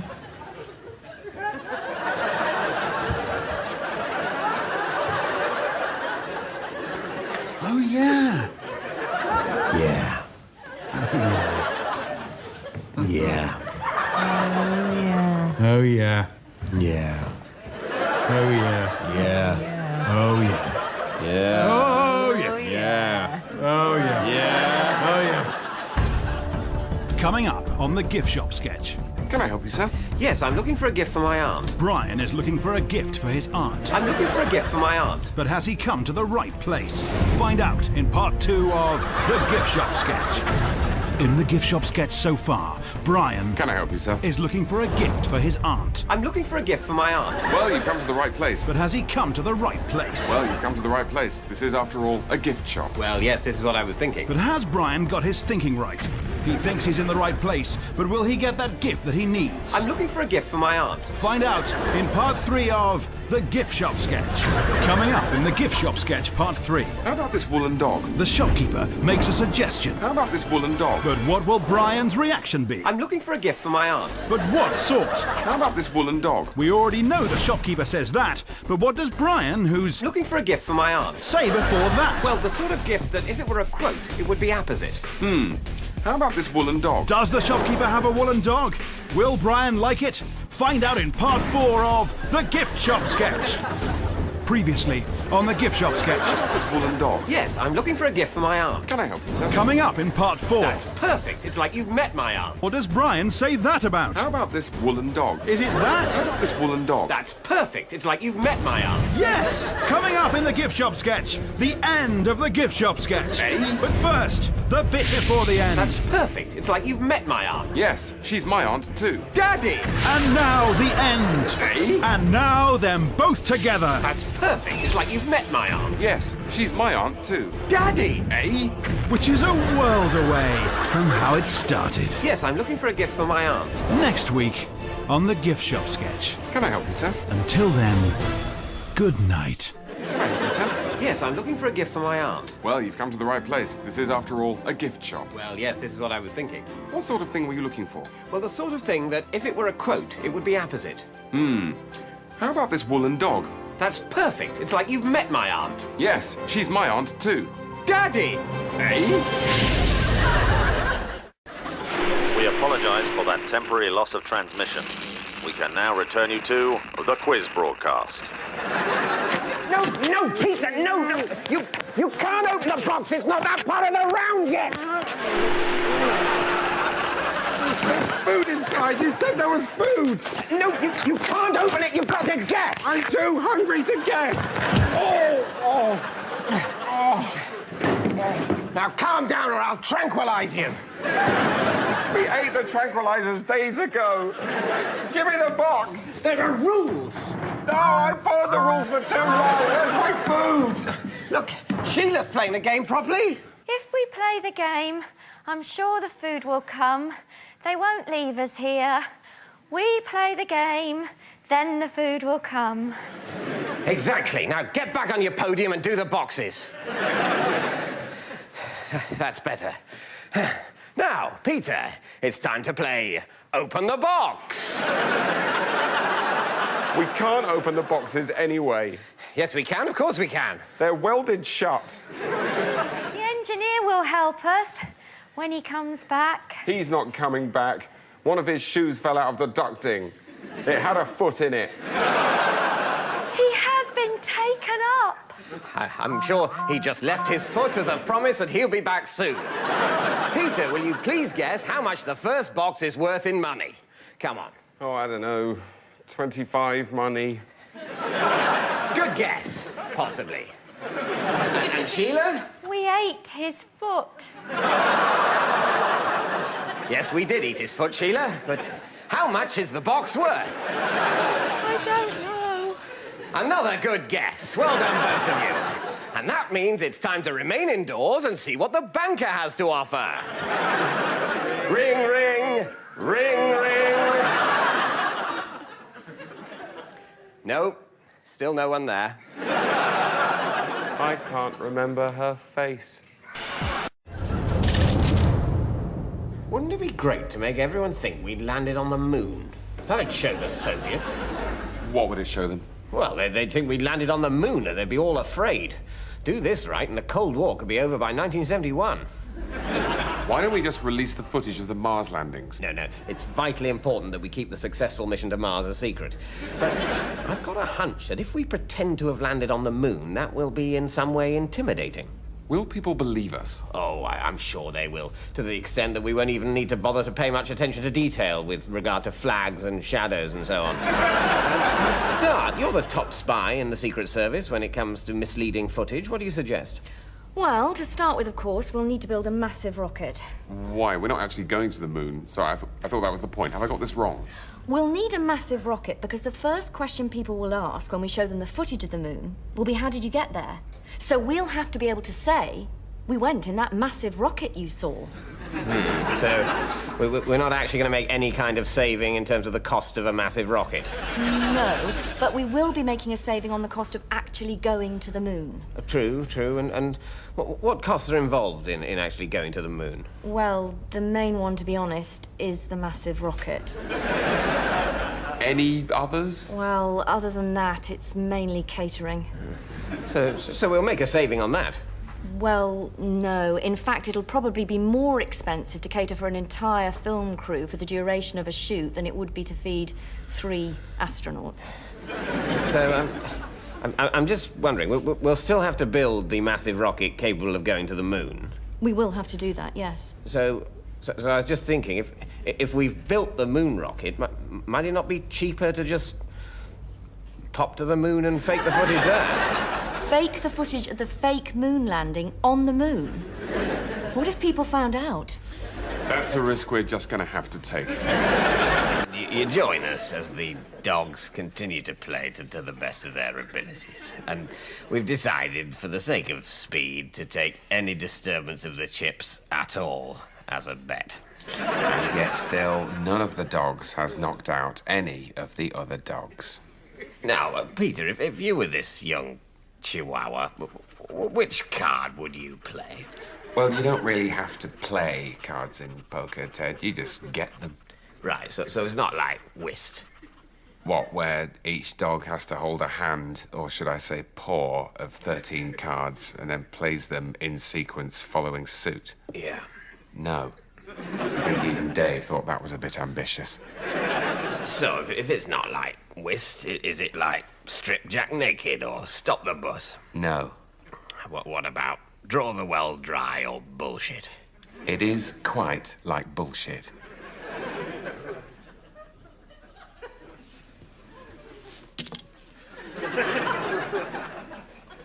Now, that St. Bernard seems to be getting the hang of it. Is that a St. Bernard? I don't know, Ted. I don't know anything about dogs. Neither do I, Peter. And I don't know anything about poker either. What I know about is snooker. Well, then, you shouldn't have tried to finger Hazel. I did not finger Hazel. I didn't say you fingered Hazel. I said you shouldn't have tried to finger Hazel. Lesbian. No, it is a St. Bernard. Have you got any old, unwanted, or unsecured plutonium just lying around? If you send it to Cashful Plutonium, you can turn it into cold hard cash. I had some plutonium left over from the Cold War. I wasn't expecting to get much cash, but Cash for Plutonium sent me lots of cash. For my plutonium! Your old, useless, and unwanted plutonium could be feeding mankind's never-ending appetite for self-destruction. Just pop your plutonium into this totally secure envelope, post it to us at the address on your screen, and we'll send you some cash. With the cash we got for our unsecured plutonium, we bought more plutonium. Alhamdulillah. If you're happy with the cash we offer, you could be holding that cash within a few days, and more importantly, not holding the plutonium. And I do mean cash. Remember, money does not grow on trees, and come the nuclear winter, neither will anything else. You can take the cash we offer and buy a plasma screen TV, some fruit, or something you might like. It genuinely doesn't matter. We accept any old plutonium you have stashed around the house, in your dresser drawer, down the back of the sofa, or wherever you keep it. And we offer a much better price than other internet plutonium buyers. Thank you, Cash for Plutonium. Remember, we are a reputable international company, and not a transparent front for a crazed Bond villain. Call the number on your screen now. Now is the time to swap your plutonium, which melts your face, for cash, which doesn't. Now! The reason for our urgency should be apparent. This is plutonium we're talking about. Send us plutonium now. Plutonium. Really try to feel the space and feel the presence of everyone around you. And then try to imagine the world that we're about to create on the stage. Don't worry about the text for the time being. Put that to one side and just try to feel your way. And when you're ready, vocalize it. Make a sound. Doesn't have to be words, just a small, honest sound that tells me what you're feeling. Very good, Steve. Very good. We shall not surrender! Oh, wonderful, wonderful work. Okay, well, maybe that's a good time to stop. Let's take 5, everybody. Great. Paul, hi! I didn't think you were going to make it to this rehearsal. Yeah, I had that meeting, but that's finished now. Well, that's great. Well, you can join us for the afternoon session. You want to lead the workshop? Actually, Mark, I wanted to talk to you about something. I know what you're thinking. Our devised piece about Tiananmen Square isn't as avant-garde as it should be yet, but it will be, I promise. No, really, it wasn't that. I'm sure the devising process will be as fulfilling and daring as ever. No, it's just that I had this meeting. Mark, when you've got a moment, could I have a quick chat to you about an adaptation of some of Sartre's writing that I've been doing, where we're all blindfolded? I think it might highlight multiculturalism. Oh, that's great, Steve. That's great. But can you just give us a moment? Oh, sorry. Yes, sure. My meeting. Who was it with, Paul? It was with lion bars. You had a meeting with lion bars? Yeah, it was the people who make lion bars. And they were saying that lion bars could sponsor our show if we put lion bars on the poster and eat lion bars all the way through it. Lion bars? Yeah, it's a pretty amazing deal from the guys at Lion Bars. They were saying that we can have pretty much as many lion bars as we want for the production and for when we're rehearsing. Lion bars? Yeah, look. That is literally nothing compared to the amount of lion bars we could have. They were saying that basically we can have an endless supply of lion bars. And then if they give us loads and loads of lion bars for the run, like more lion bars than you've ever seen in one place, but then we run out because we've been eating them on stage and you know, in the wings when we're waiting to go on because we like the chocolate so much, well, I could just go back to the Lion Bar building and get a load more lion bars. I've got so many. Paul, we're trying to bring the Tiananmen Square massacre to life, examining its drive and its politics. I just don't think that's going to work if everyone's eating lion bars all the way through. Yeah, but look how much it looks like a lion's mouth. Oh, no, that one didn't really work, but you get the general idea. Roar! Okay, well, how much money are they offering? Money? Not money, Mark. Lion bars. Lion bars? Not money. What do you mean, not money? Sorry, could I have a lion bar? You can have as many as you like, Steve. They're free. Really? What, free? Yeah, just dig in. That's the tip of the chocolatey iceberg. Wow, that's amazing. That one worked. So, Steve, do you think it would hurt your Sartre play if we were all eating lion bars all the way through it? Will we get free lion bars? As many as we want. I think it would make it brillianter. So, what do you say, Mark? Lion Bar presents a wafer, caramel and crisp rice-covered indictment of Tiananmen Square. Well... OK! Hooray! 1-0 to theatre!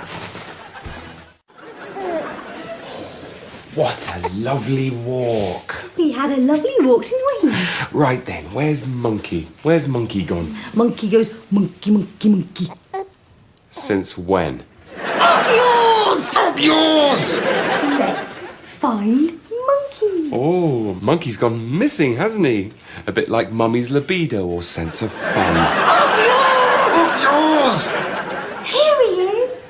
Perhaps Mummy's libido would return faster if Daddy weren't such a smelly alcoholic. I'm under a lot of pressure.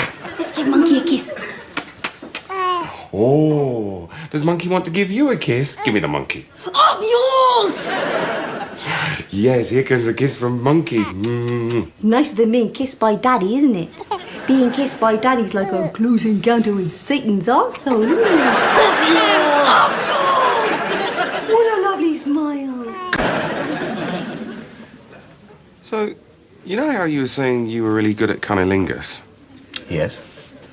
So, you're really good at cunnilingus? Yes, I am. What? Well, nothing. Just, well, no one else seemed very surprised.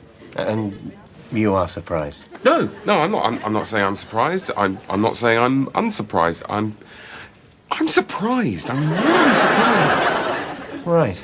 I mean, how... Do you mind talking about this? Not at all. What do you need to know?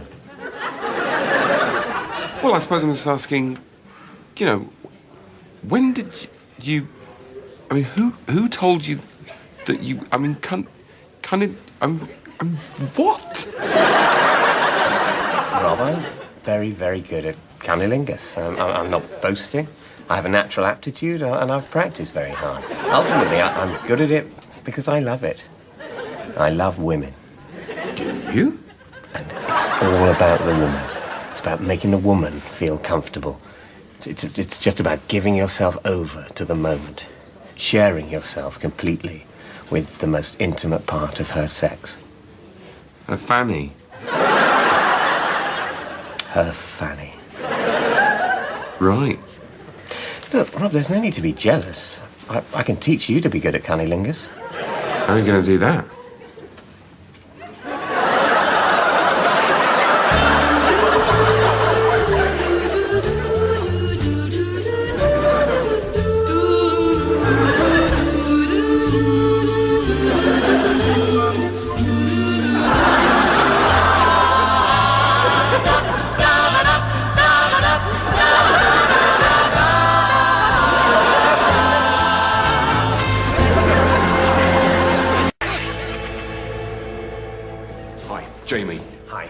wait, Sunday Times. Yeah, we spoke on the phone. Good to meet you. Okay, so you got 10 minutes with him. Fine. Obviously, he's promoting the new album, and that really is all he wants to talk about. Ah. So he won't be taking any questions about, you know, the stuff he did back in the 60s. Right. Only I was going to ask him a few things about... Yeah, I know what you're going to say, but Neil really has been very explicit about this. If you go off topic, he will terminate the interview. He's very serious about the new album. Yeah, but the thing is that most of our readers will be more familiar with him as the first man on the moon. Whatever he did previously, Neil is now a singer-songwriter. Okay, fair enough, but he hasn't stopped being the first man on the moon. Are you going to be unhelpful?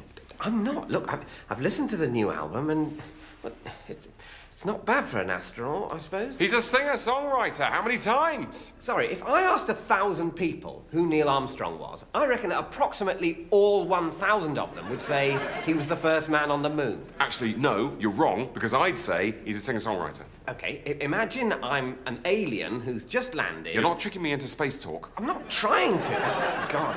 Look, imagine I'm someone who's so breathtakingly out of touch that I'm not sure who Neil Armstrong is, and I said to you, Jamie, can you remind me who's Neil Armstrong? What exactly would you say?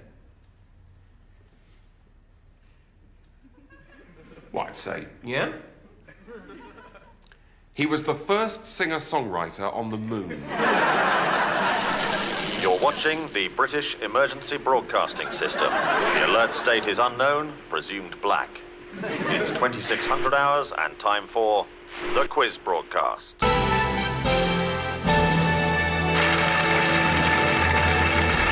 Hello, good evening, and remain indoors. Welcome to the second and final hour of broadcasting for this week. Let's start by welcoming back last week's lucky runners-up, Peter and Sheila, and last week's unlucky winner, Maltesers. Such a shame that prize turned out to be contaminated. So, Peter and Sheila, you're through to the next round. Will there be food? I ate my watch. Yes, of course. It's 2 weeks since the last of the food parcels was distributed. But that means it's all to play for, because who knows, one of tonight's prizes might be food. They keep us alive for their sport. So, let's start with the odd one out round. Fingers on buzzers. Which of these is the odd one out? A ceremonial helmet? The last child? President Butterfly, and the event. Could we eat Maltesers? I'm pretty sure that's against the regulations. Blessed be the regulations. Come on, a helmet, the last child, President Butterfly, and the event. Think about it. Except the event. Don't think about the event. Is it the event? Yes, the event is the odd one out, of course, because it destroyed the other three.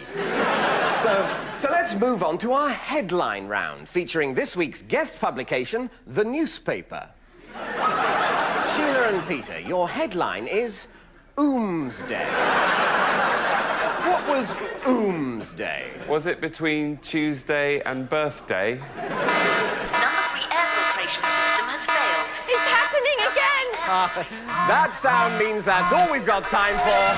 Blessed be the regulations.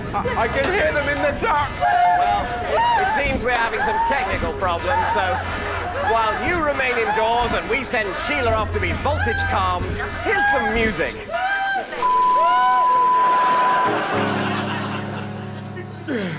It's no use, Gilbert. Ever since the critical failure of our last operator, I feel completely bereft of ideas. I just don't know what the public wants anymore. Fear not, Sullivan. This morning, as I was making my motions, an idea came to me fully formed. HMS Pinafore 2.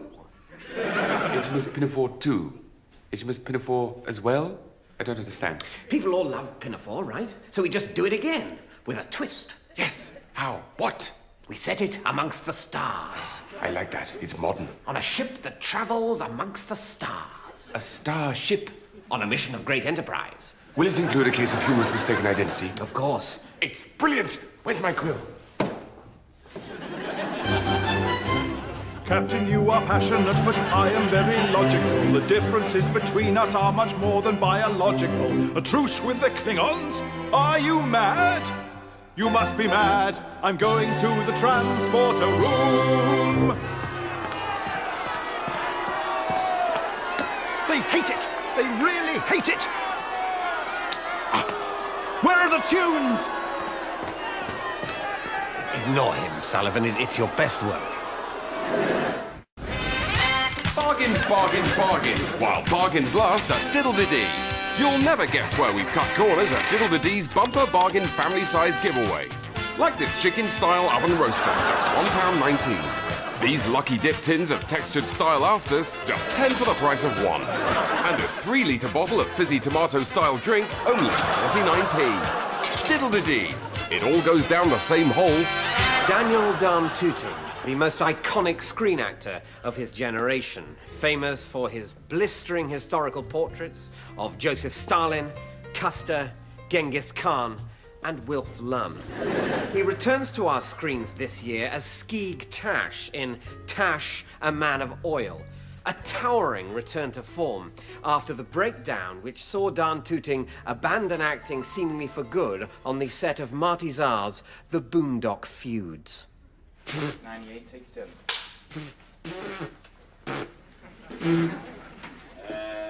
Action! You know, it gets harder to kill a man as you get older. Not easier. Harder. More hard. You might think it gets easier, but in fact, the opposite is to just get this off me! Get this thing off me! Get it off me! Get it off me! Daniel Darm-Tooting, it's a great pleasure to see you back at work. Thank you. Now, before we talk about the film, Daniel, your breakdown. Yes. I can't put a finger on precisely what happened there. Obviously, the character I was playing in Boondocks. Bill the Pirate.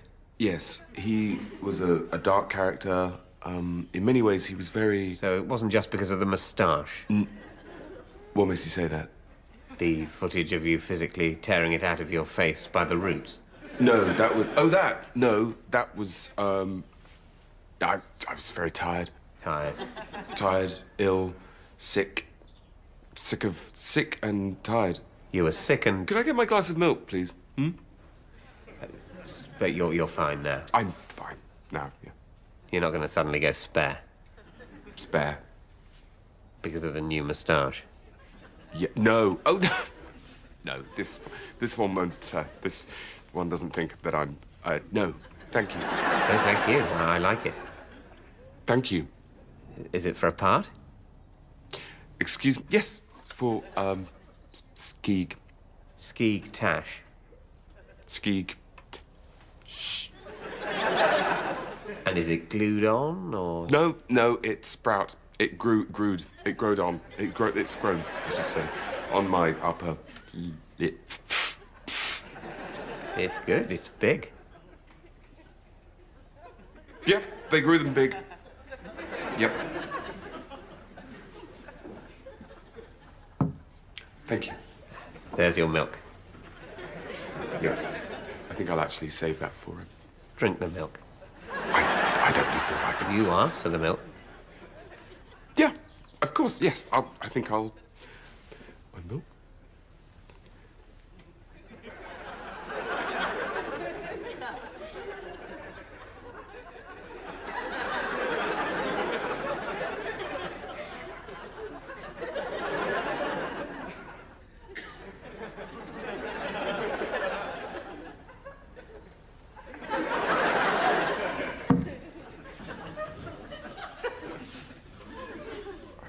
Got any... Yeah. And do you also have trouble eating? Get it off me! Get it off me!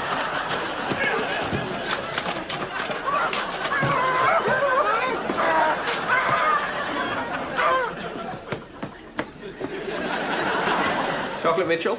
No, thank you. Chocolate Mitchell. Chocolate what? Chocolate Mitchell. It's a biscuit named after me. Why? Well, I thought it was about time I had a biscuit named after me. I mean, Gary Baldy's got one.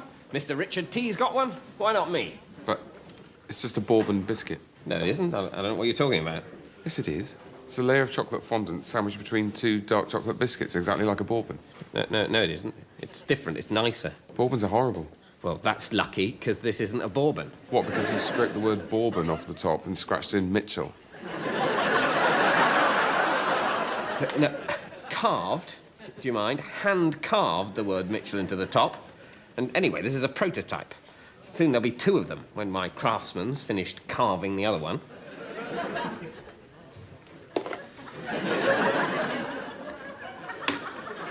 Oh, David, I broke another one. Should probably eat it, probably. I have it, Gilbert. Law enforcement. Oh, quite good. A bobby operator. That's modern. And our hero? He's a plain-speaking, no-nonsense sort of cove, a maverick, if you will, and has a somewhat abrasive manner, much to his superior's chagrin. Oh, and he carries a blunderbuss. A blunderbuss, yes. The most powerful handheld weapon known to man.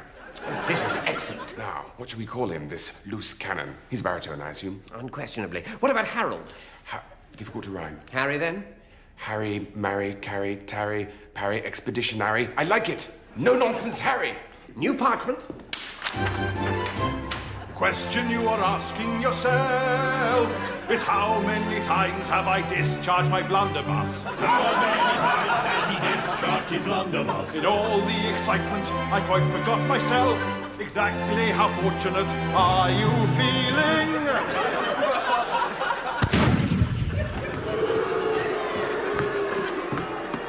They hate it! And this is really loud! We've all got gadgets coming out of our ears. iPods, sat-navs, an electrical item for every job. To many, it must seem like we're living in the future. But to others, the cry has always been, well, if this is the future, then where's my jetpack? Well, today, those people will definitely have a smile on their face. The fastest-selling item ever to go on sale, over 3 million jetpacks have been sold in the last 24 hours.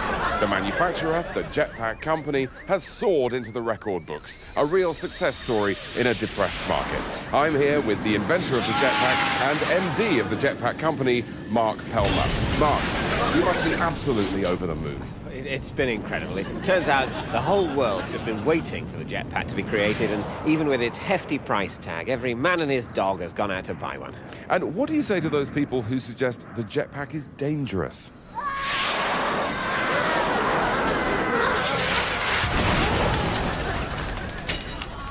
Safety is absolutely our biggest concern. We have tested and tested and tested, and the jetpacks are incredibly safe. There's no danger of explosion, the flame burns cold, there's a height limiter, and they will not run out of fuel in mid-air. The jetpack is completely safe. And what about the people using them? I couldn't possibly comment. Well, now, Mark, I can't let you go without asking, can I have a go? Of course. Let's take a flight together. Pete Philpott, signing off. Let's go.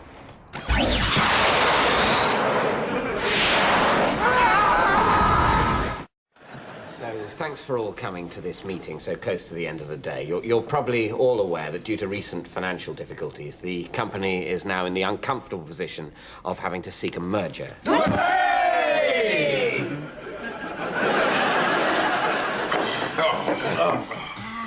Right. Now, I can't help but feel that the company wouldn't be in this position. What position is that, Mike? The position of having to seek a merger. Mike didn't drink. Really, this isn't the Down time. it, down it, down it, down it, all right.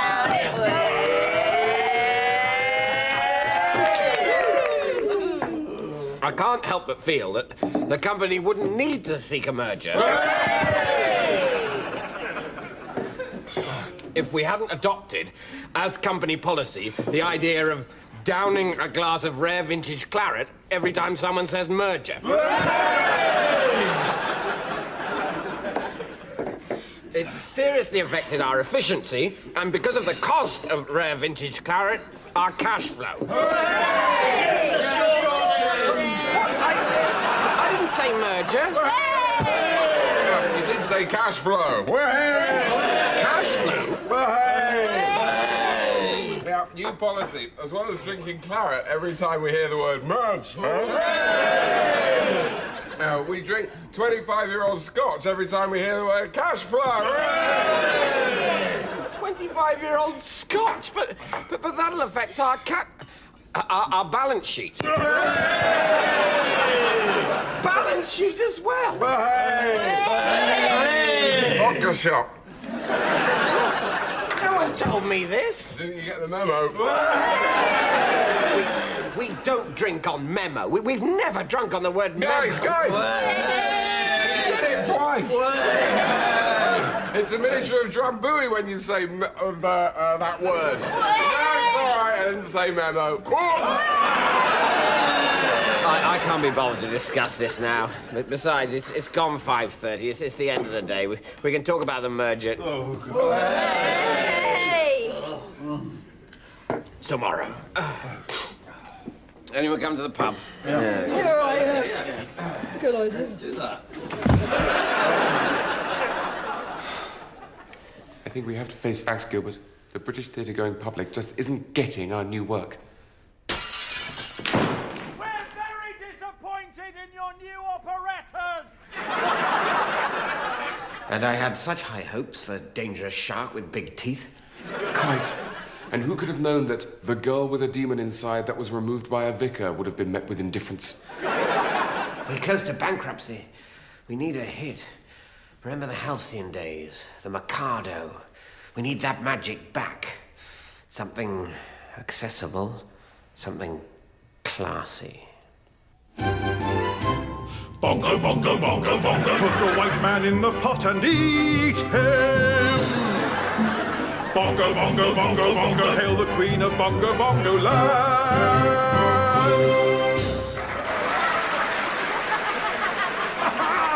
A hit! Finally a tune you can hum! Bongo, bongo, bongo, bongo. You don't think we've somehow cheapened ourselves? Nah. All right. Next question. And it's to Louise. Louise fielding this one. Are you ready for this, Louise? Richard, listen up, of course, because you'll get the chance to steal this if Louise falters. But she may not. Let's see. Louise, answer me this. It's in the category of people. People is the category. Are you good on people, Louise? Well, let's find out. In the category of people. This is to Louise, initially. In people, which person famously set sail on the HMS Beagle in 1831? Which person famously set sail on the Beagle in 1831? Louise, can you tell me? It was... Take your time. Famous ship, of course, the Beagle, carried a famous man or woman in 1831. We're looking for the name of that person. What was his name? Or her name? It's Think it over. Take your time. The HMS Beagle in 1831. Bit of a clue there, of course. Many people weren't alive in 1831. Most people, in fact. Of those who were, some would have been too old to sail, and some too young. But not this person. What was their name? Can Louise tell us? Yes, Or Charles... will it be thrown over to Richard to do what comes naturally and steal the point? Richard, of course, we know, fond of dogs. This Beagle, of course, not a dog, but, well, the name have caught his attention. Though that won't help him if Louise knows the answer. So, let's find out. Charles. As we start the clock. There we are. The clock has now started. It's ticking away. Who set sail on the Beagle in 1831? Does Louise know? can she work it out against the clock? Oh, the clock, of course, is just a clock. She's got all the time she needs. After all, it's not as if we're on TV. No distractions like that. It's just you, me, and Richard, Louise. Just the three of us, alone on my spaceship, heading inexorably towards the heart of the sun. Because if I've got to go, Louise, if I've really only got 6 months left, like they say, and if all my billions can't buy me a moment's more time, then, well, two things. One, I'm not going alone. And two, I'm making every second of those remaining months last as long as I possibly can. So, once again, the HMS Beagle set sail in 1831. Which famous person was aboard? Darwin! It's Darwin! Darwin! While she's thinking that over, let's take a look at the scores. Richard has 14,821 correct answers. Louise is on 12,968, so everything to play for. The Beagle, 1831. Just a few minutes left to think it over, Louise, before I ask you for an answer. Certainly no more than 10. Half an hour tops. It's Saturday night, it's 6:38, and it's time for Bavaria's top entertainment show, Reports Mode. Good evening, and welcome. Well, that's enough about the time of day. So, let's get straight down to show business. Sharpen your pencils, it's Report 1.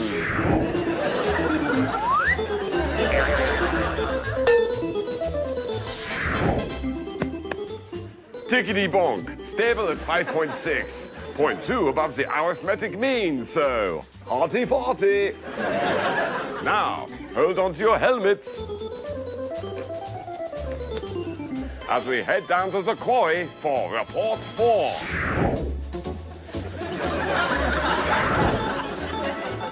Everyone a crackpot. Get it? Stop. I'm killing you. And now, Reports Mode correction time. Thank you, Feldman.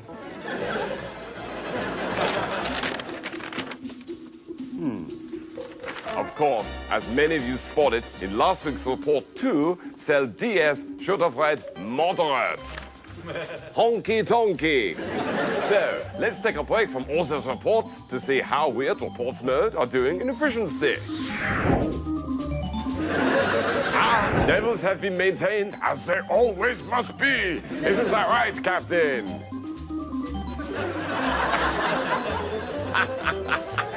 That's right. So this Deep South sketch. Yeah. Are we doing the accents? Yes, of course we're doing the accents. We're also wearing the costumes.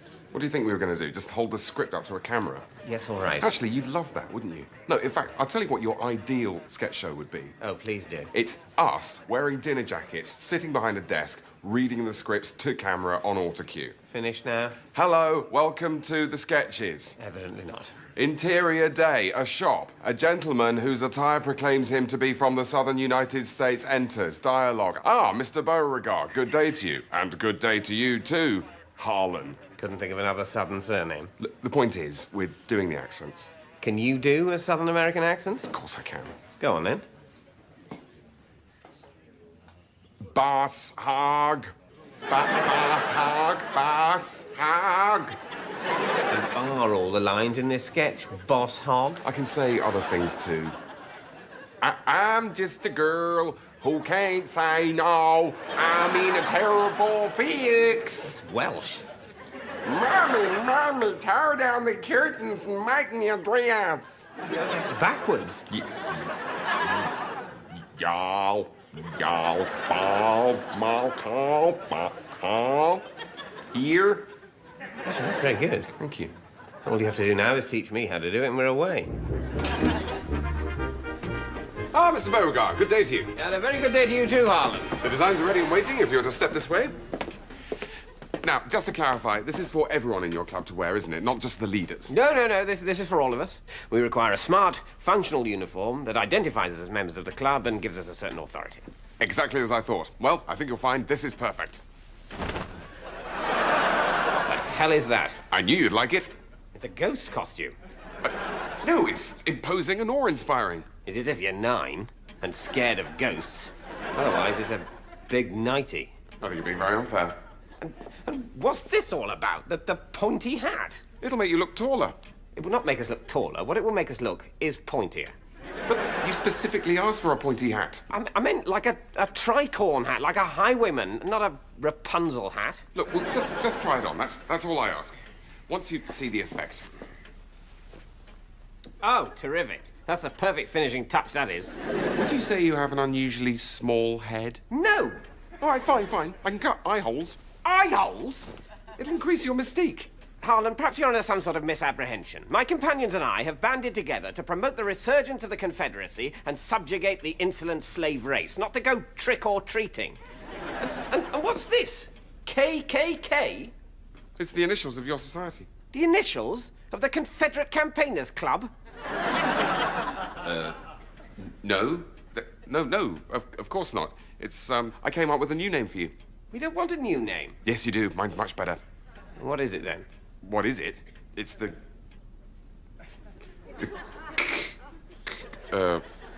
It's funny, it's just gone out of my head, but... Goodbye. Wait! It's the Ku Klux Klan. The Ku Klux Klan? Yes. Those are just meaningless noises. How are we supposed to introduce ourselves to people? Hello, we're the new death-dealing militia of white supremacy. We're called the Ku Klux Klan, affiliated with the Whip Wap Wop and the Bingley Bongley Boo. We're easy to recognise. We're the ones wearing bed sheets and peeking out through the eye holes in the massive pointy hats we wear over our faces. All right, you don't like it. That's fine. There's the other one. I never thought you'd like that one. This is the good one. This will inspire your followers and strike fear into the hearts of your enemies. It's a massive little girl. Exactly. What could be scarier than a massive little girl? Freaky. So this is it. For our big inaugural rally tomorrow night, we either have to go dressed as pointy ghosts or enormous girls. Well, I'm sorry. It simply never occurred to me that you wouldn't like either. Fine. We'll take 60 pointy ghosts, but I'll expect a discount.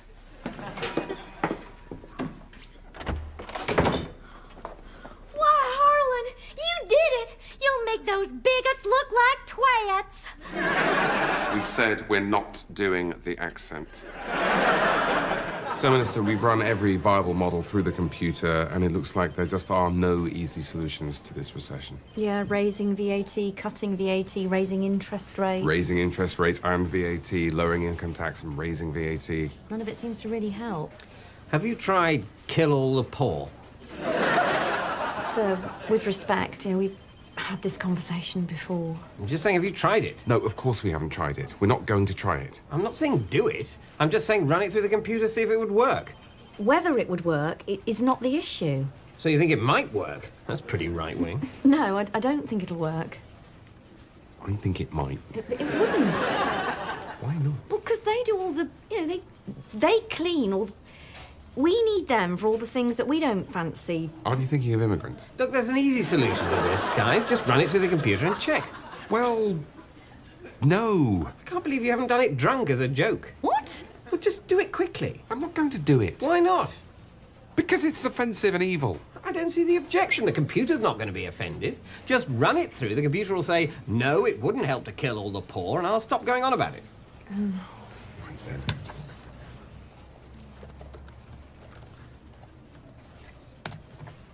There. See? Satisfied? Have you tried raise VAT and kill all the poor? Look, we're just fact-finding. Why do you so want to kill all the poor, sir? I don't want to do anything of the sort, but I think it's important to know if it would help. Of course it wouldn't help, but the computer says it wouldn't help, so we're not doing it. That's why we're not doing it. What? That's the only reason why we're not doing it. Bloody hell, now I'm offended. I'm sorry? I shouldn't have asked you to run that through. It turns out if it had come out positive, you'd have started work by now. Here I am, blue sky thinking amongst friends, and I didn't realise that it's only cold-hearted pragmatism that's keeping you from pumping gas into Lidl.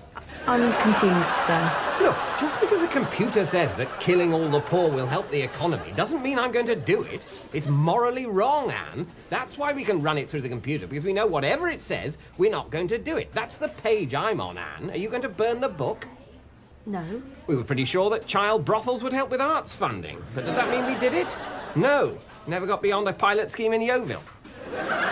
You're quite right, sir. I'm sorry if I, in any way, cast aspersions on your commitment to the sanctity of all human life. It's all right, guys. I think it's pretty clear what we need to do. Shave 0.5% off interest rates, shore up the pound, keep VAT steady for now, and round up all the dwarves. Yes, Minister. You're watching the British Emergency Broadcasting System.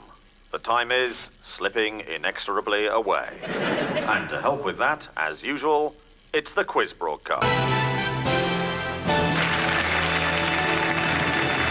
Hello, good evening, and remain indoors unless infected. Hopefully not infected are our 3 contestants tonight. I'm infected. Bad luck, Professor. And our other contestants are Peter, who you may remember. Hello. And Sheila, who you're also permitted to remember. Yes. And Sheila, when we last saw you, you were being taken off to be voltage calmed. Is that right? Yes. How was it? Yes. That's great. Yes. Is it true that you can only say yes now? Yes. Were you answering me, or did you just say that because you can only say yes? Yes. So you can say other things? Yes. That's priceless. That really is TV gold. Please do not attempt to use this program as currency. Barter is forbidden and punishable by exposure. So, our first round, as ever, is the quiz round. Fingers on hands, please. And that's the alarming alarm. Do not be alarmed. It means it's time for a music round. Have a look at this clip. I can't. Yes. Beautiful. But that's enough about our star prize. I bet you'd like to win that, wouldn't you, Sheila? Yes. Change the bloody record. Is the name of our music round. So let's bring on the bloody record. What is the link between the bloody record and the event? Is it A, unknown, B, known but prohibited, or C, yes? Sheila? Yes. Do you mean C? Yes. Bad luck, Sheila. So close. But the answer is, of course, A, unknown. Yes. My first day as a barrister. And I just don't know if I'm going to be any good at barristering. Perhaps I can help. Where did you come from? Were you hiding behind that pillar? No. Now, here's my advice. Take these and drink them. But no buts, just drink.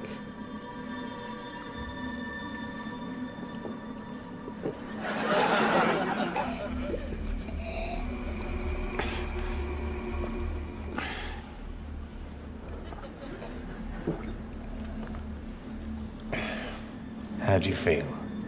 Actually, I feel rather good. Thanks. I said, thanks. It's all right.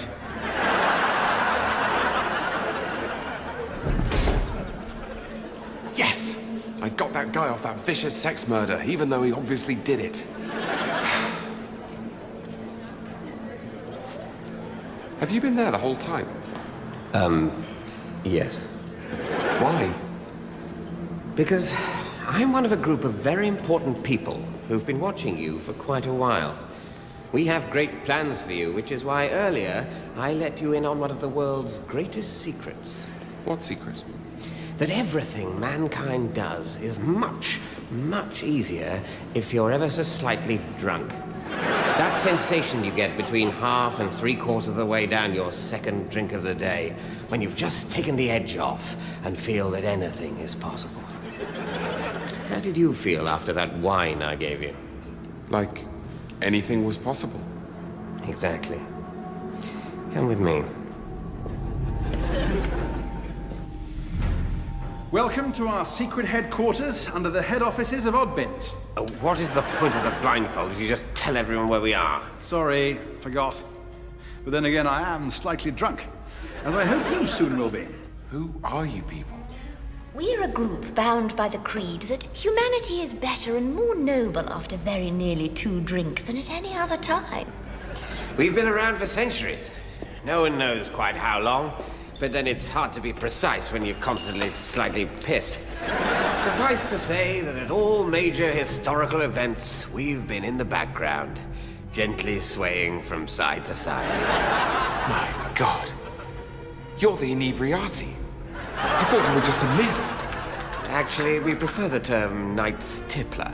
But aren't you supposed to be evil? You've been reading too much fiction, young man. We're a force for good, sworn to maintain a level of just enough smashness to make everything feel lovely. But how? Our methods are subtle. I myself have a claret drip. I have a can of special brew, pumping slowly and constantly into my stomach. And you may have noticed me snacking regularly on liqueur chocolates. Ugh. Drambuie. And Malcolm over there is about to administer himself with one of his hourly Cointreau enemas. Bottoms up! Are you sure you aren't evil? We may have made 1 or 2 mistakes. It's basically our fault that if you press delete in Microsoft Word, it puts the entire document into 8-point Times New Roman, whether you want it to or not. But overall, we come out very much in credit. What do you want with me? Today's youth is all binge-drinking maniacs and tight-ass teetotalers. And that will inevitably lead to a whole new generation of Stalins and Hitlers. Will it, though? Yes! Which is why we need fresh, young, lovely, slightly drunk people like you. After all, no gently drink-wobbly person could ever commit genocide. They'd be too busy buying crisps or trying to remember the Oscar-winning films of the 70s or just having a small nap. With our backing, you'll be president of the world in 10 years. The only condition is that you must never, ever have any more than slightly less than 2 drinks. Never? Never. Beyond that state of mildly intoxicated perfection lies drunken madness, 3rd pints, kebabs, and destruction. So, what do you say?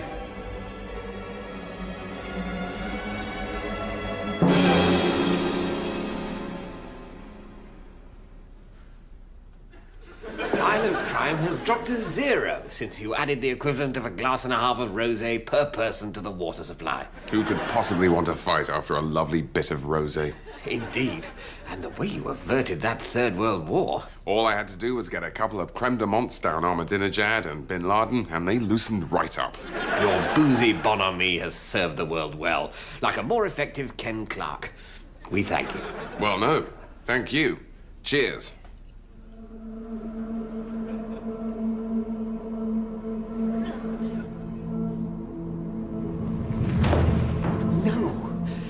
You finished your 2nd drink!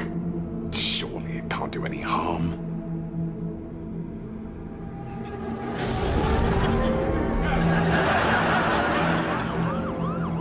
Whoops. You know, a man with access to nuclear weapons really should never get a bit fighty. You tit. Might as well get shit-faced now.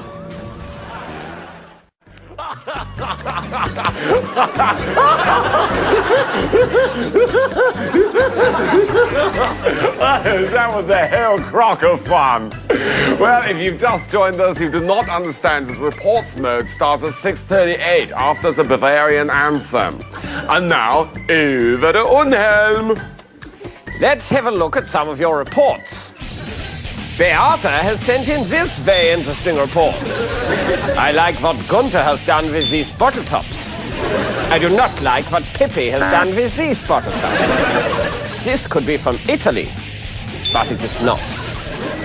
Köntlich has cleverly sent in this report as a soup. The peas represent valve production, and the deliciousness represents time.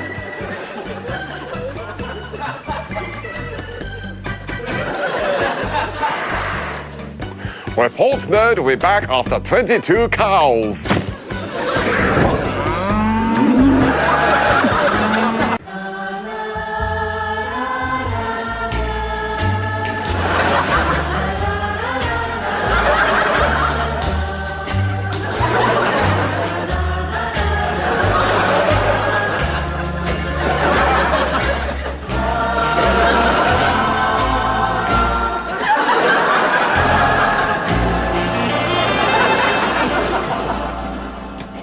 Where'd you get that rubber?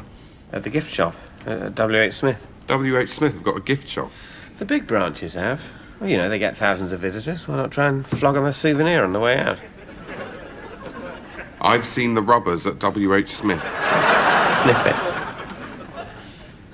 Smells like a big newsagent's. It's good, isn't it? Where'd you get the ruler? Oh, Auschwitz. There's a gift shop at Auschwitz? Well, why not? I mean, thousands of people visit it. You know, I got this in a poster. A poster? And a hot dog. God. Well, what do you expect people to do at Auschwitz? Starve? But still, fast food? Bit insensitive, isn't it? Oh, for God's sake. Look, it's just a hot dog kiosk in the car park. It's not some bloody great drive-through with Arbeit macht fries written on it.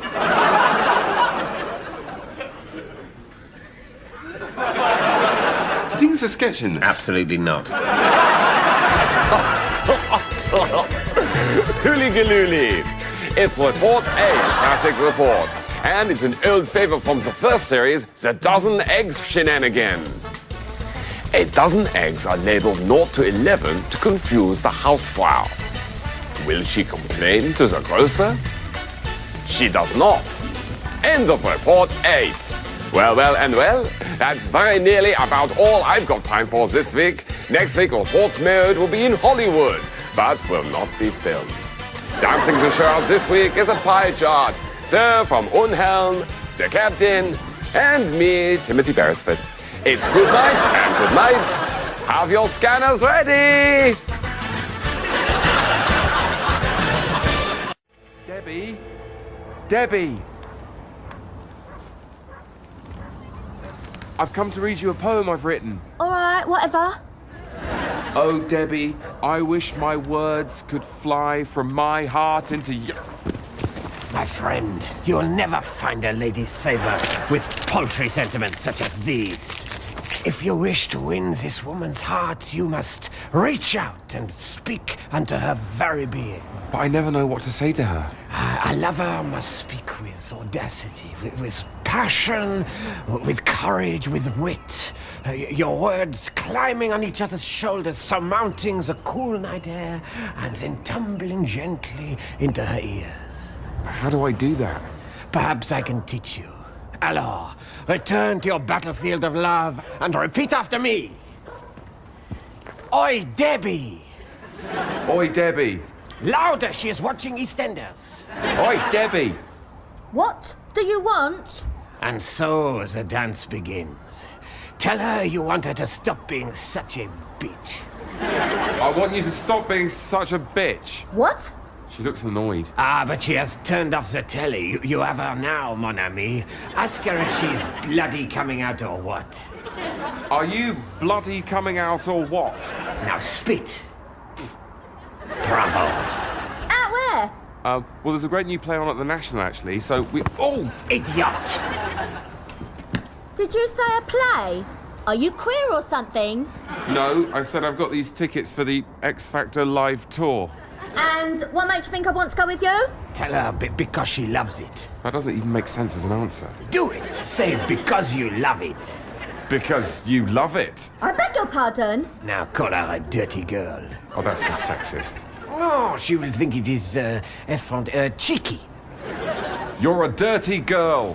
Oi! Hey, you cheeky bastards. Ask her if she'd rather you gave the tickets to Carrie Richards instead. Would you rather I give the tickets to Carrie Richards? Who the hell is Carrie Richards? Who the hell is Carrie Richards? She's a girl you got pregnant 18 months ago. She's a girl I got pregnant 18 months ago. You'll give them to her instead of the child support. That's terrible. What's terrible? Nothing. Look, I'll be down in 5 minutes. I just got to put some makeup on. Tell her she needs it. I'm not saying that. You need it, you ugly cow. You are such a cheeky git. Come up and I'll call us a minicab. All right, but you're paying. Yeah, all right.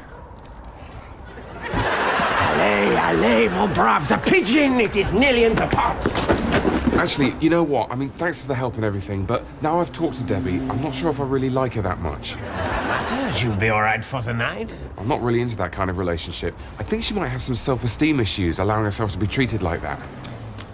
What the hell? I don't even do...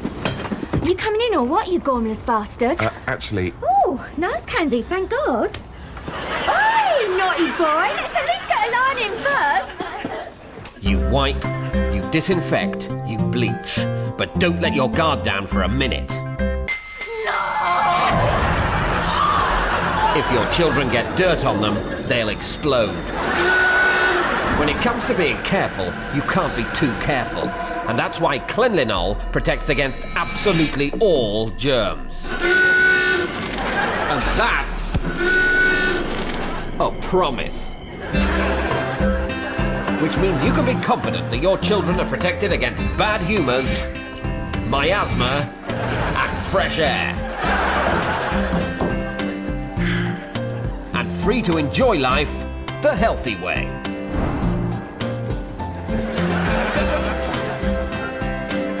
Cleanlinol. Because Cleanlinol is next to Godlinol. In all good supermarkets. Come and meet my brother-in-law, Paul. He's lovely. He's a real people person. So, James, pleasure to meet you, James. Real pleasure to meet you. Heard a lot about you, James. Really? Zing, like it. So, tell me, James, what do you do for your day job? I'm asking because I'm genuinely interested. Well, I work in a sewage treatment plant. It's pretty low-key, but occasionally there's a blockage, which means that someone's got to physically... Yeah, brilliant. Yeah, God, I'm so bloody fascinated, James. I'd like to glue my brain to your face. Are you even listening to me? That is so true. I'm not even talking. Me neither. God, we've got so much in common. We should totally do lunch. Oh, I see what's going on here. What? You think you're good with people. Sorry. It all makes sense, that the fake matiness, the rapey arm touching, the way you keep using my name in a way that makes me feel oddly violated, as if you've just dipped your cock in my drink. Sorry. It's called people skills. Well, I'm sorry to have to break this to you, mate, but these people skills you seem so desperate to thrust at me as if I'm the social equivalent of a wank doll just make you seem weird and a bit scary. No offense, but in a party situation, you seem about as relaxed and friendly as a serial killer doing a police interview while still wearing his last victim's skin. Don't worry, it's totally normal. It doesn't make you the sort of freaky, long-fingernailed loner who gets arrested in Sainsbury's for stroking the bread. Being shit with people is just a very minor disability that you share with everyone who isn't Alan Carr or Top Cat. Just accept it and move on. Okay, well, piss off and stand on your own then. That's more like it. This is Adrian. He's 35, he lives in Southampton, and he's a fishmonger. But he's agreed to take part in a unique and pointless television experiment. Because we've set Adrian the task of making a fish-out-of-water documentary in just 4 days. But there's a twist. Adrian has no television-making experience. It always takes more than 4 days to make a documentary, and at the end of each day, we'll be weighing him. This is Fishmonger out of Watermonger. That's why we've picked a fishmonger. It's day 1, and Adrian is hoping to pick up some tips at False Jeopardy Productions, creators of TV hits like Medicine Swap, Pigeon Among the Cats, and Cheryl and Ashley, Coals to Newcastle. Isolde McYurt is head of envisioning at False Jeopardy. Now, the first thing you need is an arbitrary deadline. To build tension? Arbitrary. Adrian has just 8 minutes to come up with his arbitrary deadline. Hours. If he doesn't, the project cannot go ahead, and the whole thing will have been a massive waste of a third of a day. Second-ish, maybe. In the nick of time, Adrian has come up with his arbitrary deadline. But there's a problem. Under the rules of the show, he has to pitch the idea to a panel of former top television executives now working at ITV while juggling, a skill Adrian has never previously attempted. To help him, he'll also be allowed to sell them fish. So what I thought is that you get a cheesemonger who makes like brie, and then you get them to make a different sort of cheese, like cheddar, and then he's like, whoa, cheddar is so hard. Because he's used to making soft cheese? No, because it's difficult. The executives love Adrian's cheese idea, but there's a problem. Under the rules of the show, he'll have to make it without using the word cheese. I'm really feeling the pressure now. I'm just going to have to mention cheese at some point. Time for the weigh-in, Adrian. Adrian has put on nearly 3 pounds, swapping from a predominantly fish-based diet to one consisting solely of cheese. Under the rules of the show, this weight gain means Adrian will have his TV camera confiscated and will have to film his documentary on his mobile phone. Is anyone a cheesemonger? I mean, a rennet-induced curd food monger. Adrian's finding the impossibility of his task overwhelming. I mean, I've given it everything. 110%? No, that's impossible. I mean, I've just... Cry. I feel that I've... Go on, cry, please. I really just feel I mean, I've given it everything and I'm still coming up short. And I so want to succeed. It's been my dream to stop being a fishmonger and make documentaries ever since the pub. Back at False Jeopardy, it's time for Adrian's efforts to be judged by top industry professional Sir Alan Yentob. Is he a Sir or equivalent TBC? It's bad news. Well, in the end, I'd have to have weighed less than Posh Spice for my documentary to have worked. He said, and I don't know if I can bear to repeat this, it was good enough for Channel 5, but not Dave. How do you feel about your journey? Well, the one here was all right, but going back, apparently there's leaves on the line now, so they're doing replacement buses after Basingstoke, so not great. Tune in next week for our new series, Whatever Happened to Adrian the Fishmonger Guy?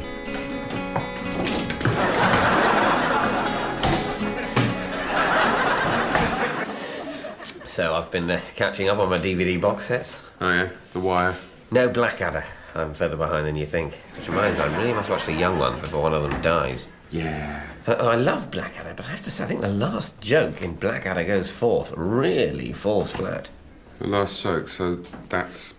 But when they're all going over the top into no man's land, and it looks like they've got shot, and then it cuts to this visual gag of a field of poppies, and the studio audience really aren't buying it at all. Yeah, I'm not altogether sure that that's meant to be funny. Well, the as time goes by defence.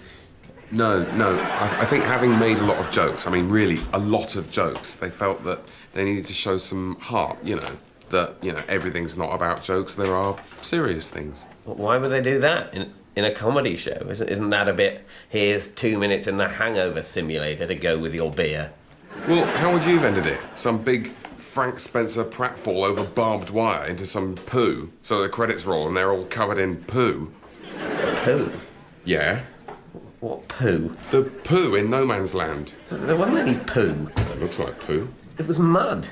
Mud poo. It's not my idea, David. I'm saying they shouldn't have done that. It's good that they didn't do that. Where would the poo have come from? Forget about the poo. There was no poo. What I'm saying is that comedy can't all just be talk of poo. News to me. Sometimes you have to show some depth. Do you think we should do that? Well. Kill off Adric, roll the credits over silence. It would certainly stop that bastard saying what the next programme is. No, it wouldn't.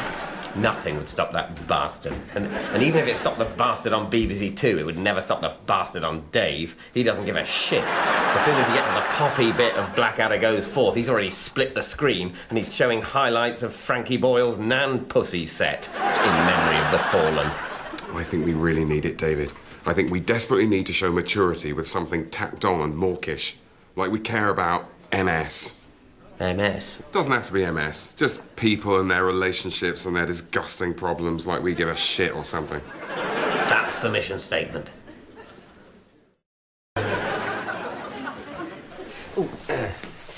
So, the wedding worked? Yes, the wedding worked. Well done, us. And you've called her Dorothy. Lovely name. Yes, Dorothy, although we prefer to call her Dotty. Don't we, Dotty? Hello, Dotty. Hello, Dotty. I prefer Dorothy, actually. Up yours! Up yours! So you'd like the christening to form part of the regular Sunday service? Yes, if that's okay with you.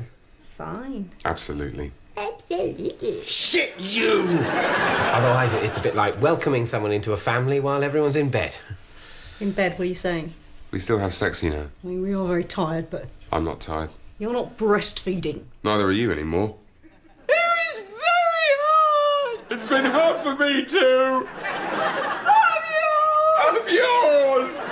Guys. I'm yours. I'm yours. I'm yours. I'm yours. I'm yours. What a lovely fart. Good girl. You're watching the British Emergency Broadcasting System. Coming up later, our new topical entertainment show, Mock the Event, which may offend viewers who are affected by the event. But first, it's time for the quiz broadcast. Hello, good evening, and scratching only makes it worse. Don't! Welcome to the show. Now, before we start, since last week, we've actually had a letter from them, saying that a lot of them apparently watch and enjoy the show. So I'd just like to say to any of them watching, leave us be! Why can't you leave us alone? So let's meet the contestants. Peter, of course, you won't know what one of them looks like. No. Well, let me tell you, they look just like us. Well, of course, they used to be us, didn't they? That's right, they used to be us. I'd also like to welcome back the lovely Sheila. Yes. Yeah. You're not one of them, I hope, are you, Sheila? Yes. She can only say yes, you fools! She's been voltage calmed. I was just trying to do a joke. I was only trying to do a joke. Is Sheila all right? Sheila's fine, Peter. Sheila's safe. And our third contestant is a newcomer to the quiz broadcast. What's your name? Why do you want to know? And on to round one. Them. Question one.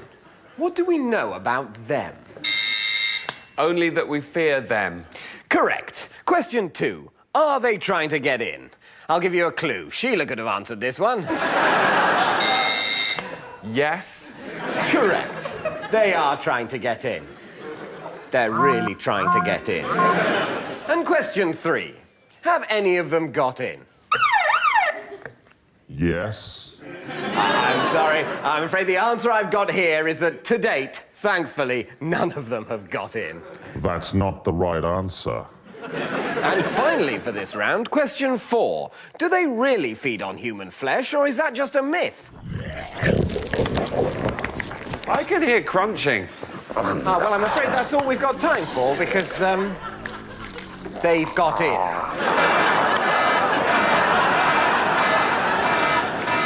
Well, there's nothing for it. Someone's got to die.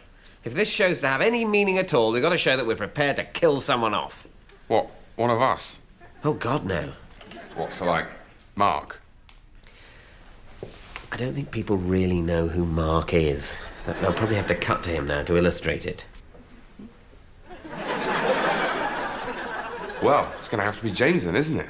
We're going to have to kill James. Oh, yeah. Hi, guys. Oh, I'm so happy at the moment. I feel like it'll never end. What are you doing? I'm talking to my best gal on Facebook. Perfect.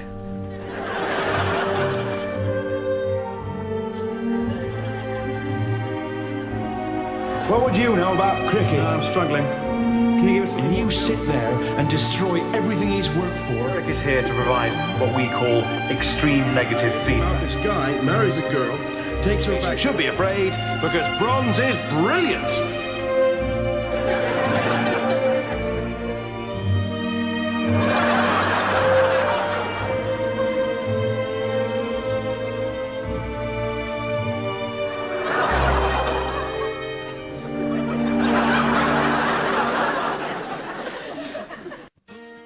Let's hear it for the dreamers.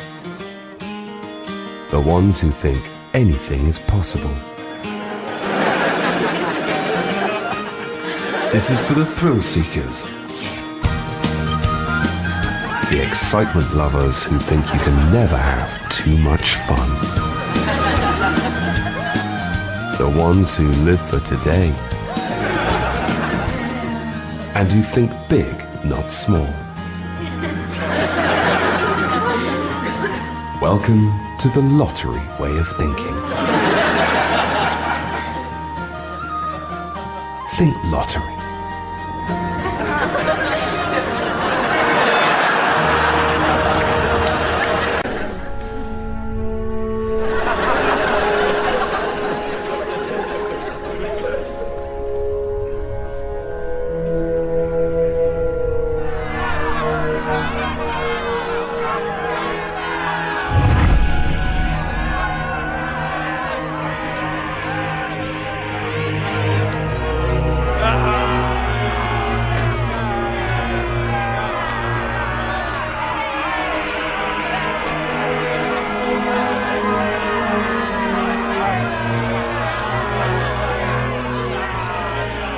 It's fine. I'll carry it. Apparently, some of them don't even know that they're robots, if you can believe it.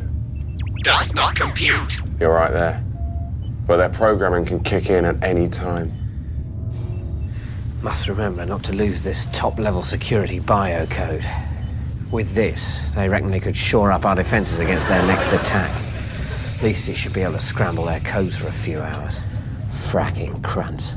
That could buy us enough time to get us to moon-based jammer. Yeah. Colin, what you doing, mate? Must destroy humans. What? Honestly, Colin, I'll get you a pudding. Coals, please.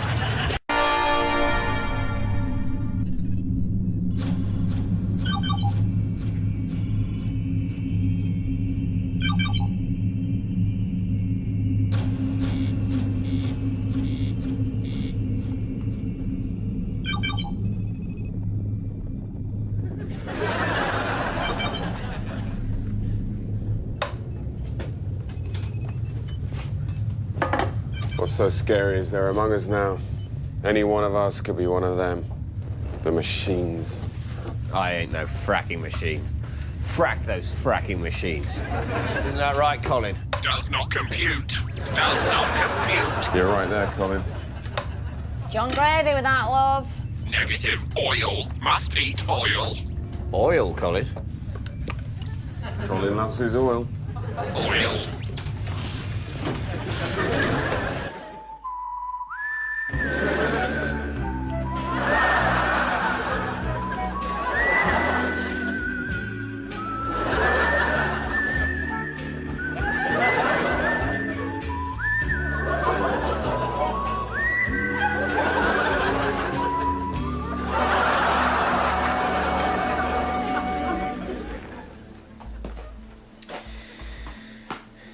Inch wireless slim top with the new Tabby Cat operating system. Tidy. Slashing edge. So we're looking at, what, 1800 with all the bells and whizzards? 1800 and you get power carpet thrown in. Power carpet, naturally. Any upgrabs it might need are available from the in-store Wow donut. There's a hub for lineless jacking, obviously. 8 times as thick as you'd get at home. Octo-fat. Nice. Thank you. I'll take it. Where do I pay? No, I'm the customer. I'm the customer, you're the shop assistant. I'm definitely the customer. You've got the shirt. I'm just brand loyal. I don't work here. Look, I'm sure we said I was the customer. No, I'm the customer because I'm standing on the customer side of the shopping table. Is this still the shop sketch? Yes, we agreed to make it modern. We shouldn't have done that. But we can't stay in the past. Shops have changed. Not in sketches. I told you. You need a bell and a wooden counter and a man wearing brown overalls who says, "Hello, sir. Welcome to the computer shop. How can I help you today?" Where do you go shopping? The last time anyone did that, this would have been the size of a bus. We can make the computer bigger. No, this is what these shops are like now. It's just confusing. I mean, we could be anywhere. Are we in heaven? We'd have harps. And to be strictly realistic, you wouldn't even be in a shop. You can pick one of those up for half the price online. Good call. Start again? It's probably for the best. Perfect. 16-inch slim top, Tabby Cat OS, 4 tetrabits of Wintelligence. Just go to checkout. Hello, sir. Welcome to the internet shop. How can I help you? I'd like to buy a computer, please.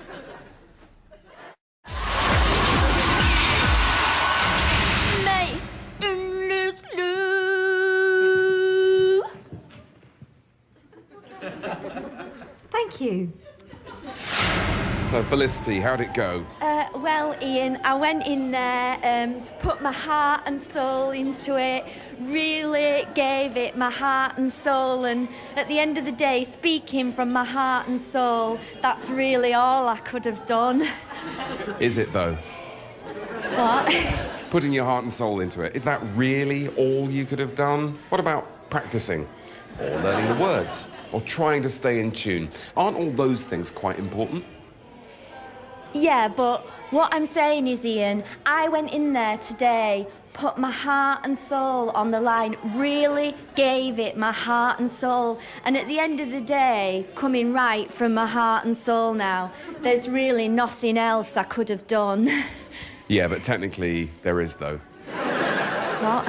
Well, you know, you could have got up early and rehearsed. You could have dressed like a proper singer instead of getting trussed up in leather like some Tory MP 2 seconds before a fatal wanking accident. You could have picked a funky, modern tune instead of that sort of depressing Mariah Carey thing that sounded like something a taxi driver would listen to whilst burning photo albums in a lay-by. Or you could have worked on your vocal technique, which, to be honest, was a bit hoarse and shouty. I don't mean to be rude, but you put me in mind of a dog trying to bark the alphabet. Is any of this helping? But I put my heart and soul into that performance. Yeah, but in the real world, that's not really good enough. Which, if you think about it, Felicity, is probably why you're still living with your gran and working in that biro factory. In real life, as opposed to the happy, clappy, rainbow fantasy world that you see fit to fly through on your winged unicorn of delusion, sincerity is no excuse for failure. You don't see pilots saying, "Sorry, I killed 300 people and sheared the roof off that church. I guess I was giving it too much heart and soul." Kids are watching this. Kids, yeah, brilliant. Because, of course, having children is sort of like a way of achieving something without needing any talent. Which, if you think about it, is a metaphor for your whole life. I hate you. You're a horrible presenter. Actually, Felicity, I'm not a presenter at all. I just come here on my lunch break and do this for fun. Tissue. They reckon the machines have infiltrated this ship now. What, this ship? The flagship? Fracking machines. You off your food, Colin? You want something else instead? Electric. Must eat electric. You know, one of them killed Gavin trying to get to the security level. Fracking machines. Fracking toasters. Thanks, Colin. I think it might be both.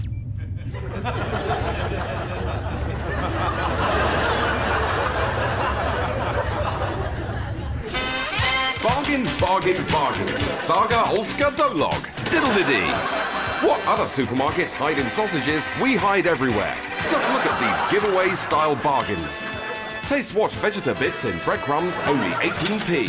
Heat Style magazine in breadcrumbs, only 95p. Frozen party pack of deep-fried ranch-style dinosaur flavour fun shapes in breadcrumbs, 9p. That's the diddly-dee difference. Diddle-de-dee. Wake up and smell the shopping. Bloody hell. Typical. Have you read this? Yes, and I agree with you. Oh, right. Hang on, no you haven't. Okay, what? Scientists say that future generations have a very real possibility of living indefinitely. Oh, good. Don't be an idiot. Did you hear me? Future generations, not us. Right. Well, don't you know what that means? It means we're going to be the unluckiest generation ever. Why? Because we're going to be the last ones to die, you dick. Well... We're going to be, like, dying and being looked after and leaving all our money to a bloody bunch of immortal super beings. David, are you jealous? What? Are you jealous of your future unborn children? Do you want your unborn children to die? I mean, not actually see them die, but you'd want to know that one day they will. You'd look into the eyes of your child, all full of hope and wonder, and console yourself with the thought that they too will age and fail. Can you just drop the whole sanctimonious fatherhood thing? What? Oh, David, now I've got a baby, I feel all different about everything. Oh, Dave, you just wait, David, till you've got a baby, then you'll feel the same. You won't want to kill or hate anymore. Look.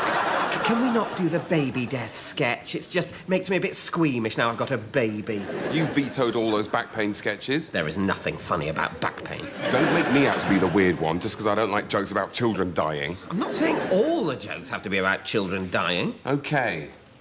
I just think it's mean-spirited to resent your descendants' potential immortality, which, incidentally, isn't going to happen. Oh, hark at Ben Goldacre with his analysis of the science articles. I've seen you take vitamin C. I just think you should calm down about it. Well, they'd better sort their pensions out, I can tell you. They will be screwed on their pensions. Smug little immortal bastards. That cheers you up, doesn't it? Yeah. Smug little bastards. You're watching the British Emergency Broadcasting System. It's the beginning of the Second Age. Every ending is a beginning. And now it's time for the return of the quiz broadcast. Hello, good evening, and come back indoors. Regular viewers will remember that in our last broadcast, they got in and ate Sheila. So, round one, what happened next? They all died. That's right, Peter. They all just died. We didn't kill them. There were thousands of them. They were so angry. And then they died. They died? And they all just died. Why did they all die? We don't know. That was question 2. But they all died. They used to be us. They used to be us. And they all died. Round 2 is our head-to-head round. But there's only me left. Yes, but we've still got Sheila's head. Sheila was kind. I'm afraid you've dropped Sheila's head, Peter, so the winner of this week's head-to-head is Sheila. Well done, Sheila. I'm happy for Sheila. I'm happy for Sheila. Well, I'm afraid that's it for this week's quiz broadcast, as there's no one else. There's no one else. People will come. Let's stand together.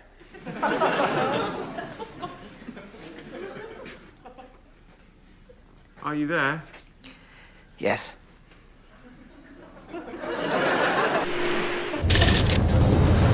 So, we're all agreed that that's the best way to do it? Absolutely. It's so simple. No messing around with poison-tipped umbrellas or snipers. We just get a chauffeur drunk. Slightly drunk. And assume that he'll crash the car. Yeah. As long as we pay for a bunch of motorcycling photographers to harass him, I'm sure that'll happen. And the good news is that only involves swearing another 15 or so people to perpetual silence. Yes. Plus, people always die in car crashes, don't they? Yes, always. And people who drive over the limit always crash. What we're organising here, my friends, is a watertight hit. My only worry is that it'll look so much like a murder that people will suspect. Well, that is the risk we run by doing it this way. It will be totally obvious that it's an assassination, but remember what the Duke of Edinburgh said when he came in here to MI6 to give us our orders. I don't mind carrying the lifelong suspicion of murder on my shoulders as long as you kill her in such a way that absolutely nothing can go wrong. Induced tipsy car crash it'll have to be then. It simply can't fail. Unless she wears a seatbelt. She won't. She's unprovably pregnant, remember? Women recently impregnated by the only man they've ever loved are notoriously slapdash about their personal safety. So, Dart, you're our best troubleshooter. Is there anything that we've missed? I've just got one little niggle. Why are we doing this? Well, because Prince Philip told us to. It's well known that the nation's security services are still pretty much at the beck and call of the royal family. This is top priority. The IRA can do whatever they like this weekend, let me tell you. And why is he doing it? Well, because she's so popular. She's beautiful and everyone loves her. We need to kill her now so that people will go off her. Of course. I mean, just think about it. If she's left alive to age as gracefully as one can while bringing up the bastard grandchild of a delusional Egyptian businessman, then the public's just going to love her more and more. You're quite right. As her appearance wrinkles and sags, and she occasionally makes a vacuous remark about something complicated, people's hatred for the rest of the royal family will only intensify. Whereas, if she's dead, she'll be forgotten in a week. Yes, of course. You've made me feel very naive. Hello? Oh.